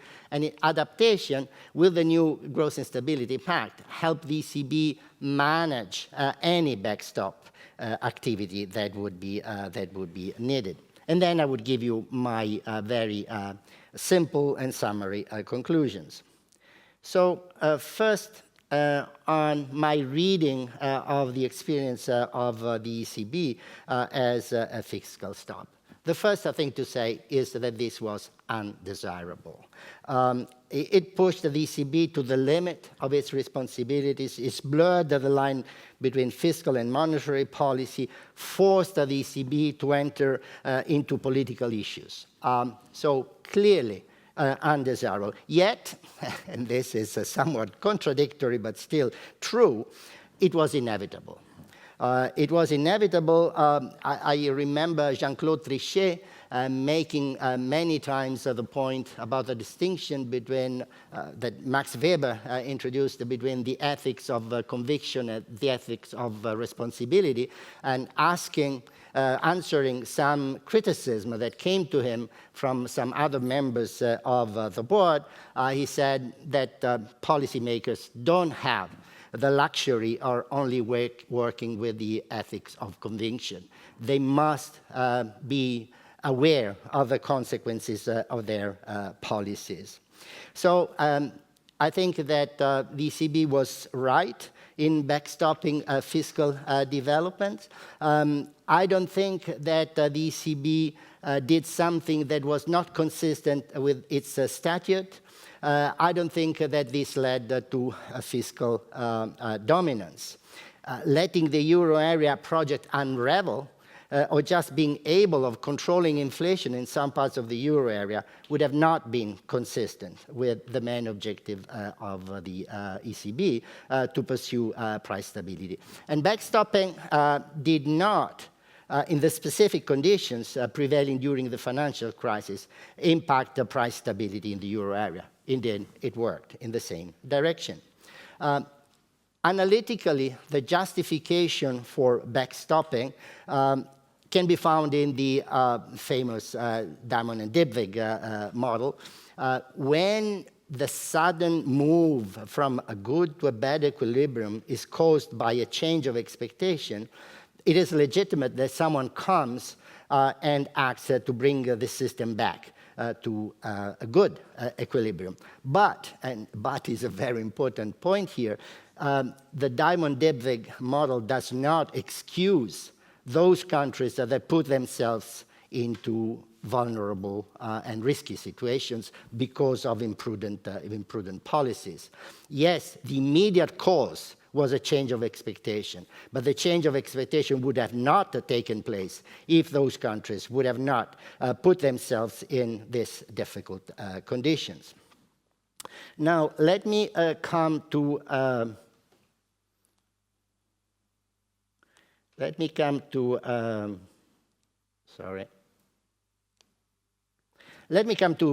mitigation. The question here is, as I said, whether the Growth and Stability Pact will reduce the risk of government debt becoming unsustainable in one or the other country of the euro area. If that was the case, then the Growth and Stability Pact would lessen the risk of putting the ECB again in the acute dilemma in which it would confront it between tightening monetary policy to pursue price stability while easing monetary policy to pursue the kind of financial stability that follows sudden capital stops. The second symmetric question is whether, as claimed by the Commission in presenting its proposal for the new Growth and Stability Pact, this will reduce the risk of fiscal dominance. Now, there are 7 elements in the proposal of the Commission that, in my view, lead to a favorable answer to these 2 questions, and the 7 are presented there. The first one is the distinction between countries depending on how risky their situation is. Then an intertemporal approach. My colleagues at Bruegel have called the 3 and the 6% limits the magic numbers. The magic numbers that provided the difference between good and bad policy. Now, the 3 and the 60% remain, but in a way they are interpreted in a much different way because now the attention is on an intertemporal approach, projections of the debt GDP ratio. The third favorable element is that the adjustment path is operationalized in a clear variable that is under the control of national governments. So you can pinpoint the responsibility. There is more role for discretion. I think that the Growth and Stability Pact in its still current version, was an illustration of the illusion that by adding more and more clauses, more and more conditions, you could come to a complete contract. This is not possible. You need some discretion, and I think that from that point of view, the new Growth and Stability Pact surpasses the illusion of getting to a complete contract. There is a lot of effort to make the plan owned by national authorities. There is a clear link with growth. I think that in some countries, including my own, the problem of fiscal policy is more a problem of growth than a problem of budget deficits. And there is a good link in the Commission proposal to the question of investment and growth. And I also think it's useful that there is a link with the macroeconomic imbalances procedure that gives a more holistic view of what needs to be done. Everything good? I'm afraid not. There are some doubts. And there is one basic doubt in my view, and this is about implementation. The overall design, as I think I said, as my colleagues at Bruegel have written, is good, but it very much depends on agreeing on a methodology for a debt sustainability analysis. And this is the difficulty. I'm not sure that a methodology will be found that is universally accepted. Universally means by everybody, every time. I think that this is the difficulty. And below this difficulty, at the basis of this difficulty, there is the problem of the lack of trust between members of the euro area. I will put it in a bit rougher way, but just to make my point. I see on one side the Germans being obsessed by the fear that someone will steal their deserved earnings. I see the Italians thinking that the only way to put their economy on a sound basis is to get money from Europe, or at least to be allowed to run fiscal deficit as it did in the 70s and 80s with catastrophic consequences. And the two attitudes, which I call the German and the Italian, reinforce themselves and make everything much more difficult. Of course, there are some other issues about the Growth and Stability Pact as proposed by the Commission, but in a way these are minor with respect to what I presented, what is in my view the main problem. Let me now come to adaptation. And here again, I think I find a lot of positive elements in the Growth and Stability Pact, and I think that Sven already referred to some of those.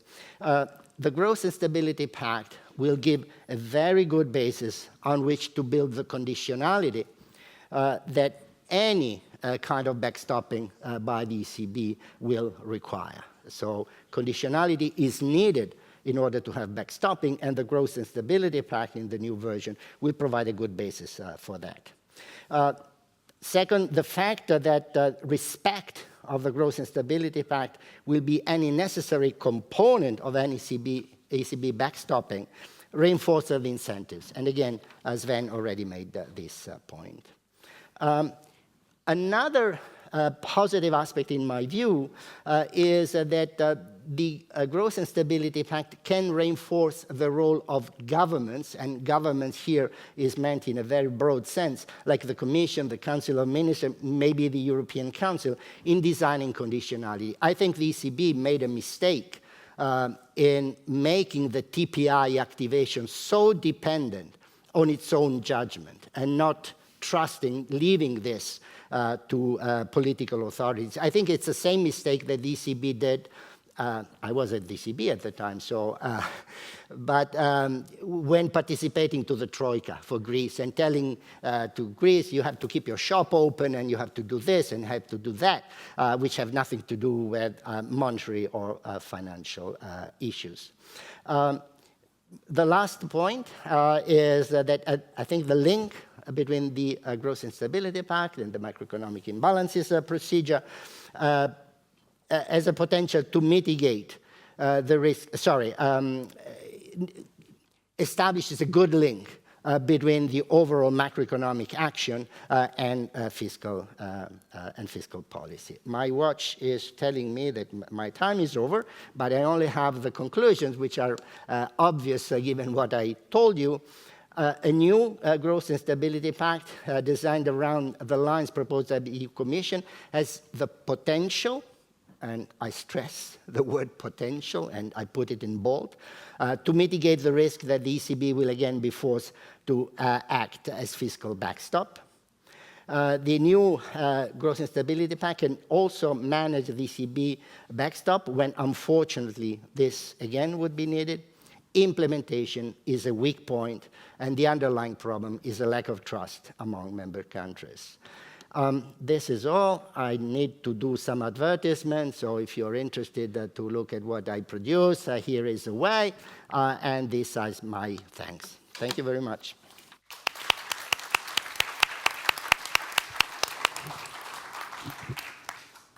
So thank you very much to all panelists. I guess that the conclusion is that we need coordination, but we don't want to lose our independence, and that's why we need fiscal rules. But there is still a long way to get the fiscal rules that are actually efficient and bring us where we want to be.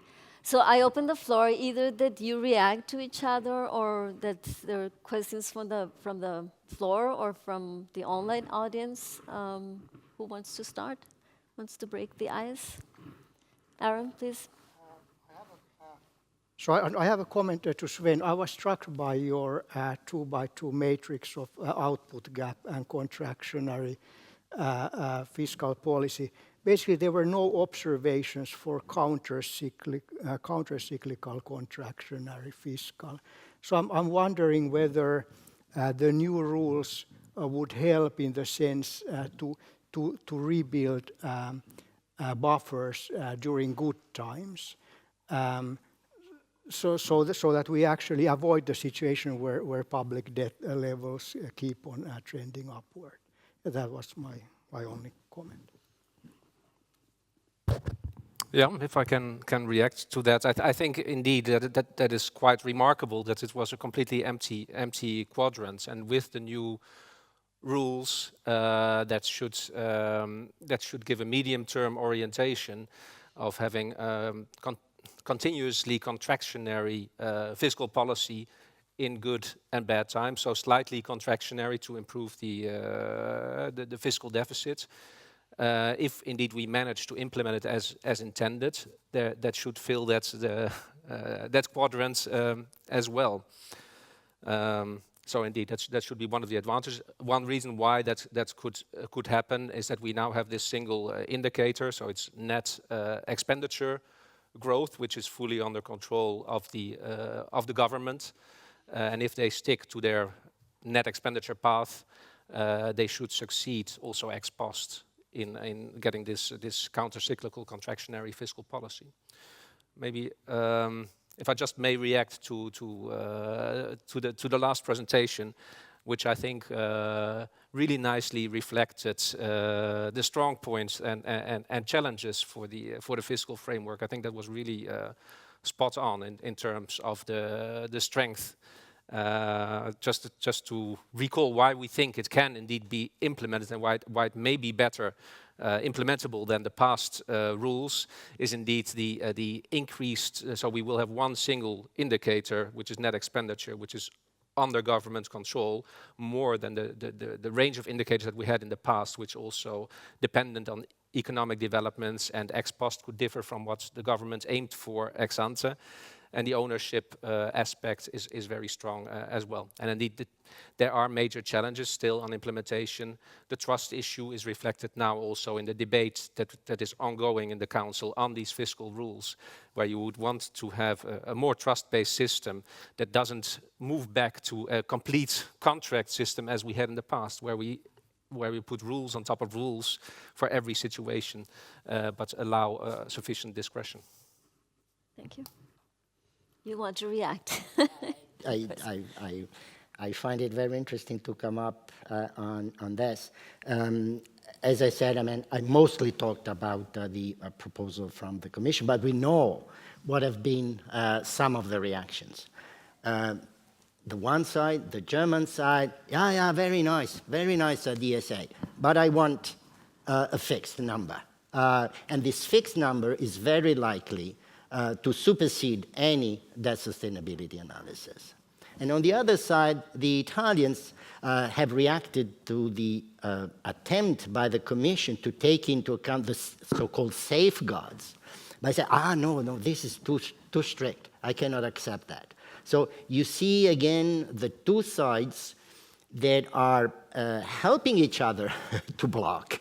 And this is not the only case. The other case in which Italians and Germans are helping each other to block everything is on the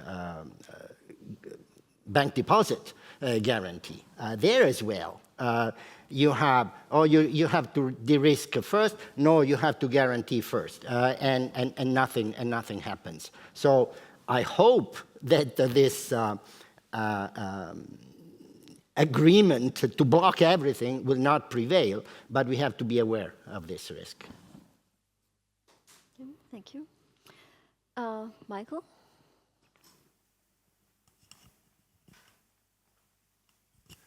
Thanks. Super interesting. I should caveat what I'm about to say by saying I'm Deputy Chair of Ireland's Fiscal Council, so I have a fiscal hat, which I'm not wearing most of the time today, but I've been drawn into it. The question, the last part of the session title says need for coordination, and yet this debate is always framed by both central banks and fiscal agencies wanting to maintain independence.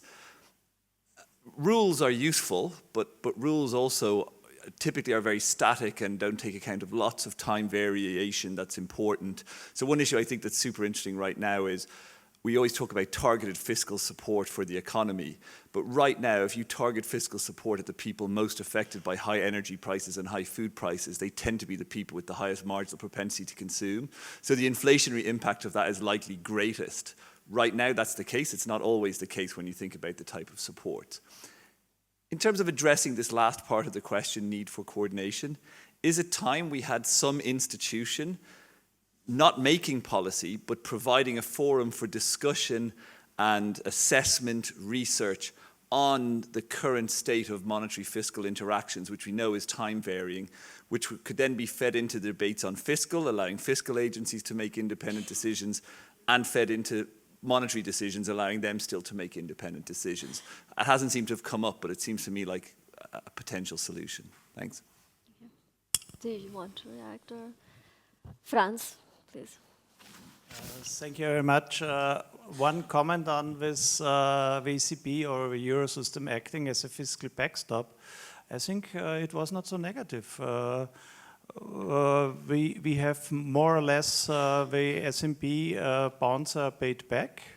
The Eurosystem had made, when I studied it, made the study several years ago, the profit was 60 billion. Now it would be around 100 billion. And it's paid back, so it was quite okay. But politically it was a difficult situation. But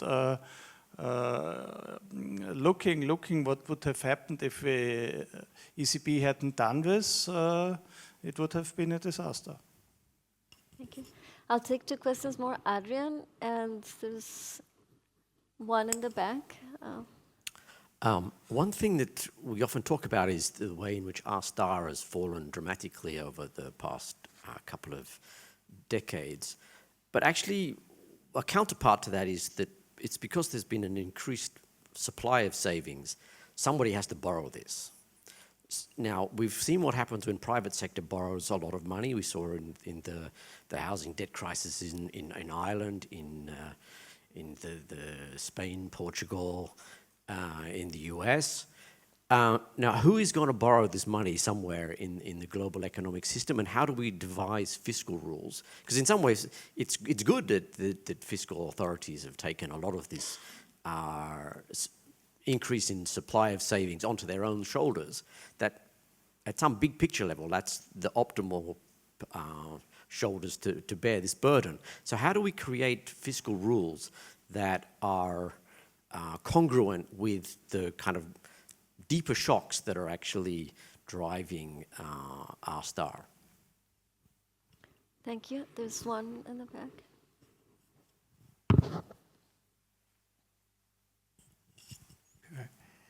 Now, I have two questions. So one is we're aiming at finding optimal fiscal rules in the euro area in particular, not in the EU. But I'm asking myself, how can we dissociate optimal fiscal rules from an optimal governance framework?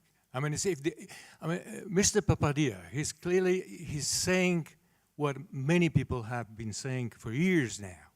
Okay, one has to reconcile risk sharing with risk reduction. And this is a battle, I mean, which is being waged for years and years, and nothing is producing a breakthrough.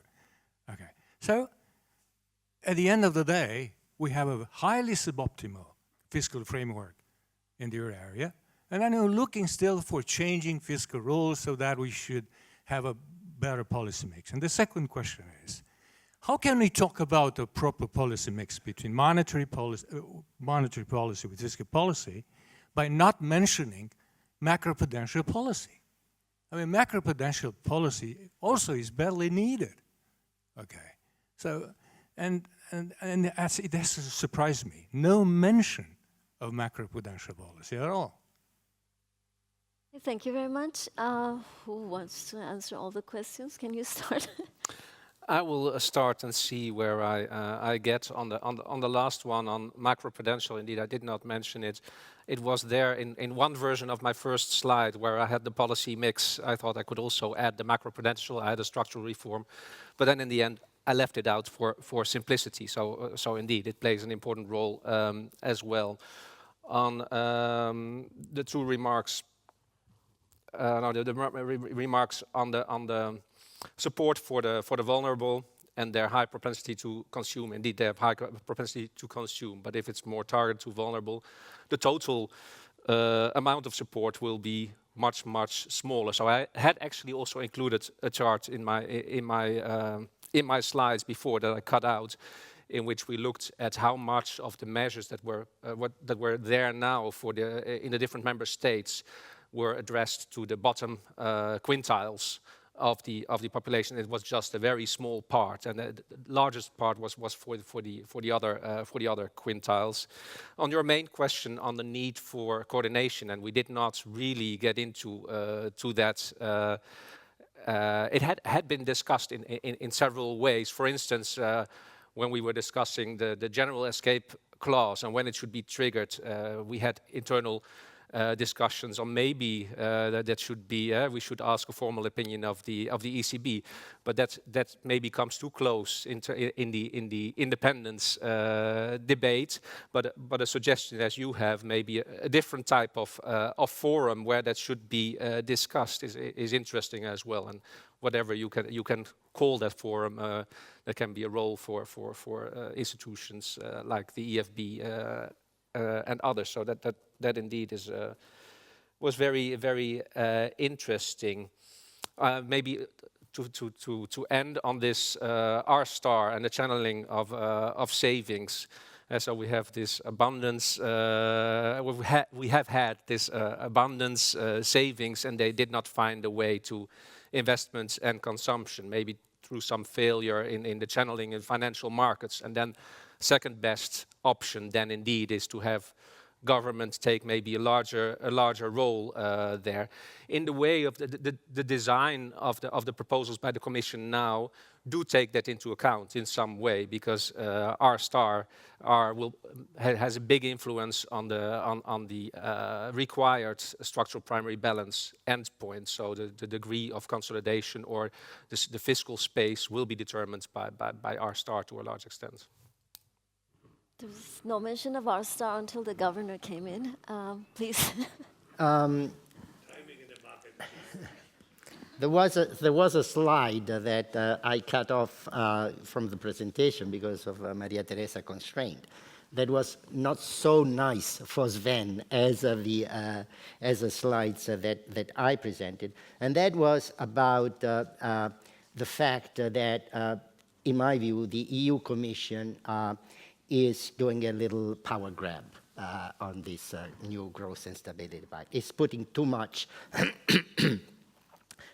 responsibility, too much power on itself. And one way to attenuate this problem is to think of a larger role for European and national fiscal boards as third actors. They are not governments, they are not the Commission, they are independent. I'm not sure that all national fiscal boards in the euro area are up to the task. But the idea to give them a stronger role, make them more independent, give them more resources, I think would be a way not to solve the problem, but to deal with the problem, to attenuate the problem. Another comment that comes to my mind is when I think of intra-European transfer, I think of insurance policies. Not Robin Hood, not the rich to the poor, but the non-affected to the affected. And we have all the problems of insurance contracts. We have moral hazard, we have need to think of deductibles. We know that insurance contracts are fiendishly difficult, but that is the approach in my way when you think about intra-European transfer. Insurance, that's a way to think about. One word about macroprudential, very nice, not very effective. Not very effective. I mean, we haven't found macro tools that are really, and we heard the presentation this morning about non-bank financial intermediaries, and there was little role for macroprudential for good reasons, because macroprudential, in my view, is not a very effective tool. Yeah, I think we could spend the whole afternoon talking about monitoring fiscal interactions, but I think that the vice governor is already very nervous. And we also have a very nice keynote speech by John Danielson, and that was going to be the next session. So thank you very much for your participation and for your very good insights. And, yeah. Ladies and gentlemen, come. Thank you for your patience. We just had to change the headsets, and I have to admit, I never get nervous, especially if the discussion is very fruitful and interesting. And I have to admit, I had been president of the Austrian Fiscal Council for some time, so it was quite interesting as well to also talk about fiscal policy. So, ladies and gentlemen, dear colleagues, again, a very warm welcome. I'm very pleased to welcome you for the second keynote lecture of this conference. Today we have the great privilege of welcoming Dr. Joan Danielson, who is one of the two directors of the Systemic Risk Center and reader of finance at the London School of Economics. Joan has published extensively on system risk, financial regulation, related topics in leading journals in finance and economics. Very, very warm welcome. Thank you. Thank you so much, Gottfried. I have to say it's a particular special honor to be here in Vienna because it was indeed researchers, or one researcher at the University of Vienna that informed so much of the analysis I'm doing today. I will leave it to you to guess the person's name, but I'll show it to you in the last slide. Some suspense. If you want a copy of the slides, send me an email or the organizers will get that to you. Now, the title was not made by me, it was made by Ernest, but it's a fantastic title. I mean, I could not have thought of such a great title. It gives me scope to criticize without exactly attacking anybody, which is always fantastic. And I hope, Ernest, I'm allowed to use this, recycle the title for something else. Fantastic. So risk managers. Now, I asked myself, since I teach this stuff, I pulled this slide out of my lecture notes. And here's a slide giving an overview of what risk managers do. So if you're thinking about the central banker as a risk manager, you can map these objectives onto what they should be doing. But let's make it more concrete. Here is a slide that I think really nails down the problem of financial stability policy, even all policy. So imagine the world follows the red line. Now, if we have a role for a policy authority, they must do the following. They make good outcomes more likely and better, and bad outcomes less likely and less frequent. So therefore, to my mind, policy should aim to shift us from the red curve to the blue curve across a large number of policy domains. You thin the lower tail, you fatten the upper tails in the language of finance. Here's the difficulty. The data lives in the middle. What we care about lives in the tails. So therefore, what do you do as a central bank risk manager, or almost anybody making decisions, where you have an infinite number of observations about what you don't care about, and almost no observations about what you really care about. And if anybody here is thinking about machine learning or artificial intelligence, this is what trips up AI and machine learning, exactly this phenomena. And I think this frames the question, and indeed, the Austrian economist I mentioned, that's exactly what they were saying. Now, to frame the question of risk, some years ago with Hyun Shin at the BIS, we classified risk into two categories, exogenous and endogenous. Exogenous risk is what happened to the dinosaurs 65 million years ago when an asteroid hit the Gulf of Mexico. Risk comes from outside. And if you've ever seen a risk model, almost every risk model known to people assumes risk is exogenous. But really, I think risk is endogenous. It is created by the interaction of human beings, all with their own abilities, objectives, specialities, etc. So it's the human dimension, and when it comes to these tails in the middle, we can sort of assume risk is exogenous. When it comes to the large events, I think we have to recognize that some human decision makers, they drive these outcomes for good or for bad. And without recognizing that, I think we make systematic mistakes. So, exogenous risk, day-to-day risk, easy to measure. Endogenous risk, the large events that are impossible to measure, what we care about. What drives endogenous risk?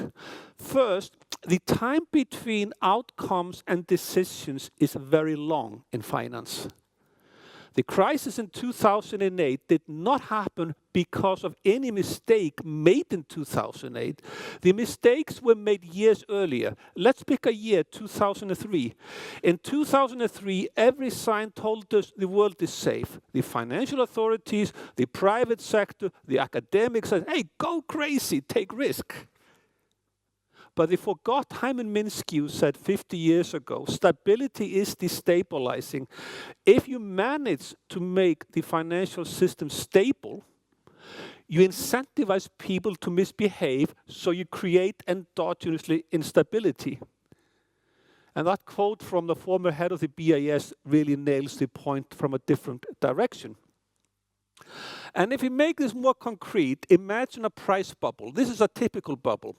You go up the escalator, you go down the lift, or if you're North American, you go down the elevator. But I'm from London, so we say you go down the lift. And you go faster and faster. If you look at these things empirically, if you measure risk when you go up bubbles, measured risk appears to go down. Because fluctuations are smaller, and that's what feeds in the decision-making models. Those of you old enough might recall a 1980s song called Money for Nothing by Dire Straits. This is a money for nothing trade. Prices keep on going up and risk appears to go down. And if you follow financial markets, this happens again and again and again and again.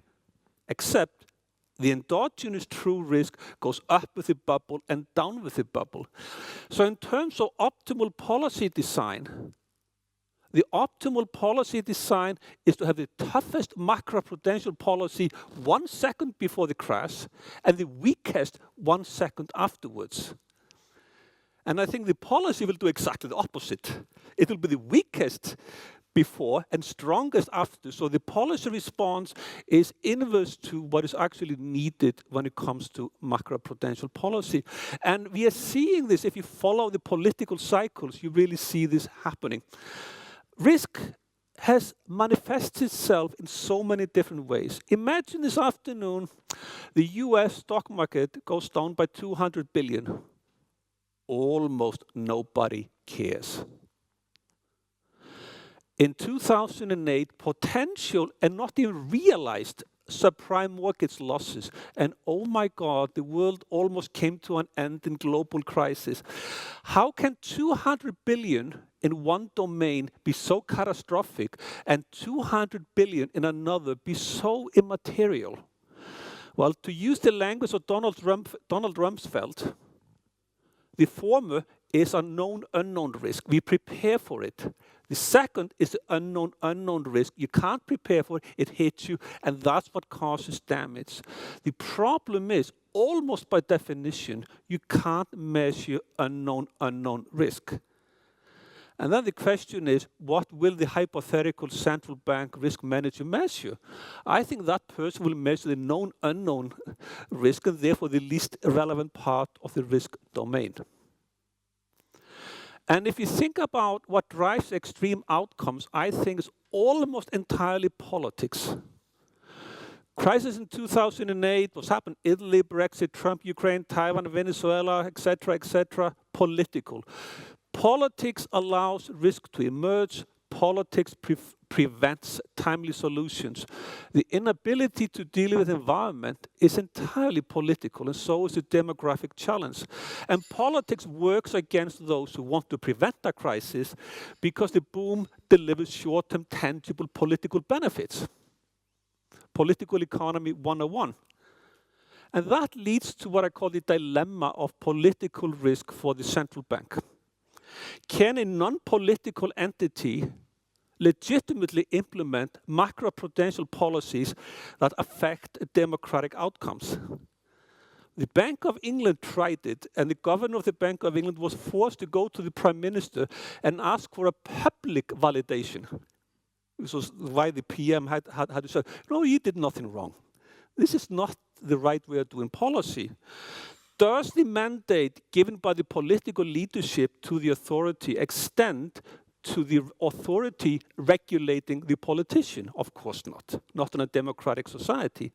But that means, how can a central bank, as a risk manager, incorporate political risk in analytical frameworks? And if it can't, how effective can it be? And how legitimate can it be? And if political risk drives the tails, you can see the problem emerging when it comes to macroprudential policy.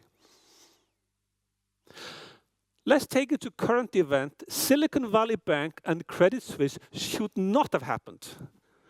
We were promised, I am one of these people who like to collect quotes from leaders to use later, and I picked this from Mark Carney. Over the past decade, G20 financial reforms have fixed the fault lines that caused the global financial crisis. Repeat, SVB and CS should not have happened, but they happened. And I blame it on what I call, with Charles Goodhart, the philosophy of modern financial regulations. The objective is to measure and identify all important risk. That is to be used by the private sector and the public sector to determine the appropriate level of risk, need more growth, prevent recessions, reduce cap requirements like March 2020, demand more capital if things are overheating like we should have done in 2007. Little bit like the thermostat in the risk manager's office, keep the temperature at nice 21 degrees, turning on the AC or turning on the heat, depending on the measurement. That depends on accurate measurements of risk. Remember the plot with the tails and the middle part? And that takes me to what I call the fallacy of composition in financial regulations. If we manage to make all the banks prudent, then the financial system is safe. And I think this is wrong for the following reason. If everybody's prudent, a shock comes along, COVID, Ukraine, pick the next one. If you're prudent, you have to exit out of risky strategies. You have to sell the same assets. But if you sell the same assets and there's no buyer because everybody's prudent, what happens to prices? They absolutely collapse. You need someone who is not prudent to buy to prevent the collapse. And that's why trying to make, and this is really connected to Hyman Minsky's stability and stability hypothesis. If you make everybody prudent, you're aiming for stability that endogenously undermines itself. And the economist whose name I will reveal at the end. With Charles Goodhart also, a couple of months ago, we proposed what we call the trilemma of financial policy. A, the economy should grow or at least recessions be avoided. 2, inflation at target. 3, financial stability high. And we've been told that there is no problem, like Christine Lagarde in that quote we have there. In the years after 2008, all 3 objectives, growth, inflation, stability, were apparently in sync. Easy money helped growth. Inflation was conveniently at target, and financial stability appeared high. Problem is that we are now increasingly recognizing that lax monetary policy designed to help the economy made the financial system dependent on low rates.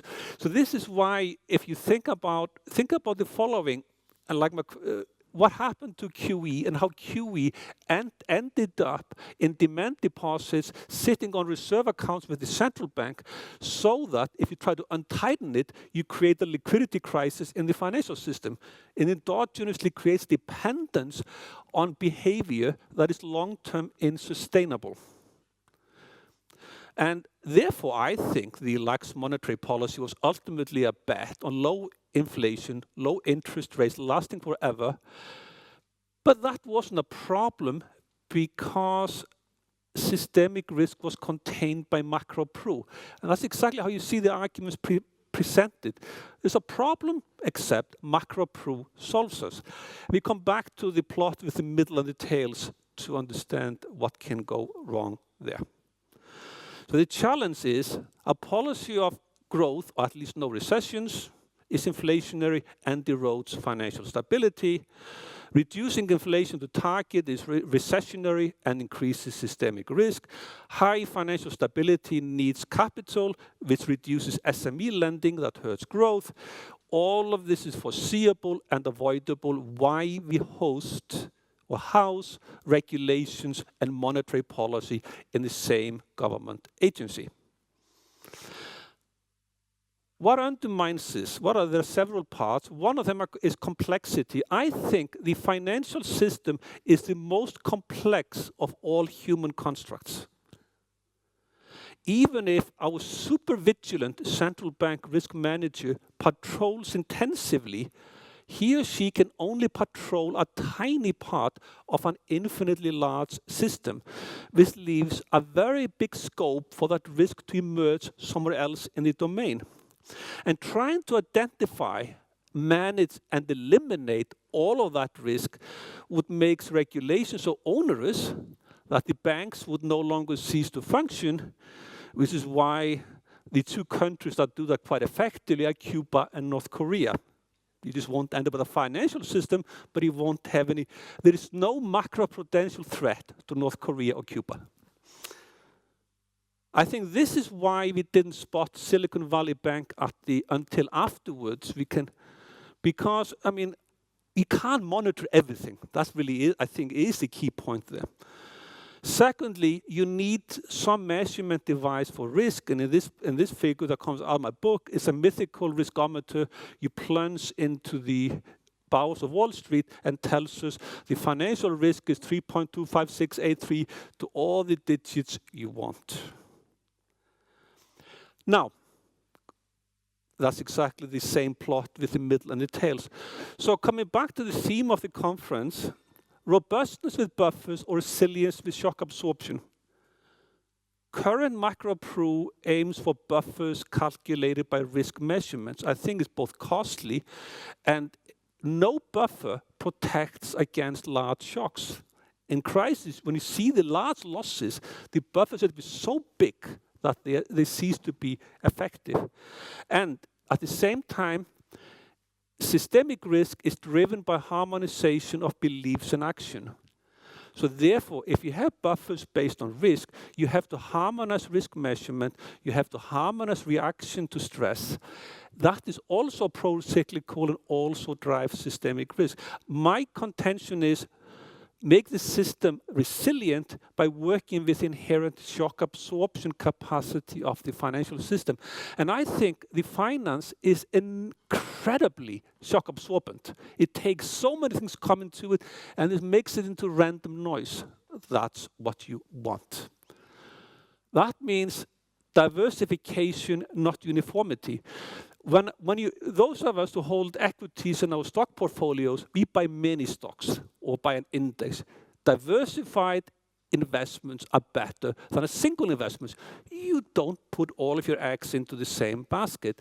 The more diversified the institutions that make up the financial system, the higher the shock absorption capacity of the system, more resilient, the better you tailor financial services to the users, both the savers and the investors, the lower the cost of regulations. To my mind, it's a win-win-win outcome.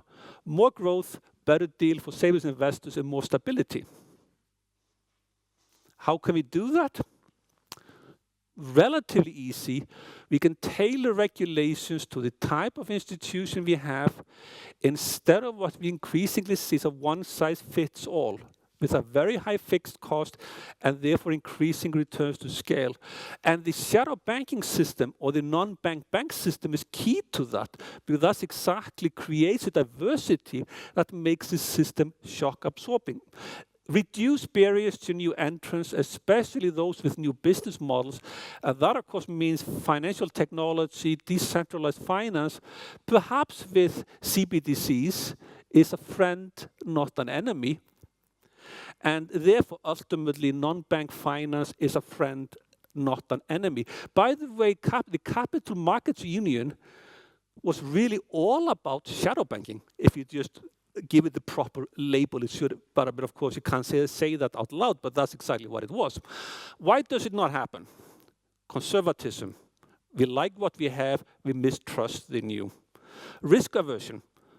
Regulators, they are not rewarded for success, but they are blamed for failure. So that, therefore, drives excessive risk aversion. Local maximization, meaning collective failure covers individual failure. In 2008, if your bank failed, it wasn't my fault. Everybody failed. And finally, I think lobbying. The incumbents like the system we have, and they don't want any new competition. I think when I present this, I often hear the following counter-argument adopted from The Simpsons. Will somebody please think of the children?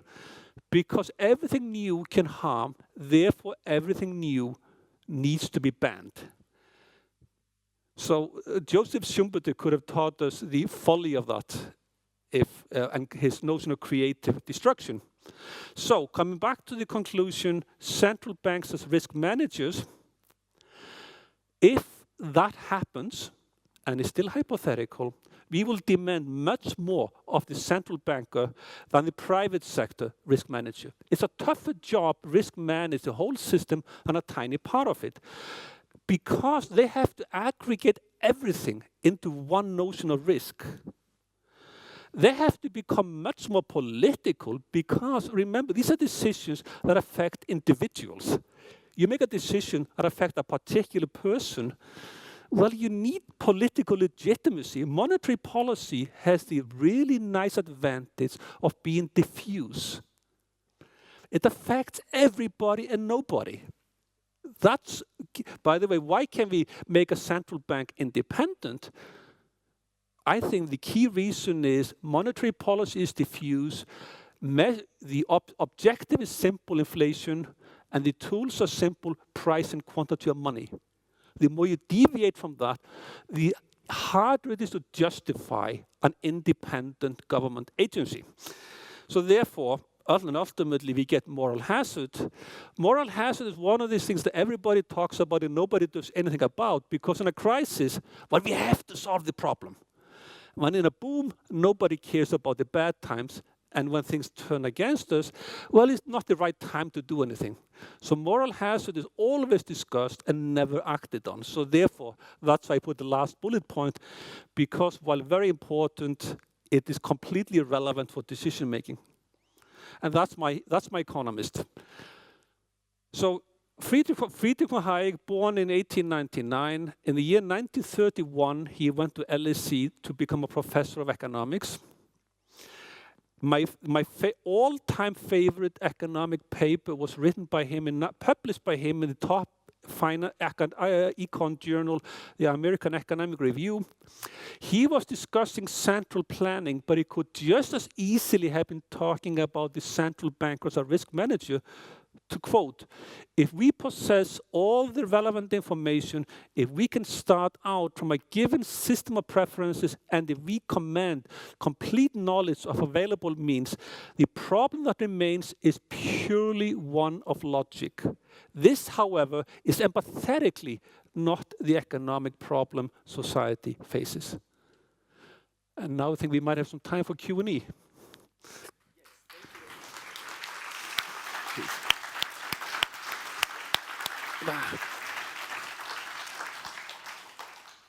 Yes, thank you very much for that keynote speech. I should perhaps take the time for a short commercial. If you got some appetite and taste of the lecture, Joan is author of several books, including one recent book, which is titled The Illusion of Control.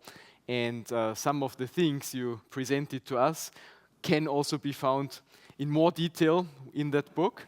And of course, several other thoughts as well, and you presented other thoughts here. So I would recommend, without getting paid for it, I would recommend to have a look at that book.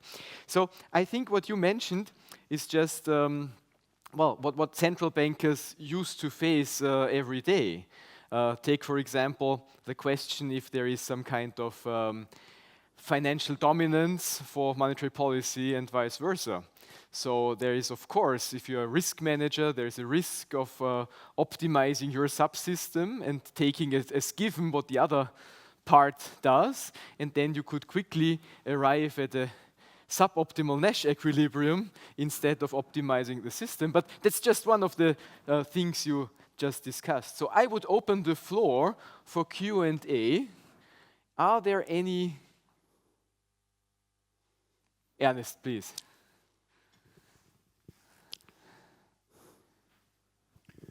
Thank you, Jon, for your entertaining and brilliant lecture. Much appreciated.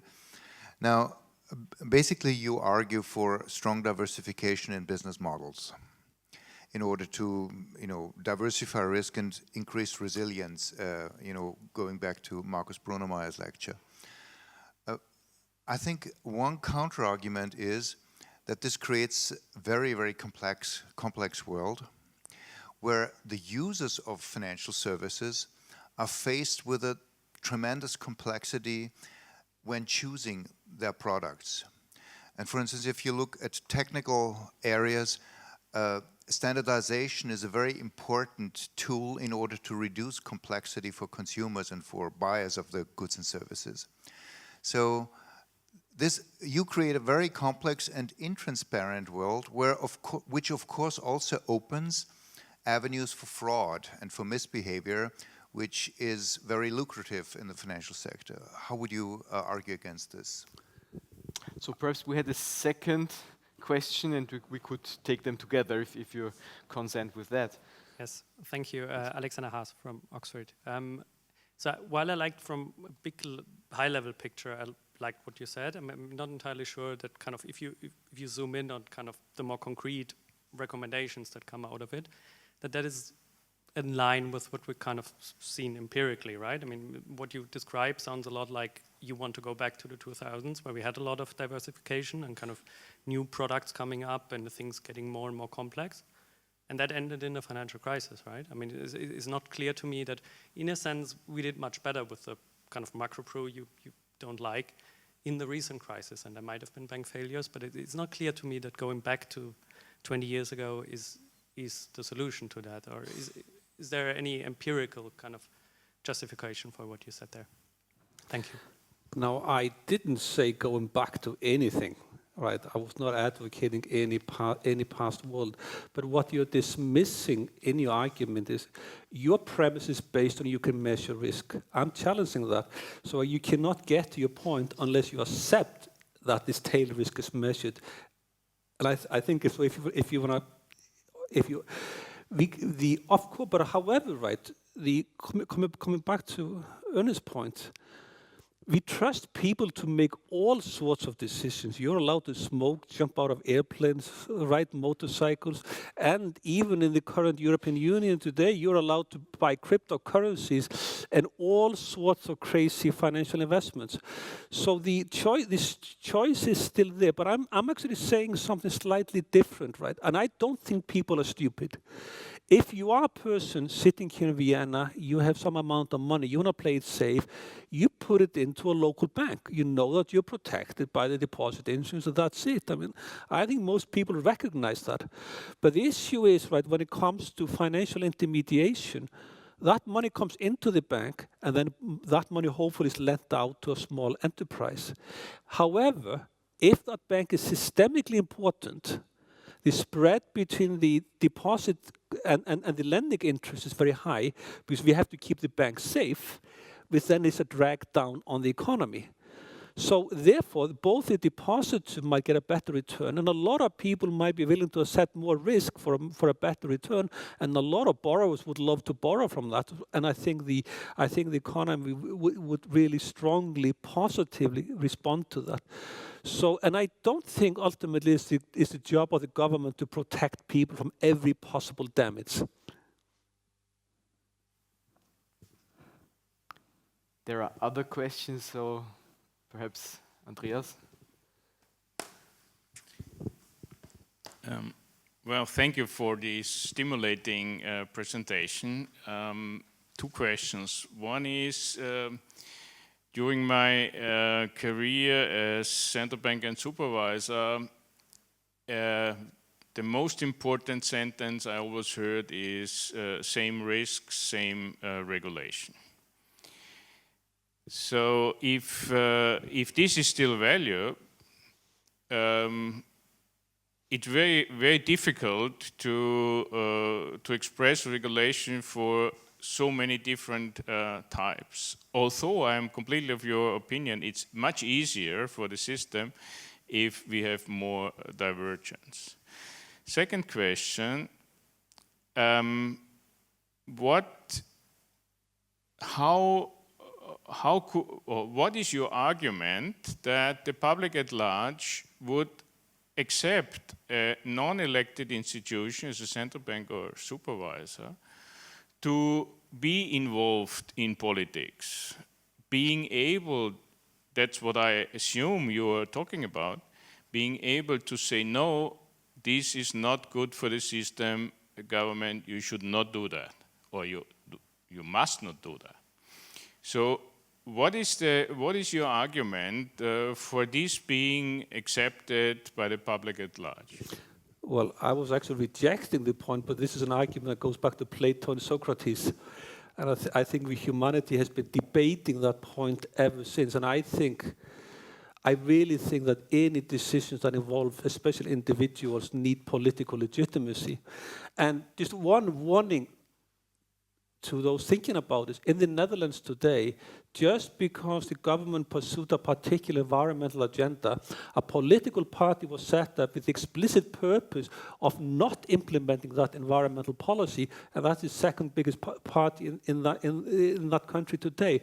So the political opposition can emerge very quickly. Today, nobody connects the dots between lending and SME borrowing, but we've seen populism in Europe, and one thing we know about populism is fueled by economic misfortunes, and the people who vote for the populists, they live in the most marginal areas, those areas where it's most expensive to lend to.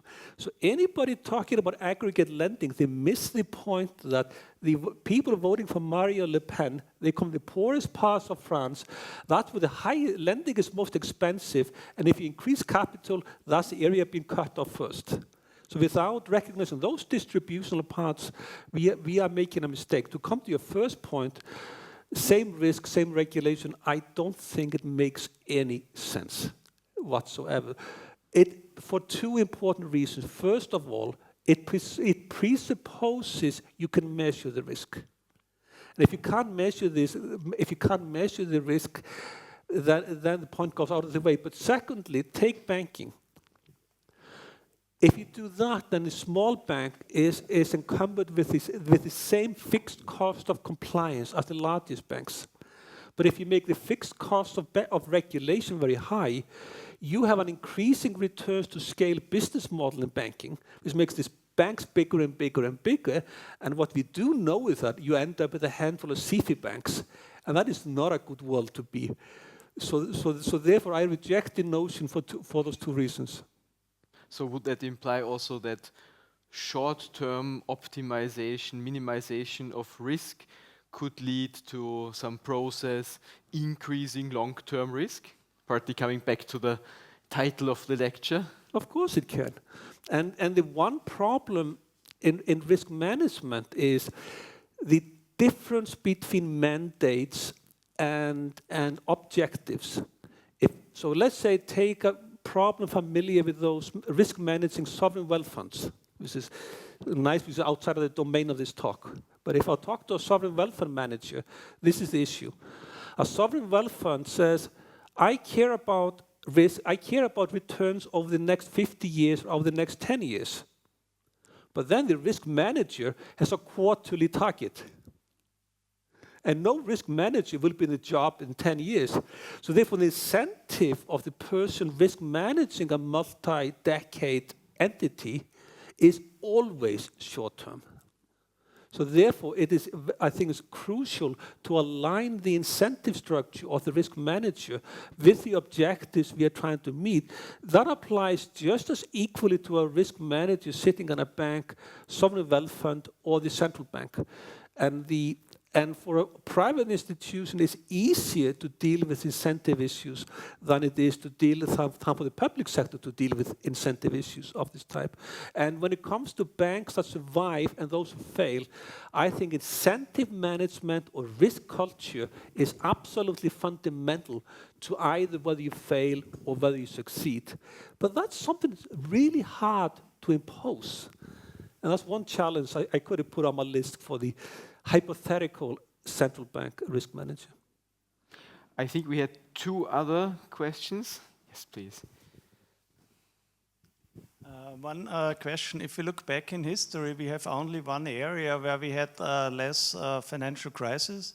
It's the Bretton Woods area after 1945 to 71, where we had a strongly regulated financial sector, we had high growth, we had falling inequality and falling public debt. So it was, most people say, Wirtschaftswunder or something like that. So why you're arguing against regulating strongly the financial sector?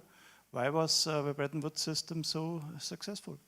I never argued against for weak regulation. I did not say that once in my talk. So therefore you heard something I did not say. But let's come back to the Bretton Woods system. And I'm old enough to remember how it was. I'm old enough to remember that to get foreign currency, you had to call somebody up and you would buy dollars on the black market. Not a nice system for most countries that had that system.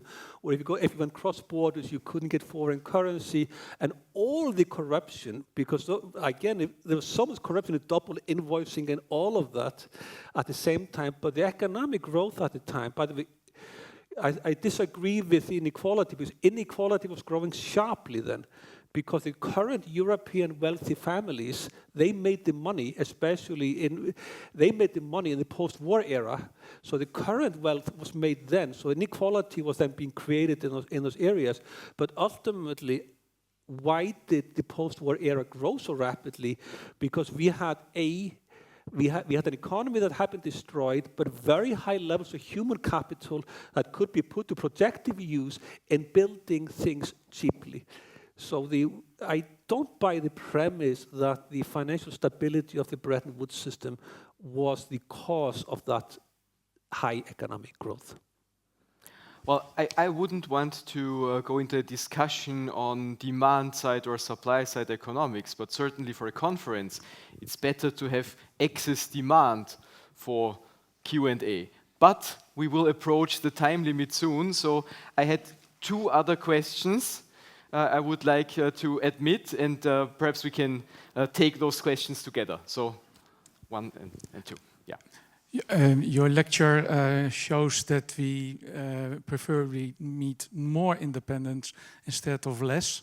The other talks today were basically saying we need independence for central banks, but also more regulation, more coordination between fiscal policy and monetary policy.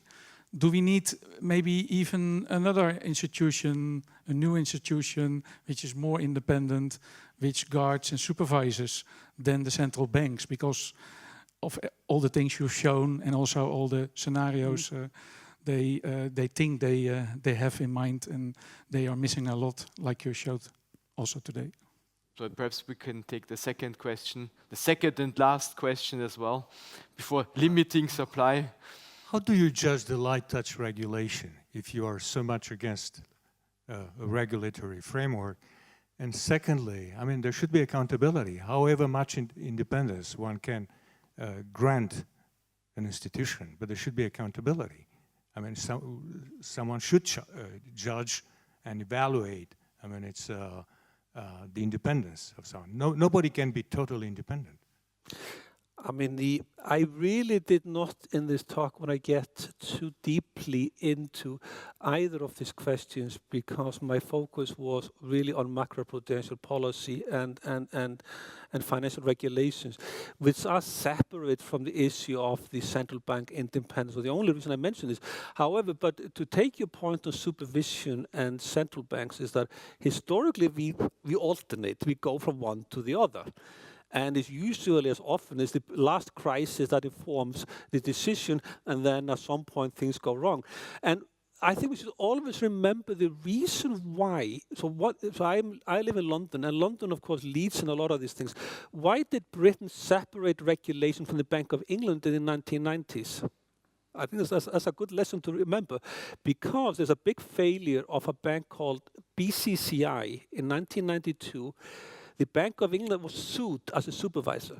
So therefore, the Bank of England was going through the court system because it failed in regulation. It was held legally accountable. And this was working its way through a legal system. And the problem there is, if your ultimate objective is monetary policy, and all of a sudden, and in supervision, you make mistakes. You cannot do supervision without mistakes. But that creates reputation risk that then undermines monetary policy. That's why we split it up. and then everybody followed the UK, and then the global crisis came, let's put it all together. But I think one of the great contradictions of the modern times is that the more power you give the central banks, the less powerful and less independent they become.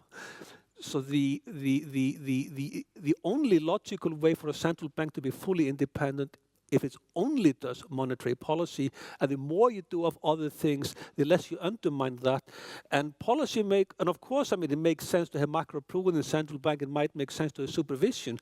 But this boundary question is, I think, increasingly important because we have seen all these powers being gathered in one institution, and that will raise an increasing number of questions. And I think a number of commentators in this conference have made exactly the same point.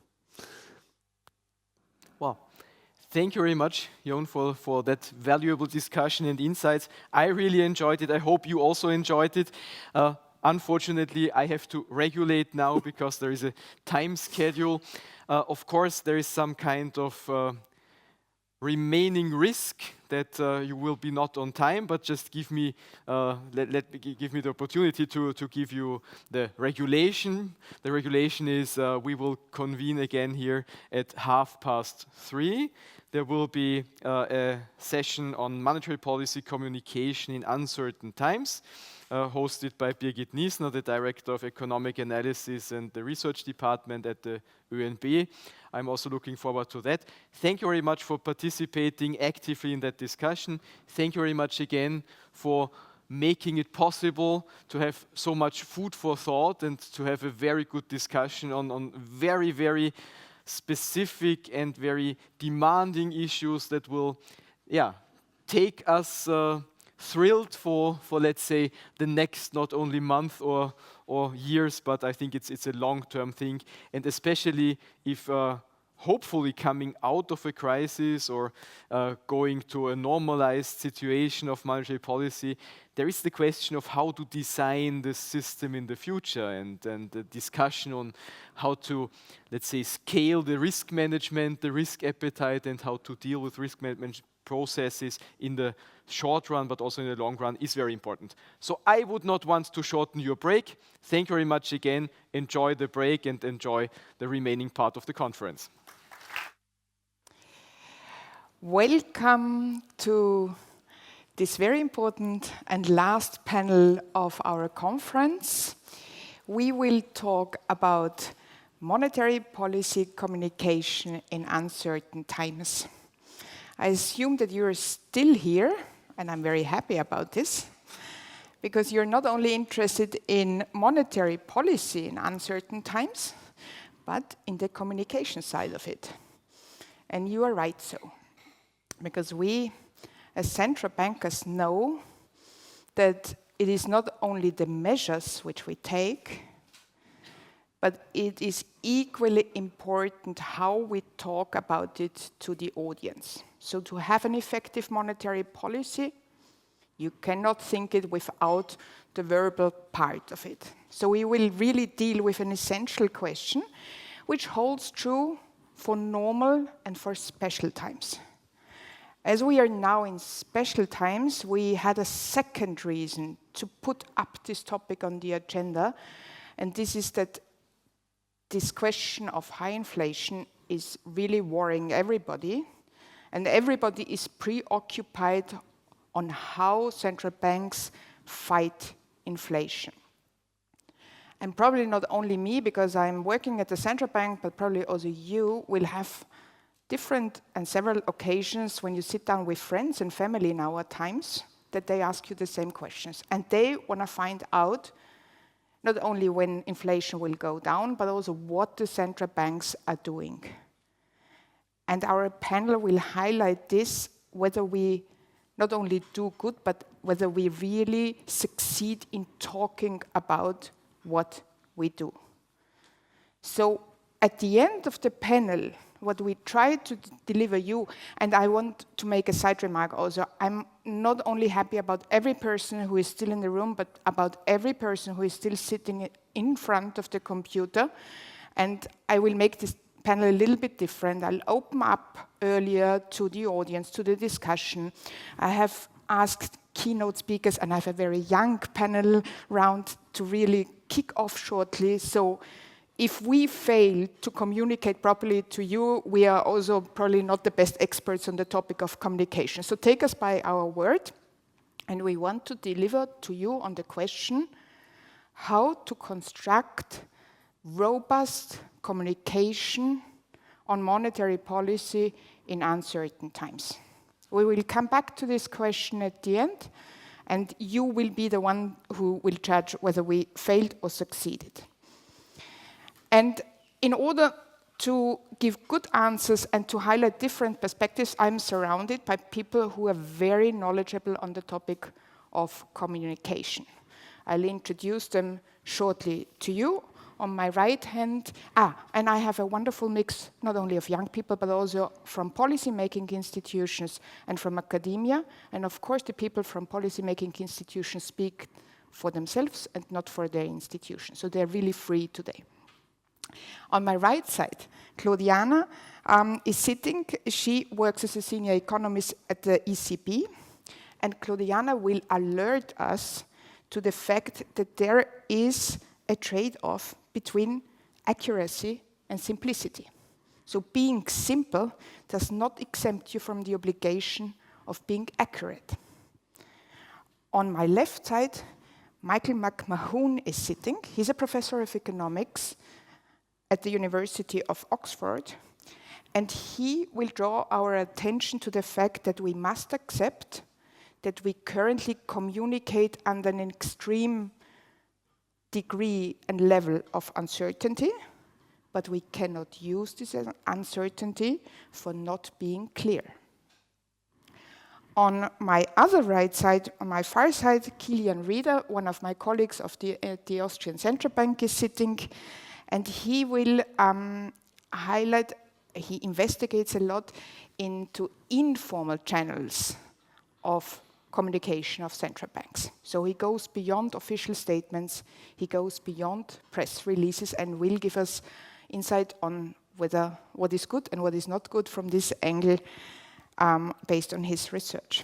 And last but not least, Emanuel Mönch is a professor at the Frankfurt School of Finance and Management, and he will recommend the KISS principle to us to construct good, robust communication in uncertain times. And with this short round, I'll ask Claudiana to give us her insights. Thank you very much. It's a great pleasure to be part of this panel and to have in front this distinguished audience. I'd like to start with an analogy from the 70s to highlight a bit our communication challenge. In the end of the 70s, the Federal Reserve needed a Paul Volcker to pursue a credible inflation fight. And like many other central banks, the Fed in that time had competing objectives. And what Paul Volcker did, he did many other things, but two important points that I want to highlight. He set inflation fight as a priority, one, and second, he signaled with actions that he and the Fed is going to stick with it no matter the bumpy road that they would face in front of them. And coming back to today in the context of high inflation, the question is, do we need now all central banks, Paul Volcker? Actually, we don't need, because nowadays central banks have put in place monetary policy strategies and frameworks that can make up for a big part of a Paul Volcker. So central banks now, they have clear objectives, they have targets, they have horizons attached to them. And in theory, these should, let's say, reduce the uncertainty about the objective of central banks and monetary policy.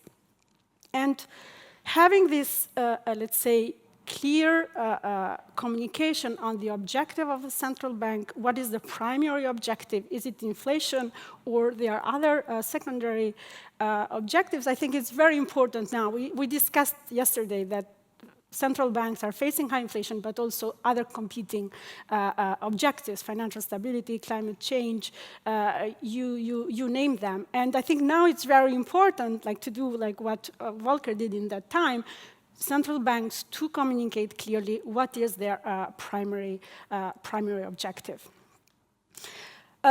Very good. We have clear communication on what are central bank objectives, but the next, and ideally the next thing to do is to communicate clearly a reaction function. How are we going to reach these objectives? And here, I think the answer is less positive. We know that central banking decisions are not taken by rules. So they are not robotic algorithms deciding monetary policy.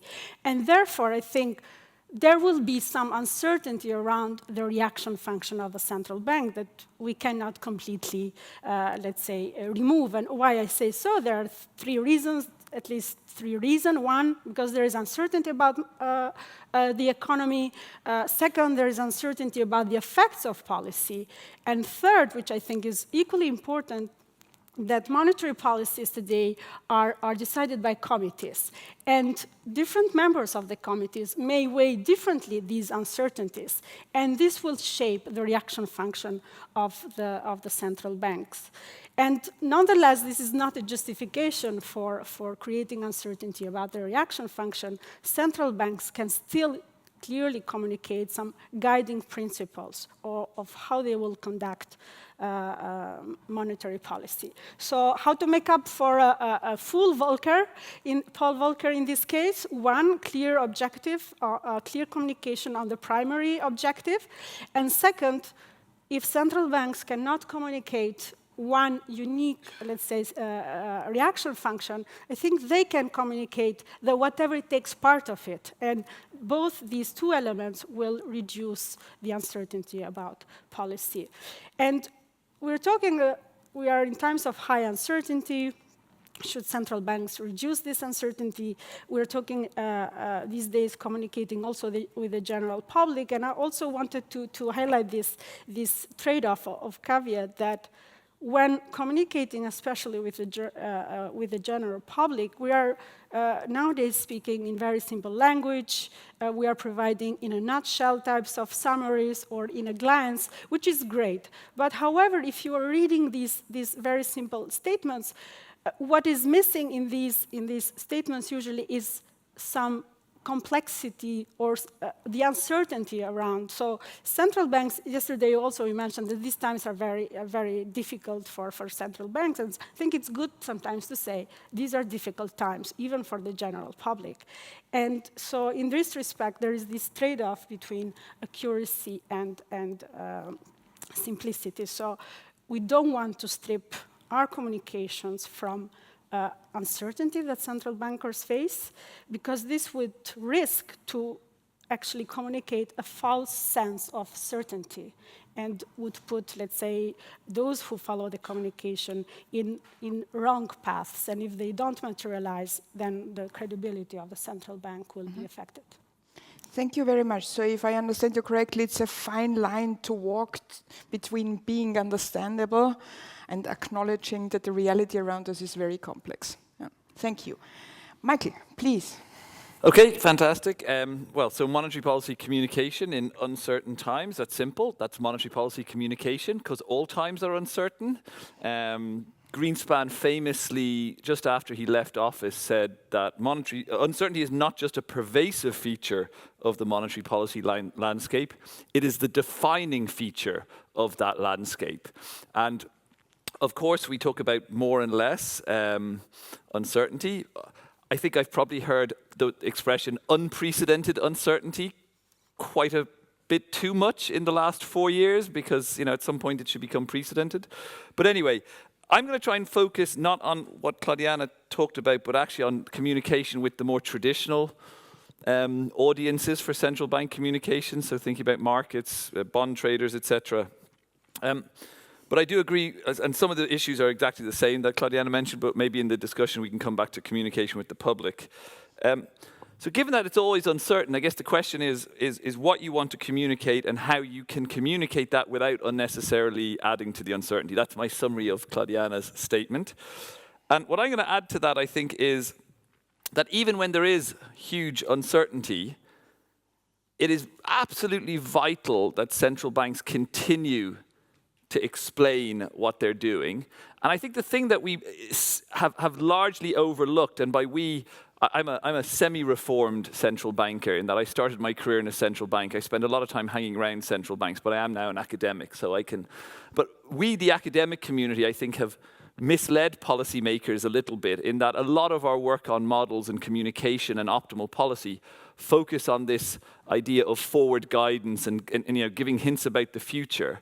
I actually think that an overlooked part of optimal communication is how we communicate where we're assessing the world to be now. This is something I've been working on for many years. So I have some recent work which shows that market surprises can be systematically explained just as well with messages about the current state of the economy. And you could even pick it up if you look at the press conference that the ECB has, about a third to a half of the questions from journalists are about how the ECB is viewing the current data. There's nothing private about the data. This is the same data we all see. This is what central bankers do. They spend a lot of time looking at this, trying to figure out where we are. Explaining that and explaining why you can have very different opinions looking at the same data is a super important part. So that was work I've done with the Central Bank of Ireland. Empirically looking at the Fed, work with Anna Cieslak, Stephen Hansen, and Song Zhao, we look at the effect of uncertainty on policymakers. And what we find there is even within the FOMC, a big driver of the effect of uncertainty on their policy stance is uncertainty that relates to tail risks. And this is largely, it is a forward-looking and a backward-looking element to it, but it's really about where we are and where we're going, which I would call assessment, and not this kind of, I will commit to doing something in the future or we're going to keep rates low for long. I think there's a lot more work to be done there. The interesting thing that came out of that work, and it sort of fits with what Adrian told us yesterday, is we find very little evidence of the effects of the kind of Brainard-type response that you see in a lot of the cited literature on optimal monetary policy. That's not to say that monetary policy makers know the model. I just don't think it accounts for a lot of there's huge uncertainty, but it doesn't account for a lot of the variation over time in this stuff. And it also doesn't seem to fit very well with how the market is surprised by what the central bank does. Nor, however, do random variation in the form of monetary policy shocks. Staring right at a governor, I'm sure he'll agree with me when I say policymakers do not think there is random variation in what they do. They do things for a reason. Policy shocks are lovely in models. They're lovely empirically if we could actually identify them. But the reality is most of the variation that's different to what was expected or what was done consistent with past rules is done for a reason. For instance, we didn't raise as much because we thought the financial system was looking a bit vulnerable. Or we raised by more because we thought there was a big upside risk to inflation that would damage our credibility. These are endogenous reasons for stepping away from some normal average reaction function. And that's what we have to communicate. It's those deviations. You saw the stuff that Ryan presented earlier that we've been working on that has a similar message. If you lose the kind of assessment credibility or the credibility with people that signals you're sending are sensible, they will assume that your policy is either going to be a mistake or that they're just not going to listen to the messages you send. So whether you think you want to influence them about what your policy will be or you want to actually try and anchor their inflation expectations, both get destroyed when you're in trouble. But you can rescue them with communication. I think that's super important. Finally, the last point I'll make is related to sort of new work that I have with Anna Cieslak, which is about when you communicate. And it goes a little bit to, and I don't want to step on Emanuel's feet here because I think he's going to say something similar to this, but it relates to the importance of keeping it simple, stupid, or communicating what we want to do. That is, there's a big power, and you see it empirically in the data, that things like bond premia react in the correct direction when central bankers come out and acknowledge that there are upside risks, say, to inflation, and that they're watching, they're ready to take action. That's even stopping well short of whatever it takes type heroic measures, but simply acknowledging the huge uncertainty and saying how you will react and how you're aware of this and how you treasure your primary goal of inflation targeting or price stability, I think is an important part of it. I think there's a huge area related to communication with the general public, part of which I think we get wrong and I'm probably to blame for, but we'll come back to that in the discussion. Mm-hmm. Thank you very much, Michael. There is a red line between what you and Claudiana were saying, acknowledge uncertainty. Yeah. I would like to continue with Emanuel and then you go for the informal communication channels, please. Sure.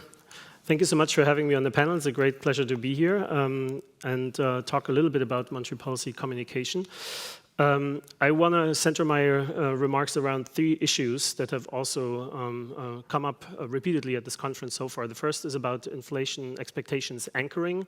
The second is about asymmetries in monetary policy strategies. And the third is about simplicity in monetary policy communication. So let's first talk a little bit about anchoring.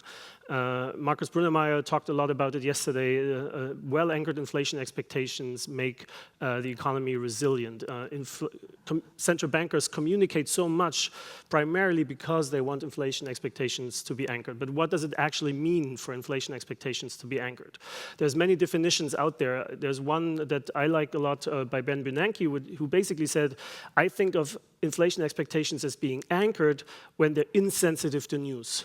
When there's a bout of high inflation, I want long-term inflation expectations to not move. I want them to be insensitive to these news. I don't want agents to update their long-term expectations of inflation in response to short-term shocks. And when that's true, then the central bank can, of course, affect the real economy by setting the real, or by moving the real rate, by moving the policy rate, because inflation expectations will be well anchored. And most models don't really have a role for anchored inflation expectations, because in most models, there's actually the long-term expected inflation is constant or an exogenous process. We don't really have many models that give rise to an endogenous inflation trend where there's a notion of an anchoring. And I want to shamelessly advertise a little bit of my own work. In joint work with Carlos Carvalho, Stefano Ezepi, and Bruce Preston, we actually develop a model of learning that has a notion for unanchored inflation expectation. So in this model, price-setting firms, they try to forecast inflation because they need to set prices optimally, and they basically are unsure about one parameter, which is the long-run mean of inflation. And they switch back and forth between 2 learning models. If they think, if they're in a situation where they think inflation is a stationary process, they try to predict the long-run mean of inflation using as much information as possible, basically finding out what's the constant in the inflation process. And so they weight information from more recent times and information way back about equally. That's the optimal thing to do if inflation is a stationary process. But if they realize that they've been making systematic forecast errors in the model, these price-setting firms optimally switch to a different learning algorithm where they basically overweight more heavily recent observations. And that's the optimal thing to do when inflation is a non-stationary process, okay? When inflation is non-stationary, you really want to pay much more attention to most recent observations than to observations way in the past. And so in the model, you can basically then find that inflation expectations in the 70s and 80s have responded very much to news. They were unanchored. Then Paul Volcker came in. He helped with sharp recessions to anchor these inflation expectations. And since the late 90s, long-term inflation expectations in many developed countries have been essentially flat, despite huge shocks hitting the economy, such as the Great Recession. So the model can give rise to these 2 sort of phenomena. It doesn't really have a role for central bank communication, but what it really tells you a central bank should be doing is basically ensure that no matter what the news, you want to have long-term inflation expectations be as close as possible to your inflation target. And so you want to communicate in a way that you show resolve to get inflation back to that target as quickly as possible, because you want to avoid that agents start thinking inflation is a non-stationary process. The second thing I want to talk about a little bit is asymmetries in monetary policy strategies. So both the Federal Reserve and the Euro system in recent years changed their strategy, and I simplify a lot here, but it's basically, you can think of there being an embedded asymmetry in these new strategies. The Fed calls it flexible average inflation targeting. It basically says, when inflation has been below target for some time, we want, or we will accept, or we want, so there's some subtleties around that, inflation to overshoot the target for some time thereafter, okay? Because we want to essentially use inflation expectations as a policy tool. They will act as automatic stabilizers. In bad times, when inflation has been running below target for some time, we want the agents in the economy to understand inflation will subsequently be higher than the target, so that the real rate falls automatically without us doing anything. And so basically, those strategies had been laid out in 2020-21, and then COVID hit, and inflation went through the roof. And I think central banks, for some time, were behind the curve on inflation because they had just essentially communicated they would let inflation overshoot for some time. And so they reacted quite slowly. And so I think now this comes back a little bit like a boomerang, which is hard to catch. You basically let inflation expectations drift purposefully, but maybe a little too much and too long. And so I think this is something central bank communication has to keep in mind. The last thing I want to talk about is how do you communicate about inflation in the times when inflation expectations are already quite high. And I've done some work with co-authors at the Bundesbank using a Bundesbank survey of households where you can basically show survey participants different types of monetary policy communication and see how they respond to this type of communication in adjusting their inflation expectations. And broadly, what we show them very different ways of talking about inflation. You can be honest saying inflation is currently high and we project it to remain high for some time. You can be hands-on. Inflation is high now, but we will bring it back. You can be soothing. We understand your worries. You can show numbers. You can show charts. You can show tables. You can do a lot of things, seeing how participants in these surveys react to these types of communication. And overall, what we find is that central banks are well advised to keep it super simple, to KISS in monetary policy communication, because the most simple sort of communication pieces seem to affect survey participants' inflation expectations the most strongly. So I'll leave it at that. Thank you. Thank you. We will come, I'm sure we will come back to this. So, Kilian, you will try to help our audience to find out that there are very different sources of communication, and especially maybe a part which is not so often put into the spotlight, which is the informal channels. Yeah. Please. So yeah, thanks a lot for including me in the panel, first of all. So let me start by asking very simple questions. So what do we actually think about when hearing the term central bank communication? And I think that probably most people in this room would think about two things, and you know, Michael, Claudiana, and also Emanuel highlighted that. So basically, on the one hand, we would think about official policy announcements, you know, for example, the ECB press release or the press conference where the decisions are sort of, explained to the public. That's the one type of, really prominent central bank communication that we know. And the second part that we know about and that people might think about are usually attributable statements by prominent policymakers. So by named policymakers, they give a speech, for example, as Governor Holtzman yesterday, as Christine Lagarde usually does, as pretty much all the governors do. And I would call these two types of central bank communication, formal or official central bank communication, because they come from the institution itself or by the people that represent it, essentially. But what I would argue is essentially that we should not only focus on this kind of formal central bank communication alone, especially when it's when we try to answer questions about how to improve monetary policy communication in uncertain times, because I think we should, on top of this kind of formal communication, we should also think about or pay attention to more informal channels. So Birgit already mentioned that. So what do I exactly mean by informal channels of central bank communication, and why do I think they are so important? So there's a recent paper that I wrote together with Michael Ehrmann at the ECB and Philipp Gnahn, who is at the BIS, And what we do there is we analyze one particularly prominent type of informal central bank communication, namely anonymous leaks about monetary policy that are issued by Eurosystem insiders to the media. And so what are these leaks about? Usually they disclose information that is secret, actually, to the press or the media in general. For example, about policy deliberations that are going on and that are, about the next meeting.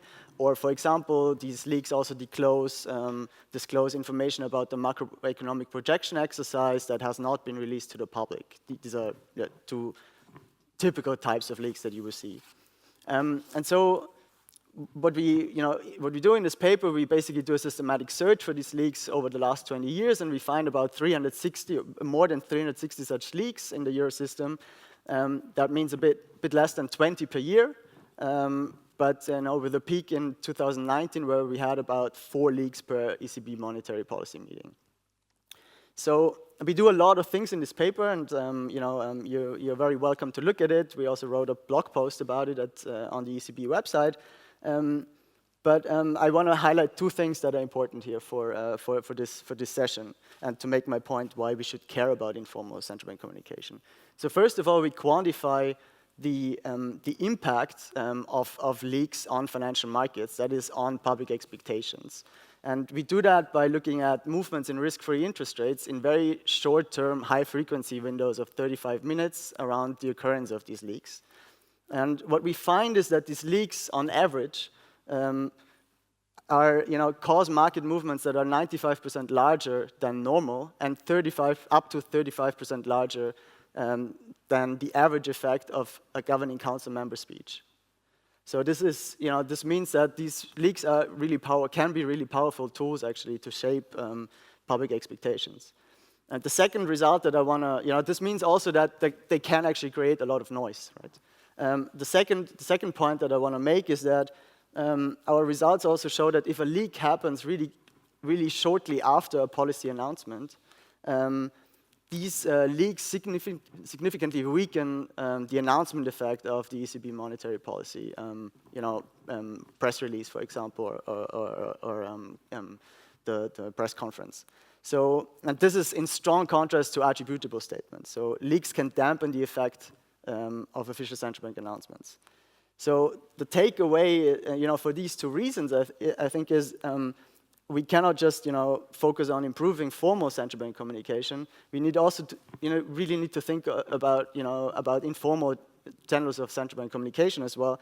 And why? Because even if, central bankers crafted perfectly clear and super simple statements that would leave, no room for uncertainty, and that are perfectly, that are then followed up by very easy and honest statements by policymakers, informal central bank communication can still create enough noise to partly, undo all these efforts. So that's why I think it's an important thing to have in mind, and that's.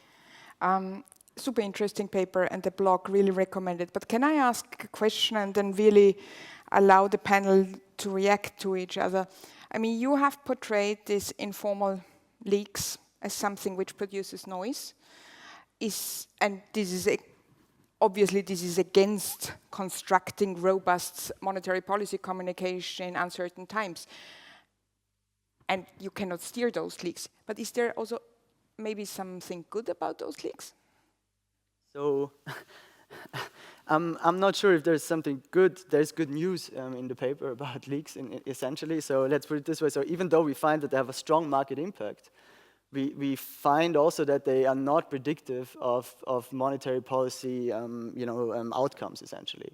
So that's why I call them noise, essentially. They have a strong market impact, but they don't really tell us anything about what actually the outcome will be. So in essence, that's also what we write in the paper. We would think that that this is a good signal insofar as that it doesn't really lock in decision makers. That's the first point that is important, I think, about it. And the second, so that the leaks don't lock in decision makers. And the second point I think that is important is it seems that these leaks reflect minority opinions because they don't move. Okay. Yeah. Okay, thank you very much. But if I understand it correctly, it's something which goes against our intention here of building a clear I think it doesn't, and robust communication strategy. Not very helpful in creating trust, right, in the institution. And it undermines credibility. Yeah. Thank you very much. This really now leads me to the second part, because you have been sharing insights of your research. I see a lot of common denominator. The verdict is, what I take, especially from the three speakers around me, is not to deny uncertainty, but still to keep the statements understandable and short and simple, as you said. Yeah? Can I now ask you to react to something you want to challenge the others? Are there questions to each other? I can go. Please, if you want. do this. Yeah. So I said I didn't really talk in my bit about communication with the general public, but a part of that literature came out of work that I did with Andy Haldane, trying to think about this as an issue, and we put forward this almost, I'm now going to call it like a manifesto for why central banks should talk to the general public when most of the time they weren't. People like Alan Blinder are absolutely convinced that it will never be successful. And I'm not sure I'm that far from him, but I still think we should try. I sort of stand by all of that. But the original result, I think, has been slightly misrepresented in the sense that we showed that if you forced people to read our usual market-focused, turgid monetary policy statements, that they largely didn't understand them and it didn't help them trust the institution. Whereas if you showed them something that was more simply written, more relatable, easier to understand, they did. Now, the thing that's often forgotten is that in that work, we paid people. We had to pay people to read central bank communication. So we wrote a second paper, which is not really cited as much, but which talks about the 3 E's. And one of them was the one we talked about in the first paper, which is explanation. But the key part of all of this is engagement. And that, I think, has sometimes been missed, that it's really hard to engage. The third E, for those wondering, is education. There's huge heterogeneity in the effect of these communications according to measures of education. So a lot of people just don't understand a lot of issues in the economy. So you can say inflation will come down in the simplest language possible. They just don't understand that we're talking about a derivative of the price level, and we're talking about actually, when it's coming down, we're talking about a second derivative. You know, there's a lot going on there that as economists, trained economists, we take for granted the average person on the street doesn't really get. So I think there are still lots of things to do in that literature. One thing that we've done recently is to show that actually it's not semantic complexity that really matters, but actually conceptual complexity. So it's not writing small sentences or small words. It's actually, in most languages, the first thing you're taught is how to break up big, complex words and how to take big sentences and break them up. I have 3 young kids, which is how I now know this, because I've sat many times with my finger over part of a sentence or over part of a word. And we're all taught, in most languages, we're taught to do that, and that sort of helps us when we're confronted with a long sentence, which, by the way, central bankers are incredibly guilty of doing. I mean, our desire to caveat every statement with a subclause is shocking. But anyway, so it's the conceptual stuff that's hard, and that's the link to engagement. That's the link to education. I missed the third E. Explanation, engagement, education. It's not obvious that the central bank's job is education, by the way, but we can have a further discussion of that. The bit. Obviously, engagement gets a little bit easier when inflation is at 10%, because it matters again. That's not a great way to engage people, by the way, if you're also measuring your success, but that's the truth. The one thing that I want to now to stir the pot is I don't actually, for empirical reasons, agree with one thing that Claudiana said, and that is this uncertainty critique. So I have tried to experimentally see whether it's true that communicating in simple terms versus complex terms communicates less uncertainty. Now, I'm going to give you a positive. The answer is I don't believe it because there's no evidence of it, but there's no evidence for an even more worrying reason. The general public does not pick up any uncertainty, any particular systematic uncertainty from complex communication, and so it doesn't lose anything by seeing simple stuff. Now that's good in the sense that simple doesn't give the false sense of security. It's not good in the sense that we even our complex stuff with normal people absolutely fails to convey uncertainty. There are some measures that you would think work very well, and they do with the more educated, and they're things like fan charts. So the UK, the Bank of England, has been doing these for upward of 30 years now, and they do partly communicate. I have huge issues with how the Bank of England has used them. If you ever want to look at their fan chart, plot the variance term, which is made available every month. It basically is flat, a constant variance. Then the financial crisis, they expand the variance, and it's been flat ever since. So they're not using it as a communication, apart from to say there's always uncertainty. But so I think we have a lot of work to do to communicate uncertainty, particularly to normal people who, as my wife always tells me, she thinks I'm very sad as an economist. She's a lawyer. She's probably right. But she thinks I'm very sad because I think of the world as a probability distribution. So I'm never sufficiently surprised by things that are within the normal bounds of things that could happen. Like, oh, our friends are having a third child. Oh yeah, lots of people do. That's not surprising. She wants more excitement, but probabilistically it's not surprising. I don't want to imagine a lawyer and economist at home. Yeah, thank you for that. I think that's now really the point, because you were talking about press statements not being understood. It's really the point where I want to wake up our audience and then get you on board and ask for the first questions. I will ask you 3 questions, and we do it really old school. Raise your hands if you want to say yes. We just want to get an impression. Yeah? Do you read official press statements of central banks? Oh, you're not the typical audience. Probably That's not exactly representative. Okay. Not all the time. Do you, that was already, okay. Do you read blogs or listen to podcasts of central banks? Okay, interesting, yeah. And last but not least, who prefers to read about monetary policy in articles of journalists? So do you enjoy more reading in a newspaper about central bank policy than going to our homepage? Who prefers journalists? Yeah. Okay, you completely smashed my expectations. That's wonderful. And obviously, I'm sorry, Michael, but the press statements they are a bestseller if you look at our audience. Yeah. There may be selection issues. It's okay.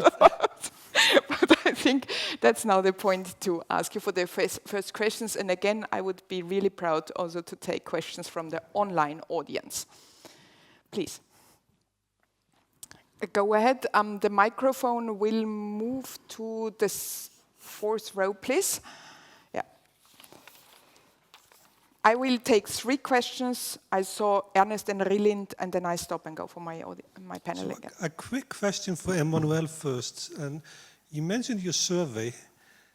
Now I'm trying to wrap my head around the following question. First is, what evidence is that central bank communication has actually any impact on people's behavior? And secondly, what is the point of it? Which is sort of, education is not sufficient to me. I mean, what does it want to achieve in terms of executing its political mandate with communication? And for Michael, a quick question, since you mentioned reporting on the status quo, what's happening today. And in the United Kingdom, you might have, I mean, if you follow the things over there, you might have noticed that the Bank of England is often asked about inflation, and what it consistently says, inflation is the fault of everything except 2 things, Brexit and the Bank of England. And that makes the whole country laugh. There's nobody in the United Kingdom who would agree with both statements. So therefore, can central bank communication undermine the credibility in the institution? And do they have to be careful about that? Thank you. Mr. Kawashi from the JVI. Hi, thank you. To continue along these lines, are we putting basically too much of a burden on central bank communication? And to bring things into perspective of recent years and the spike in inflation, was it a problem of communication, or of actual central bank decisions of falling behind the curve, basically, and convincing the public for a while that it's all transitory and so on. And related to credibility, would it actually help if central bankers were a bit more humble and said, okay, here we made a mistake and we kept rates low for long? Thank you. Thank you, Rilind. About the humble central banker, I asked Mr. Governor for your question, please.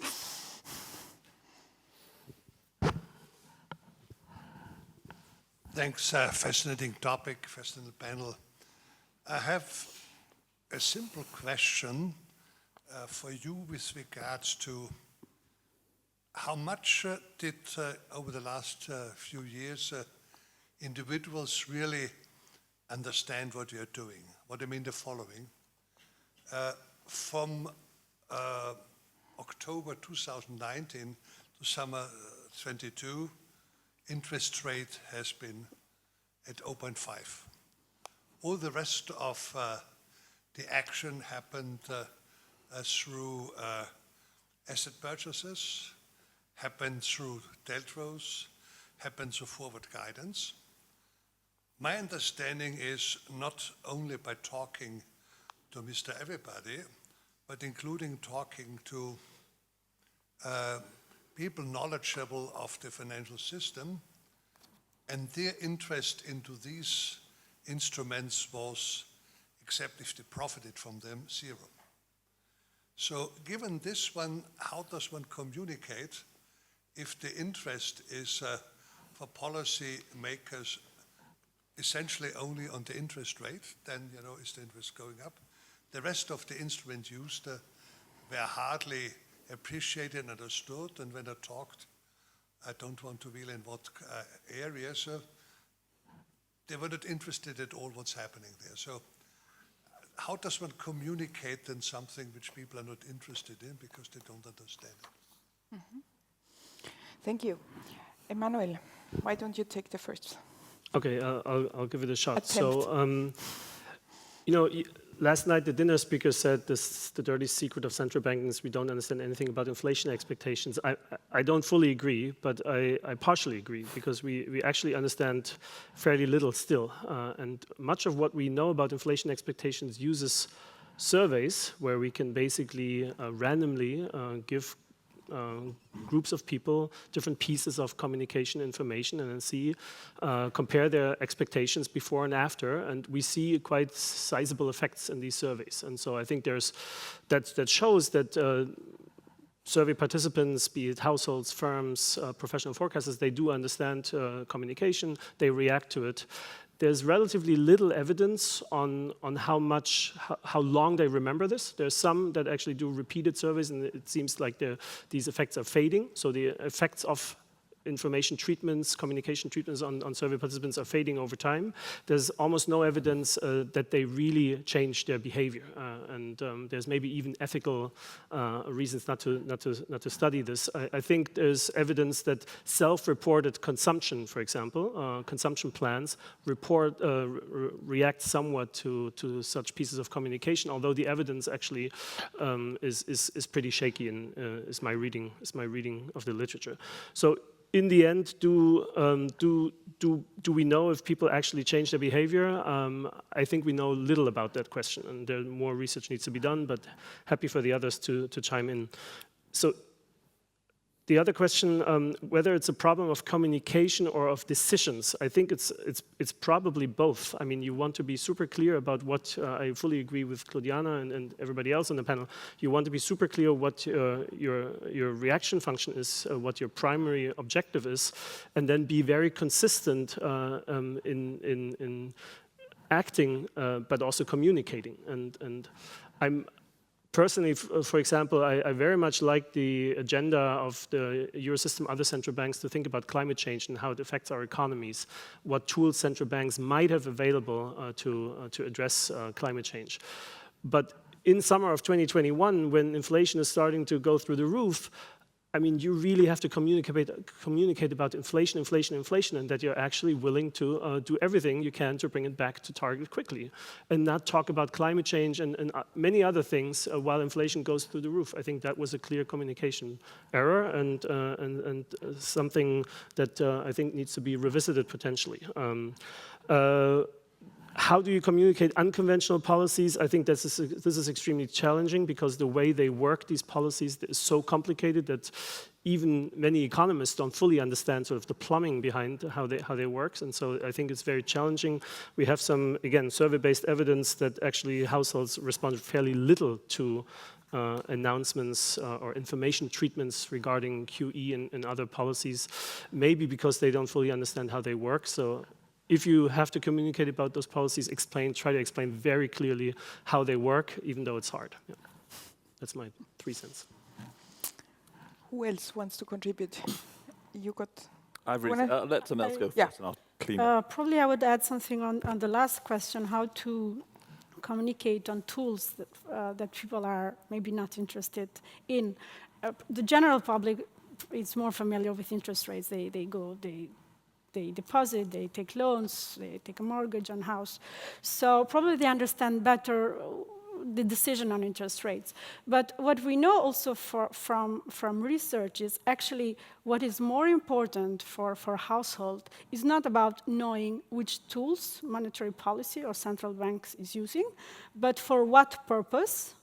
So what is the objective of using those tools and how that objectives affects their lives. So this is, let's say, the idea that comes from research, working with surveys on households, that really households are interested what is the objective and how it affects my life, and not exactly what is the tool, if it's a balance sheet, interest rate, or any other tool.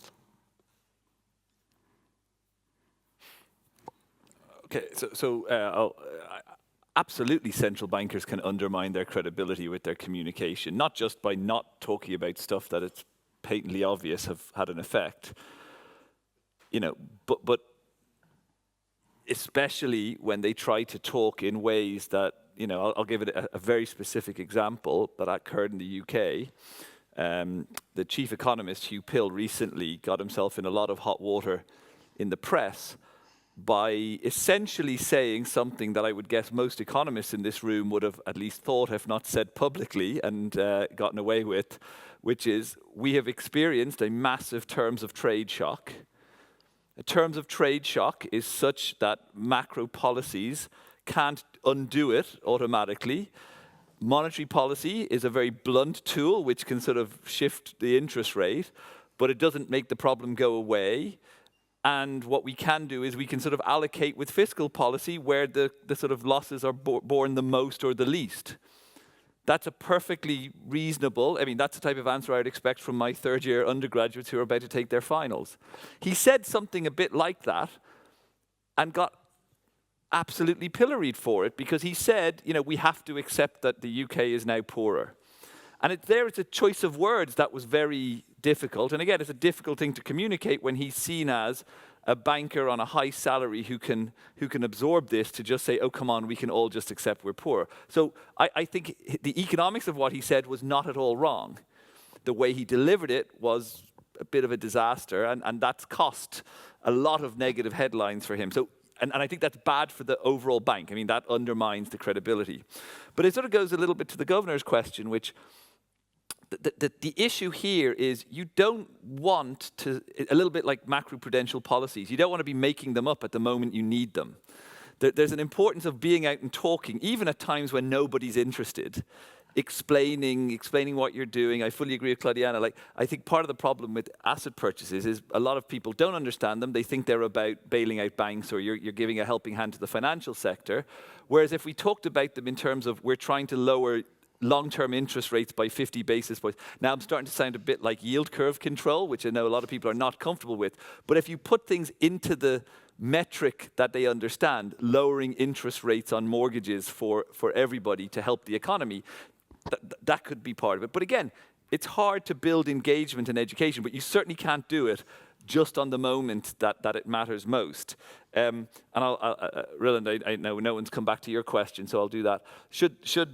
Is there too much of a burden on central bank communication? I think there's often too much of a burden on central banks, full stop.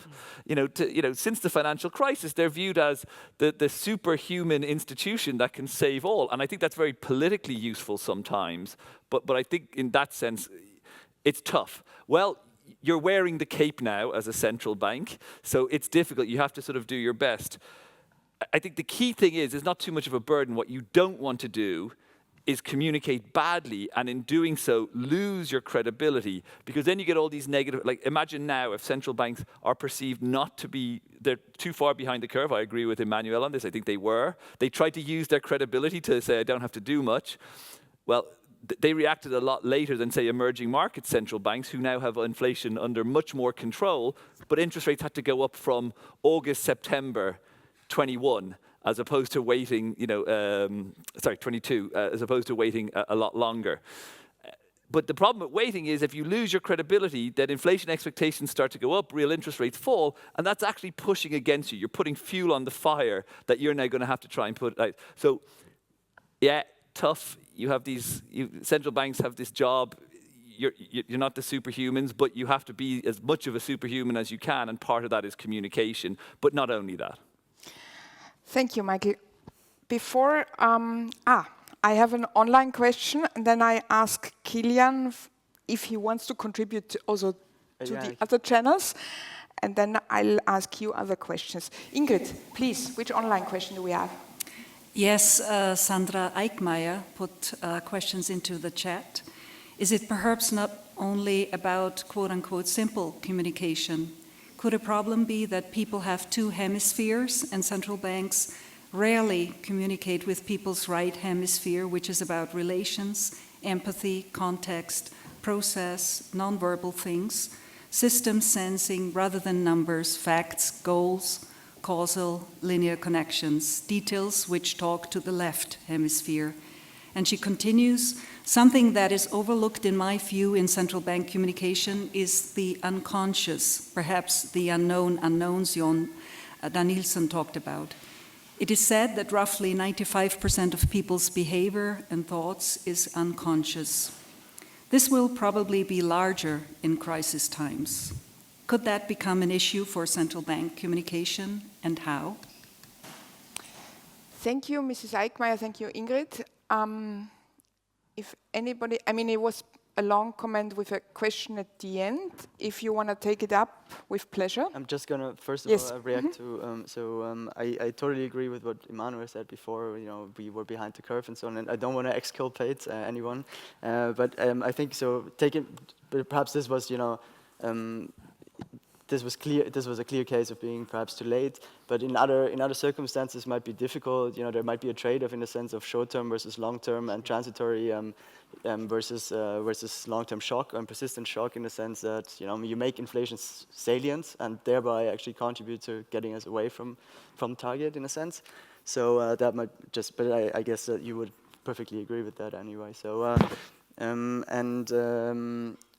perhaps on the burden point. I just want, I also agree with that. From another perspective, I think like right now there's also a lot of research on central bank communication on the social media, and that's something we don't understand so well. So at the moment, does it help? What kind of effect does it have?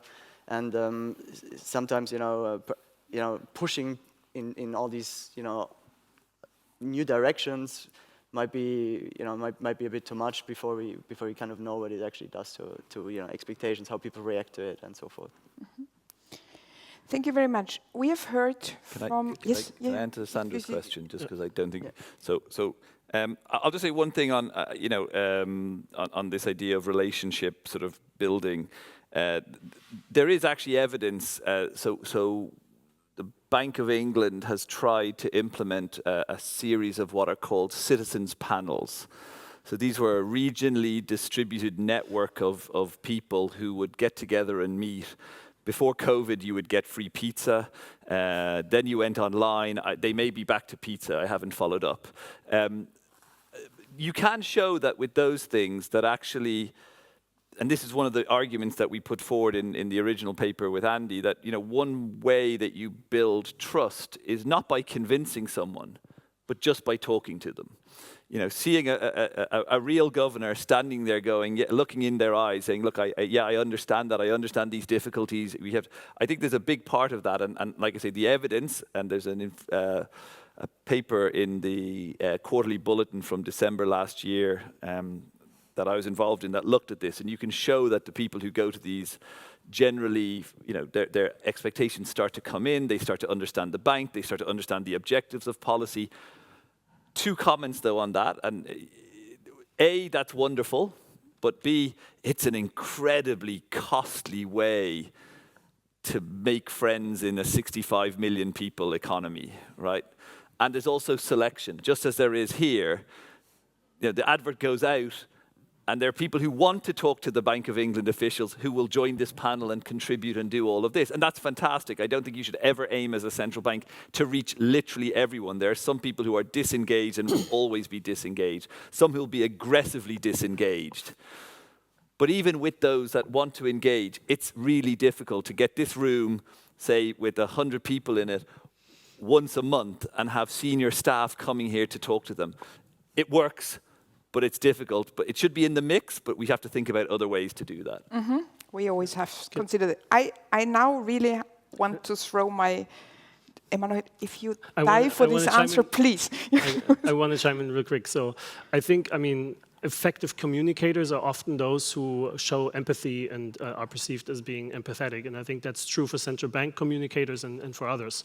And so basically showing, communicating that you understand the concerns of the people you talk to, that the hardships they experience by going through the high inflationary period. I think that certainly will help in getting the message across. As a response to Sandra's question, there's also evidence that it doesn't just matter what the message is, but also who the sender of the message is. So Andreas Fuster, Michael Weber, and others have an interesting paper where they basically show the same quote by central bankers and attribute it to different people on the FOMC. A woman, a black man, and then a white man. And it turns out that women respond much more strongly to what supposedly was said by a woman. Black people respond more strongly to what was supposedly said by a black representative on the FOMC, and so on and so forth. So you could conclude from this that diversity could sort of enhance communication. Diversity on committees could enhance communication, and so maybe it goes a little bit in that direction as well. Dear just me, wanted to add I this. nearly cut you on that message. So now I ask my panel for best practices. And then I hand over to the audience again. And this is not about being competitive, but really finding out who has handled the new high inflationary period well in terms of communication. Can I ask my panel, which central bank has impressed you? And I'm really talking not about historical examples, but which central bank has impressed you in the last 1.5 years? And of course, you can also say the Bank of Albania, so we will never be able to prove it. Yeah, but and you too, you are dismissed of your normal duties towards your employer. So please, which central bank has been handling the communication challenge with new high inflation well?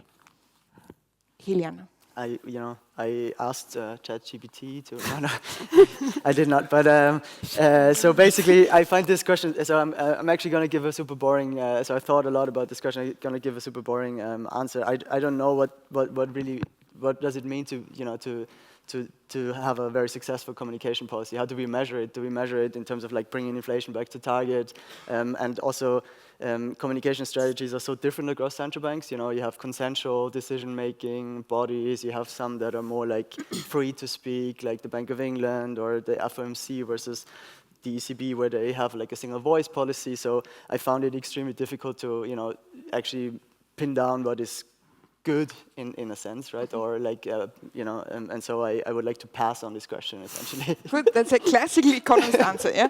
Does anybody want to say a central bank? If not, I go to the second question. I have an answer for the second question. Okay, I'll start with you, Kilian. I was underwhelmed by pretty much all of the ones I follow regularly. Okay, okay, Juliana? So I spoke before about this importance of communicating clearly the primary objective of the central bank. So, and I did just a very simple survey on this simple metric. I went to the websites of several central banks. What is written on their first page? I think one or two have it written, what is the mandate of the central bank? So I think in this respect, it's not a very good communication. So output on the first page, this is a central bank, our mandate is price stability. There would be a Inflation criterion. as such. Yeah. Short answer, Emanuel. Michael. I found it very easy to think of ones that didn't do well. Yeah, okay, no, we heard about the chief economist. No. We talk about role models. I will say one in particular, the one that sort of surprised and impressed me, but I don't think the overall performance, but one particular, I thought that the August 26, 2022, Jay Powell's Jackson Hole introduction, that's usually a very long, quite technically written speech. And he took the occasion to make the shortest ever speech at Jackson Hole, where he simply came out and essentially just said, yeah, mea culpa, we're behind the curve, but here's what's guiding us. We are being guided just by inflation, and that will be guiding everything we do from now on. And the effect on the markets and everything was, I guess, what they were hoping for. So in that isolated incident, I'm going to give some credit for that, but I wouldn't say that the overall performance in the last 2 years of the Fed was fantastic. It's a fair answer, because it brings me really to the second question, and obviously Kilian has an answer to this. Which policymaker did you find clear in this special situation of uncertainty? So perhaps not. So I thought, perhaps not only during the last 2 years, but I generally tend to like speeches by Isabel Schnabel, particularly because she takes up, and for a very simple reason, because she takes up, as we kind of discussed also on the panel, like delicate and really complicated issues, like side effects of UMP and all these kind of things, and breaks them down, and I think explains like in a very clear way. So she doesn't shy away from complicated issues, but still addresses them and tries to convey exactly why we do what we do. That's it. Yeah. Any other policymaker or a speech which impressed you, Claudiana? I would say, just not to mention names, but probably we don't see yet an Andy Haldane in these last years. So I think that was kind of a vision of how a central banker can communicate clearly. But also I would wish there's a lot of very good communication, but where policymakers are communicating, they are communicating in circles that understand each other. So in conferences, with academics, with policymakers. So I think to assess really the clear communication is to see them with the general public, with students, with communities, and see how they communicate there. Mm-hmm. Emanuel, what impressed you? A positive example, please. We should have coordinated better, because I was going to say Isabel Schnabel, because I really agree fully with Kilian. She's managing it pretty well, explaining complicated things in relatively easy to access language. It's still hard, probably even for her, to reach the broader public, even though she does try to communicate on social media quite actively, more so than others. But yeah, I also liked sort of the clarity of her speeches. Maybe not quite to the poetic level of Andy Haldane, but I agree with that, and that would have been my answer too. So. But would you say that she applies the KISS principle? To the best extent possible. I think she's, in her speeches, clear about what the issues are and what sort of, that these issues are also complicated and complex. It's not just, everything is not super simple, but she's, I think, doing a fairly good job at explaining these complex issues with simple enough language. And that's really the key challenge of policy communication. Please, I would like to, again, hear the voice of the audience. Adrian. Is this now, you want to talk, Ernest? Yeah, okay. I see Tomasz, yeah. I take 3 again. Please, Adrian. Something that struck me whilst you've all been talking is, do committees have a particular problem in communicating? this picks up a little bit of Sandra's question online, that, and both your responses in the end have been that individual central bankers are very good at communicating and can do things very simply. But as soon as you pass to a committee trying to explain something, and the bureaucracy that goes behind creating committee communication just makes it impossible to be empathetic, instantaneously makes every sentence 3 times as long as it needed to be, because, and I'm as much at fault here. I mean, I will declare in front of everyone, I'm one of the few people who's paid to read the minutes in the accounts, and anybody who knows the Banque de France often insists on having things inserted into these minutes and accounts, and I'm personally guilty for most of that, but that's my job to do this. I mean, to what extent are we victims of committees trying to communicate something that they're just not capable of doing? The individuals can be empathetic, direct, kiss, and so forth, but committees just don't find this possible to do. It's a game stopper. Thank you. Ernest. Thank you very much. I really appreciate this discussion by this panel very much. And I think the topic is very interesting and important. But I would still make the point that communication is one thing, but action is the other thing. And I have a little bit the impression that, in general, not only this panel, we take as errors of communication things which are actually errors of action. So, I mean, in the end, what I mean is walk the talk. So talking needs to be consistent with action. And I give you an example of a recent press statement, which I now quote freely from my memory. I don't say whose press statement is. And then you tell me whether you find this consistent or not. So it's like a survey as well. So this quote goes like this: inflation is far too high.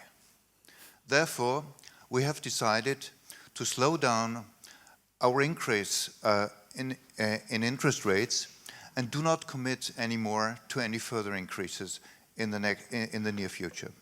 So this is the statement that I put for survey here, and I ask whether you find this consistent. We will not answer this question because from the way you spoke, I knew who you meant. Okay. But I see the point of inconsistency. Thank you for that. Yeah. Tomasz. Tomasz is sitting there beside the screen. There's someone just there. Thank you very much. Tomasz Lozej, Central Bank of Austria. I would like to ask 2 questions. The first one follows up on what Governor Holzmann asked.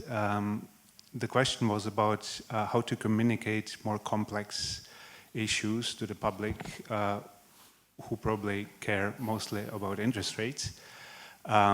Since I'm at the Central Bank of Austria country desk for the Czech Republic, I would like to use this example of the Czech Central Bank, which is a very long record of central bank independence, and it has a very long record of pretty decent inflation targeting. It was one of the first central banks to introduce inflation targeting worldwide.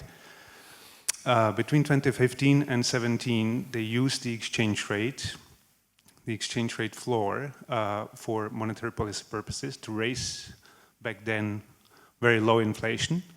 And what happened? All of a sudden, the public, which had not really cared about the institution as such and the monetary policy, all of a sudden, 10 million central bankers popped up in the country. Everyone was extremely knowledgeable about what the central bank should do. And I think the central bankers really tried hard to communicate this issue.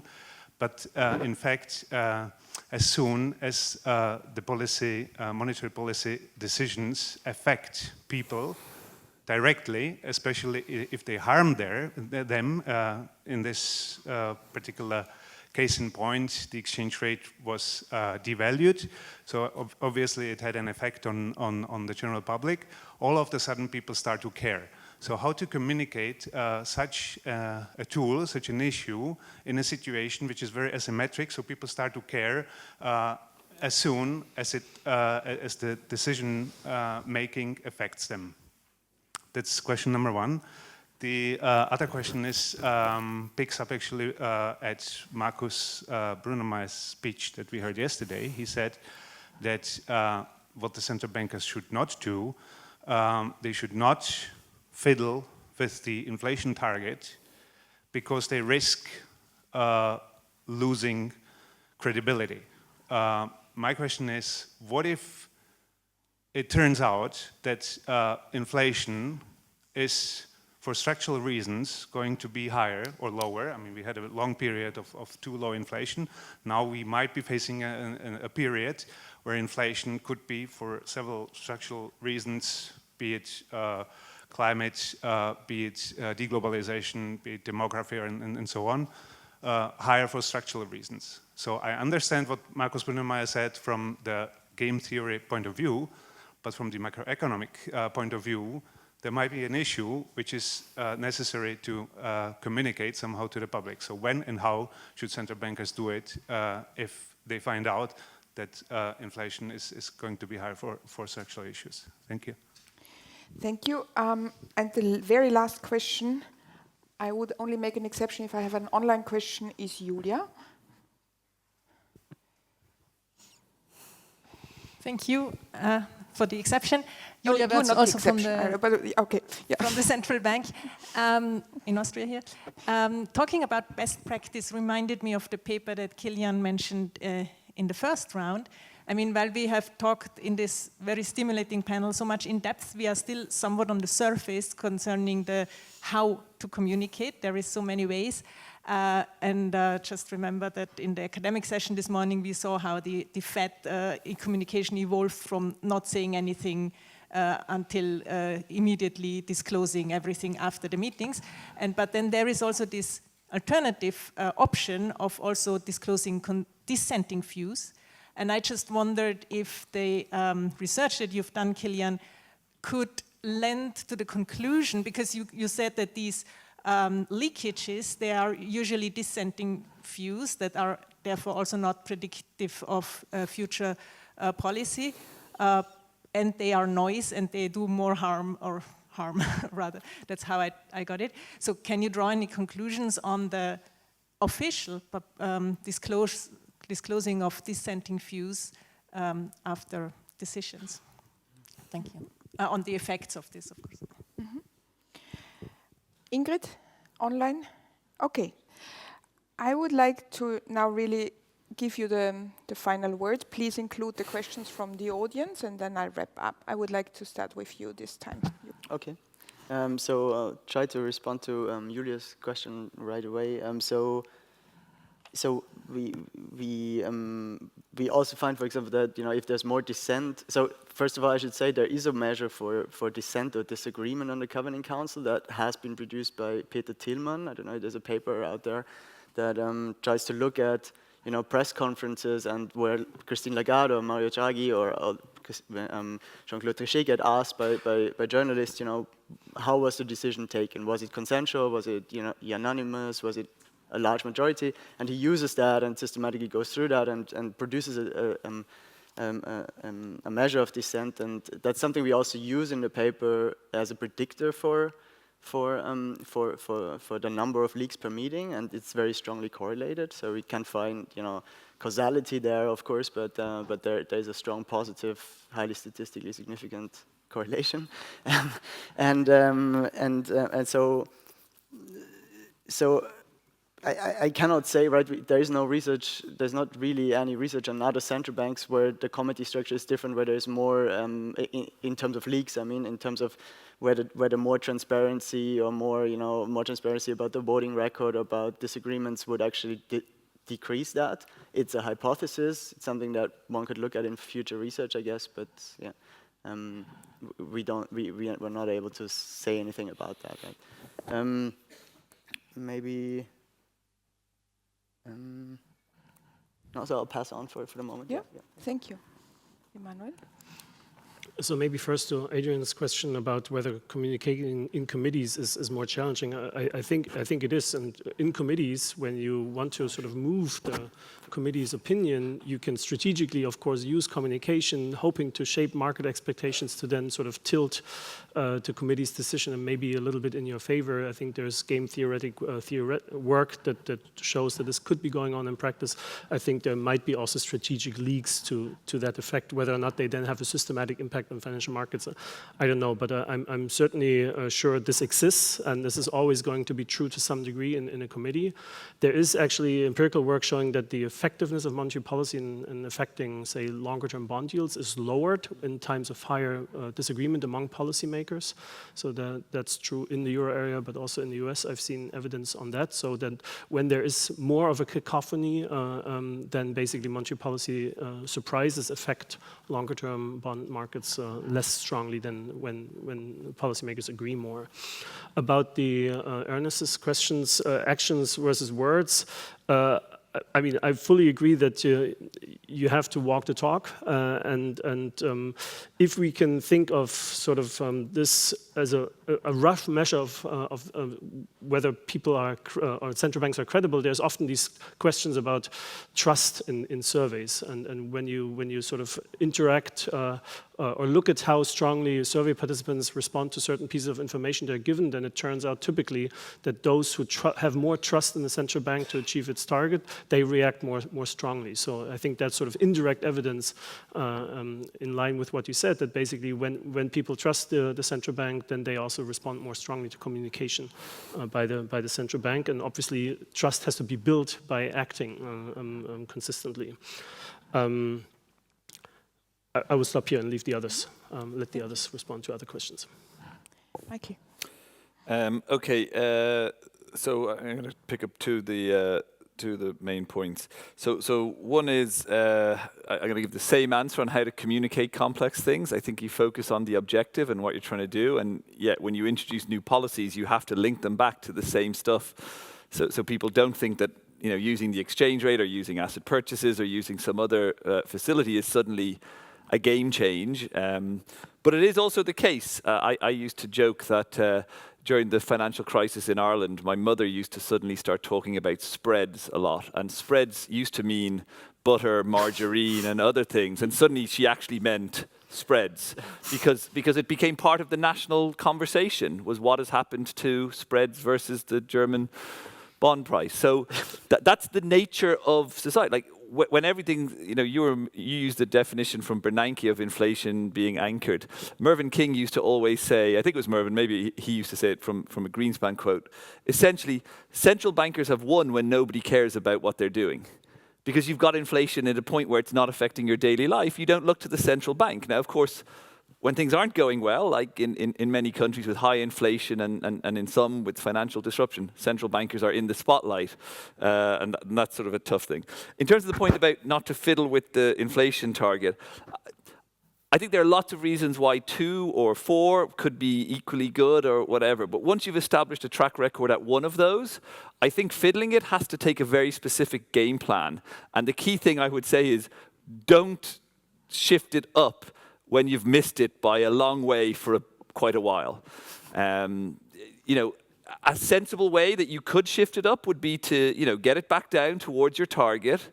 Once it's down, tell people the intention is to raise it at some future date, show that you can then get it up and keep it there, and then you leave it there. But that's very hard. But certainly the wrong thing to do would be, hey, look, inflation's 10%. Doesn't matter, we liked 8 better anyway, so aren't we so clever? I think that would destroy credibility. I'll give one example. So I don't know, I've never studied the leaks per se, but the Bank of England has a one-person, one-vote philosophy. It's been from the start, it's been, it causes problems at times because, you have people talking, so the committee aspect can be overridden by individuals going out and saying things.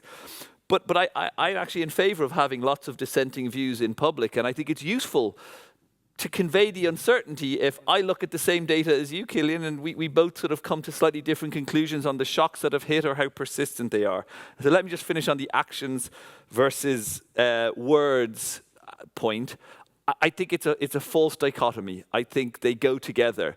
You know, the effect of a given action depends on the words that go with it. If the market think you've made a temporary mistake, the effect on bond yields and on the economy will be very different to if they think you've got a new world view that you've communicated that will be persistently maintained. So I think we should just take policy not as one particular thing. It's a multi-dimensional object that includes now asset purchases, you know, interventions in market in other ways, interest rate behavior, communication, and all of these things matter, and you have to shape all of that to think about policy. So our models are lovely because we have this R variable and it's unidimensional. The reality is hard, and I think we have to think about it that way and not make that dichotomy. Thank you very much. Claudiana, you have the last word. Thank you.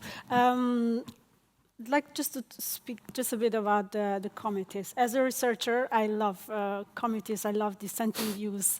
They are very informative. They have signals. And also there is research backing up that committees are, there are good reasons why monetary policy is decided by committees. So it's true that they induce inertia in decisions, and it's true that they induce, let's say, complexity, probably unnecessary complexity in communication, because they really want to make compromises, and some words will kind of fit the hawks and not the doves, and the idea is how to include all this complexity in one communication. But otherwise, I think it's a very good representation of diversity, and markets might have diverse views, and they might agree with one part of the committee and some others with one part of the committee. So I think I'm in favor of such diversity of views. Thank you very much.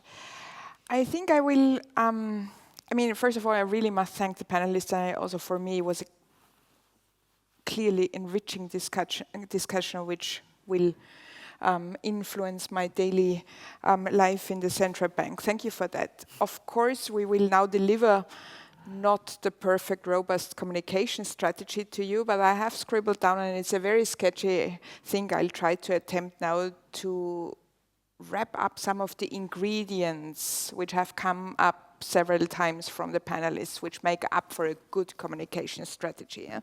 I would first cite the element from Claudiana, whatever it takes. So this commitment element is one spice in a good communication strategy.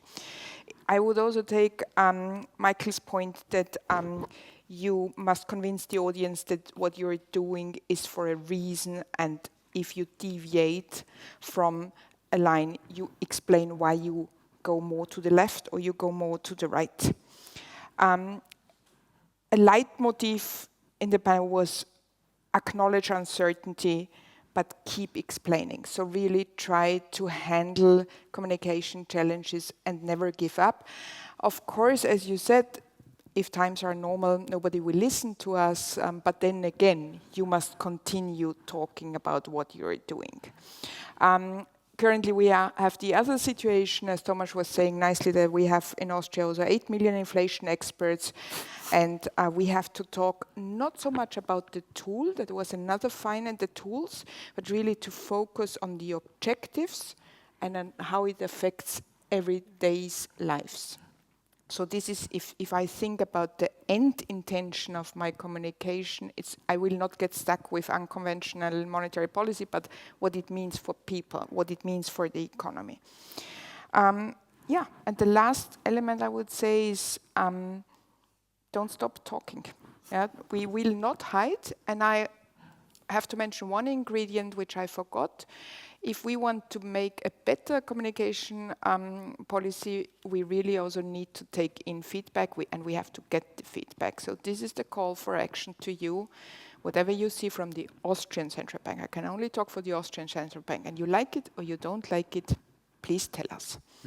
That was the end of the panel on communication, and my last pleasure is to give over to Mrs. Vice President for the concluding remarks.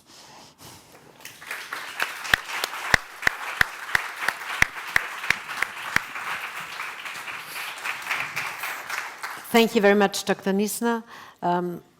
Ladies and gentlemen, Governor Holzmann, distinguished guests. Those concluding remarks herald the end of this wonderful conference, sadly, however. From my point of view, it was extraordinary conference, not only because it celebrated two birthdays, namely the 50th Österreichische Nationalbank Economics Conference and the 60th SUERF conference, but also because we were honored to welcome distinguished guests, whether they were here online or live actually, and remotely. So I would like to thank in alphabetical order Tobias Adrian, who actually continued to say that we need to build buffers. Just in short, Claudio Borio, who actually provided the 35,000 feet overview, or Sarah Breeden, Marcus Brunnemeyer, who told us about the robustness, risk, and resilience, but also Philip Lane, who claims to go back to the 2% inflation in foreseeable future. So again, thank you all for coming. I would also like to thank all speakers, panelists, and participants of this conference, those who came to Vienna and joined us here at the Museumsquartier, but also those who participated online. And it has been a long day, I know. So your insightful presentations, valuable contributions, and dissimulating discussions have deepened our knowledge and broadened our perspectives, truly, and especially the last one. I wish there were more journalists here. I hope that the last 2 days will continue to provide us with food for thought and inspire us to think further so that this conference leaves a lasting impression. To put this event into perspective, I would like to start by challenging you. Can you recall a phase a long, long time ago, many of you were not alive then, when all big central banks were computing to cut interest zero rates to the zero lower bound or below? Some of the bankers who are there in the retail industry definitely do not. So they have to be re-educated. Locally, in terms of the European Monetary Union, I am, of course, referring to the so-called second phase after the first 10 golden years from 1999 to 2007, which were abruptly cut short by the GFC of 2008. Back then, central bankers had to adjust to a set of significant challenges in economic framework conditions such as structurally low inflation, the globalization of financial markets, and the beginning emergence of new financial tools. We are just probably rewinding certain things. Textbook models of monetary policy had to be rewritten, and the so-called new normal had to be incorporated a set of unconventional measures, indeed. Recent events, some would even go so far as to describe our global situation as a polycrisis, as for example Larry Summers does all the time, have ushered in yet another change of perspective. Let me assure you, this new normal will most probably look very different from the one before. Hence, this year's conference, Monetary Policy in Uncertain Times Towards Robustness and Resilience, has taken on an overarching theme, the need to come up with new designs of monetary policy, strategies and frameworks in order to attempt a first response while being prepared for the future eventualities. As Governor Holzmann yesterday taught us, robustness in monetary policy refers to the ability of a policy framework to remain effective across a wide range of economic conditions and developments. A robust policy is one that can deliver stable outcomes and achieve its goals, even in case of unexpected economic downturns, or if some of the underlying assumptions used in the policy formulation turn out to be inaccurate. And trust me, he and his team do communicate this very well. Hence, a robust policy will remain adaptable. It will be designed to reduce the risks of policy mistakes, and it will help to increase the overall credibility of predictability and monetary policy. On the other hand, our second term, resilience in monetary policy, refers to the ability of safely bringing the economic system back to its pre-shock equilibrium. A resilient policy is one that endures and remains effective even in the face of significant challenges, such as a financial crisis or external shocks. and we have seen a couple of them recently. Resilient monetary policies can thus help to reduce the risks of destabilizing events. Both robustness and resilience are important considerations for policymakers when designing and implementing monetary policy. A robust, resilient policy framework can help to promote stability, reduce uncertainty, and support achieving the inflation target, thereby promoting sustainable economic growth. So what were the key takeaways from our discussions? Over the last decade, global economy has undergone significant challenges and changes, including the aftermath of the GFC, low interest rates combined with low inflation rates, and most recently, the COVID pandemic. In response to these challenges, central banks worldwide implement a range of monetary policy measures aimed at stabilizing financial markets, promoting economic growth, and achieving inflation targets. While it is widely recognized that central banks played a crucial role in supporting the global economy during this challenging period by providing liquidity and lowering interest rates, among many other measures, it also became clear that there is still room for improvement, and we have discussed that over the past 2 days constantly. In an ideal world, central banks would be able to instantaneously identify the nature, duration, and strength of economic shocks. However, in reality, it takes a long time to correctly identify these factors. And as we have seen and we just discussed, especially if we sit in groups, it has many different outcomes every day. Additionally, in an ideal world, central banks would have policy instruments that work effectively without side effects.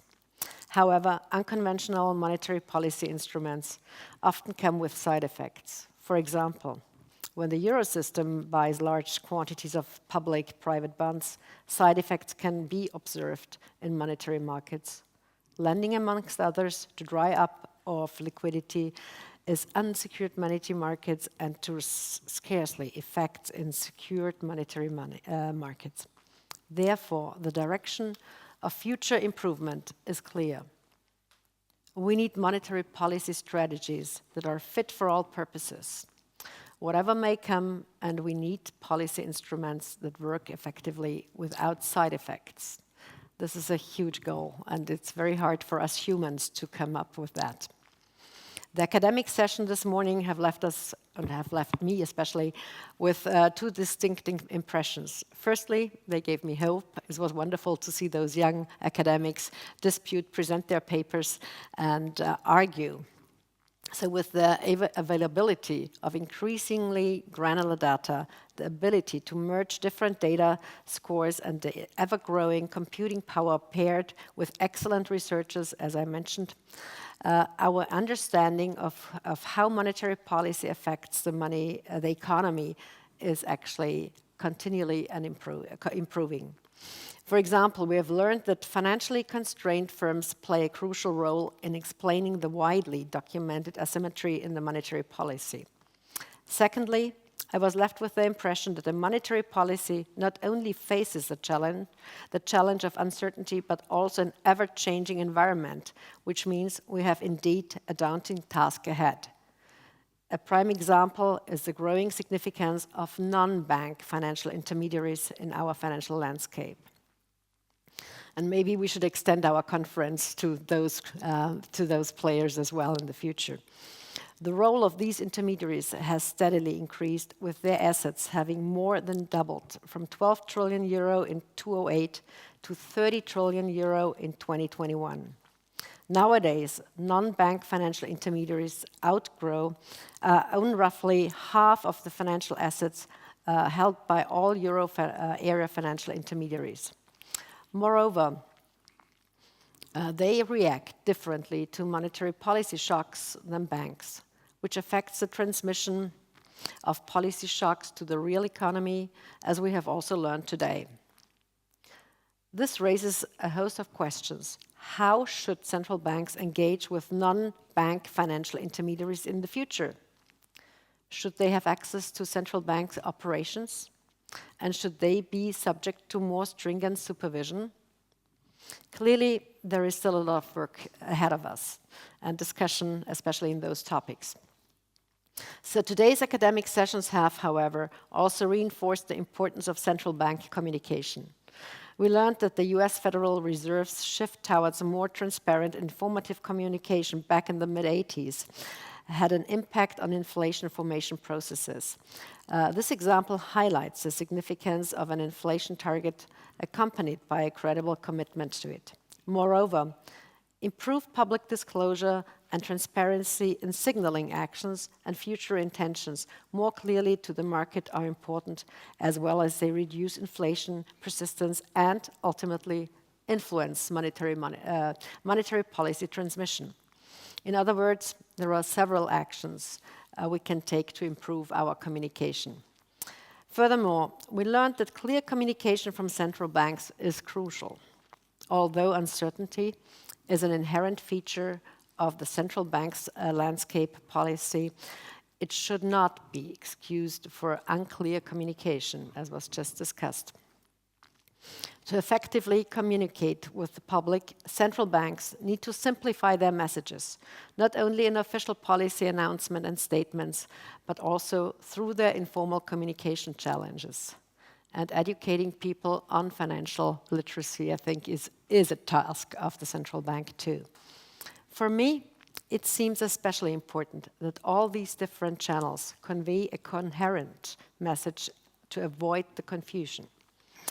Additionally, the insights presented here during our topical sessions should boost the motivation of the inflation forecasting teams, as we learned that historical forecast performance is a key factor in the central bank's forecast credibility, which in turn will influence inflation expectations. Therefore, improving our inflation forecasts, we can enhance the credibility of our forecasts and increase the likelihood that economic agents will rely on them to form their own inflation expectations. Even in the event of forecasting errors, frequent communication can help restore forecast credibility. As the last panel acknowledged uncertainty, I would also like to take a sidestep. After Philipp Hildebrandt's talk, we were reminded that we have no full information and that the pretense of knowledge, as Hayek has warned us in his 1974 Nobel speech, will not solve the problems, but we should rather take a step back and even be more humble as central bankers as you already are. So let me close this conference with a big thank you for the organizers. First and foremost, I would like to thank all the session chairs, presenters, and the panelists for their excellent contributions and for their papers. Moreover, I would like to thank Maria Valderrama and Ernest Gnan for being the scientific coordinators, and I think they deserve an applause here.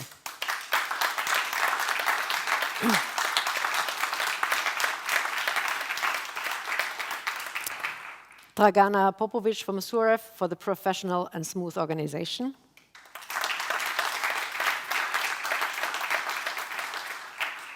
Our event management team here who have done a great job and being superb hosts here at the Museumsquartier.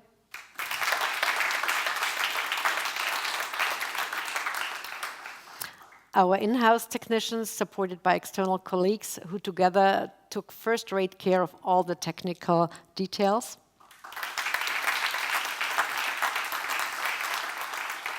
And last but not least, to all of you who participated online, but also those who attended the conference in person here at the Museumsquartier.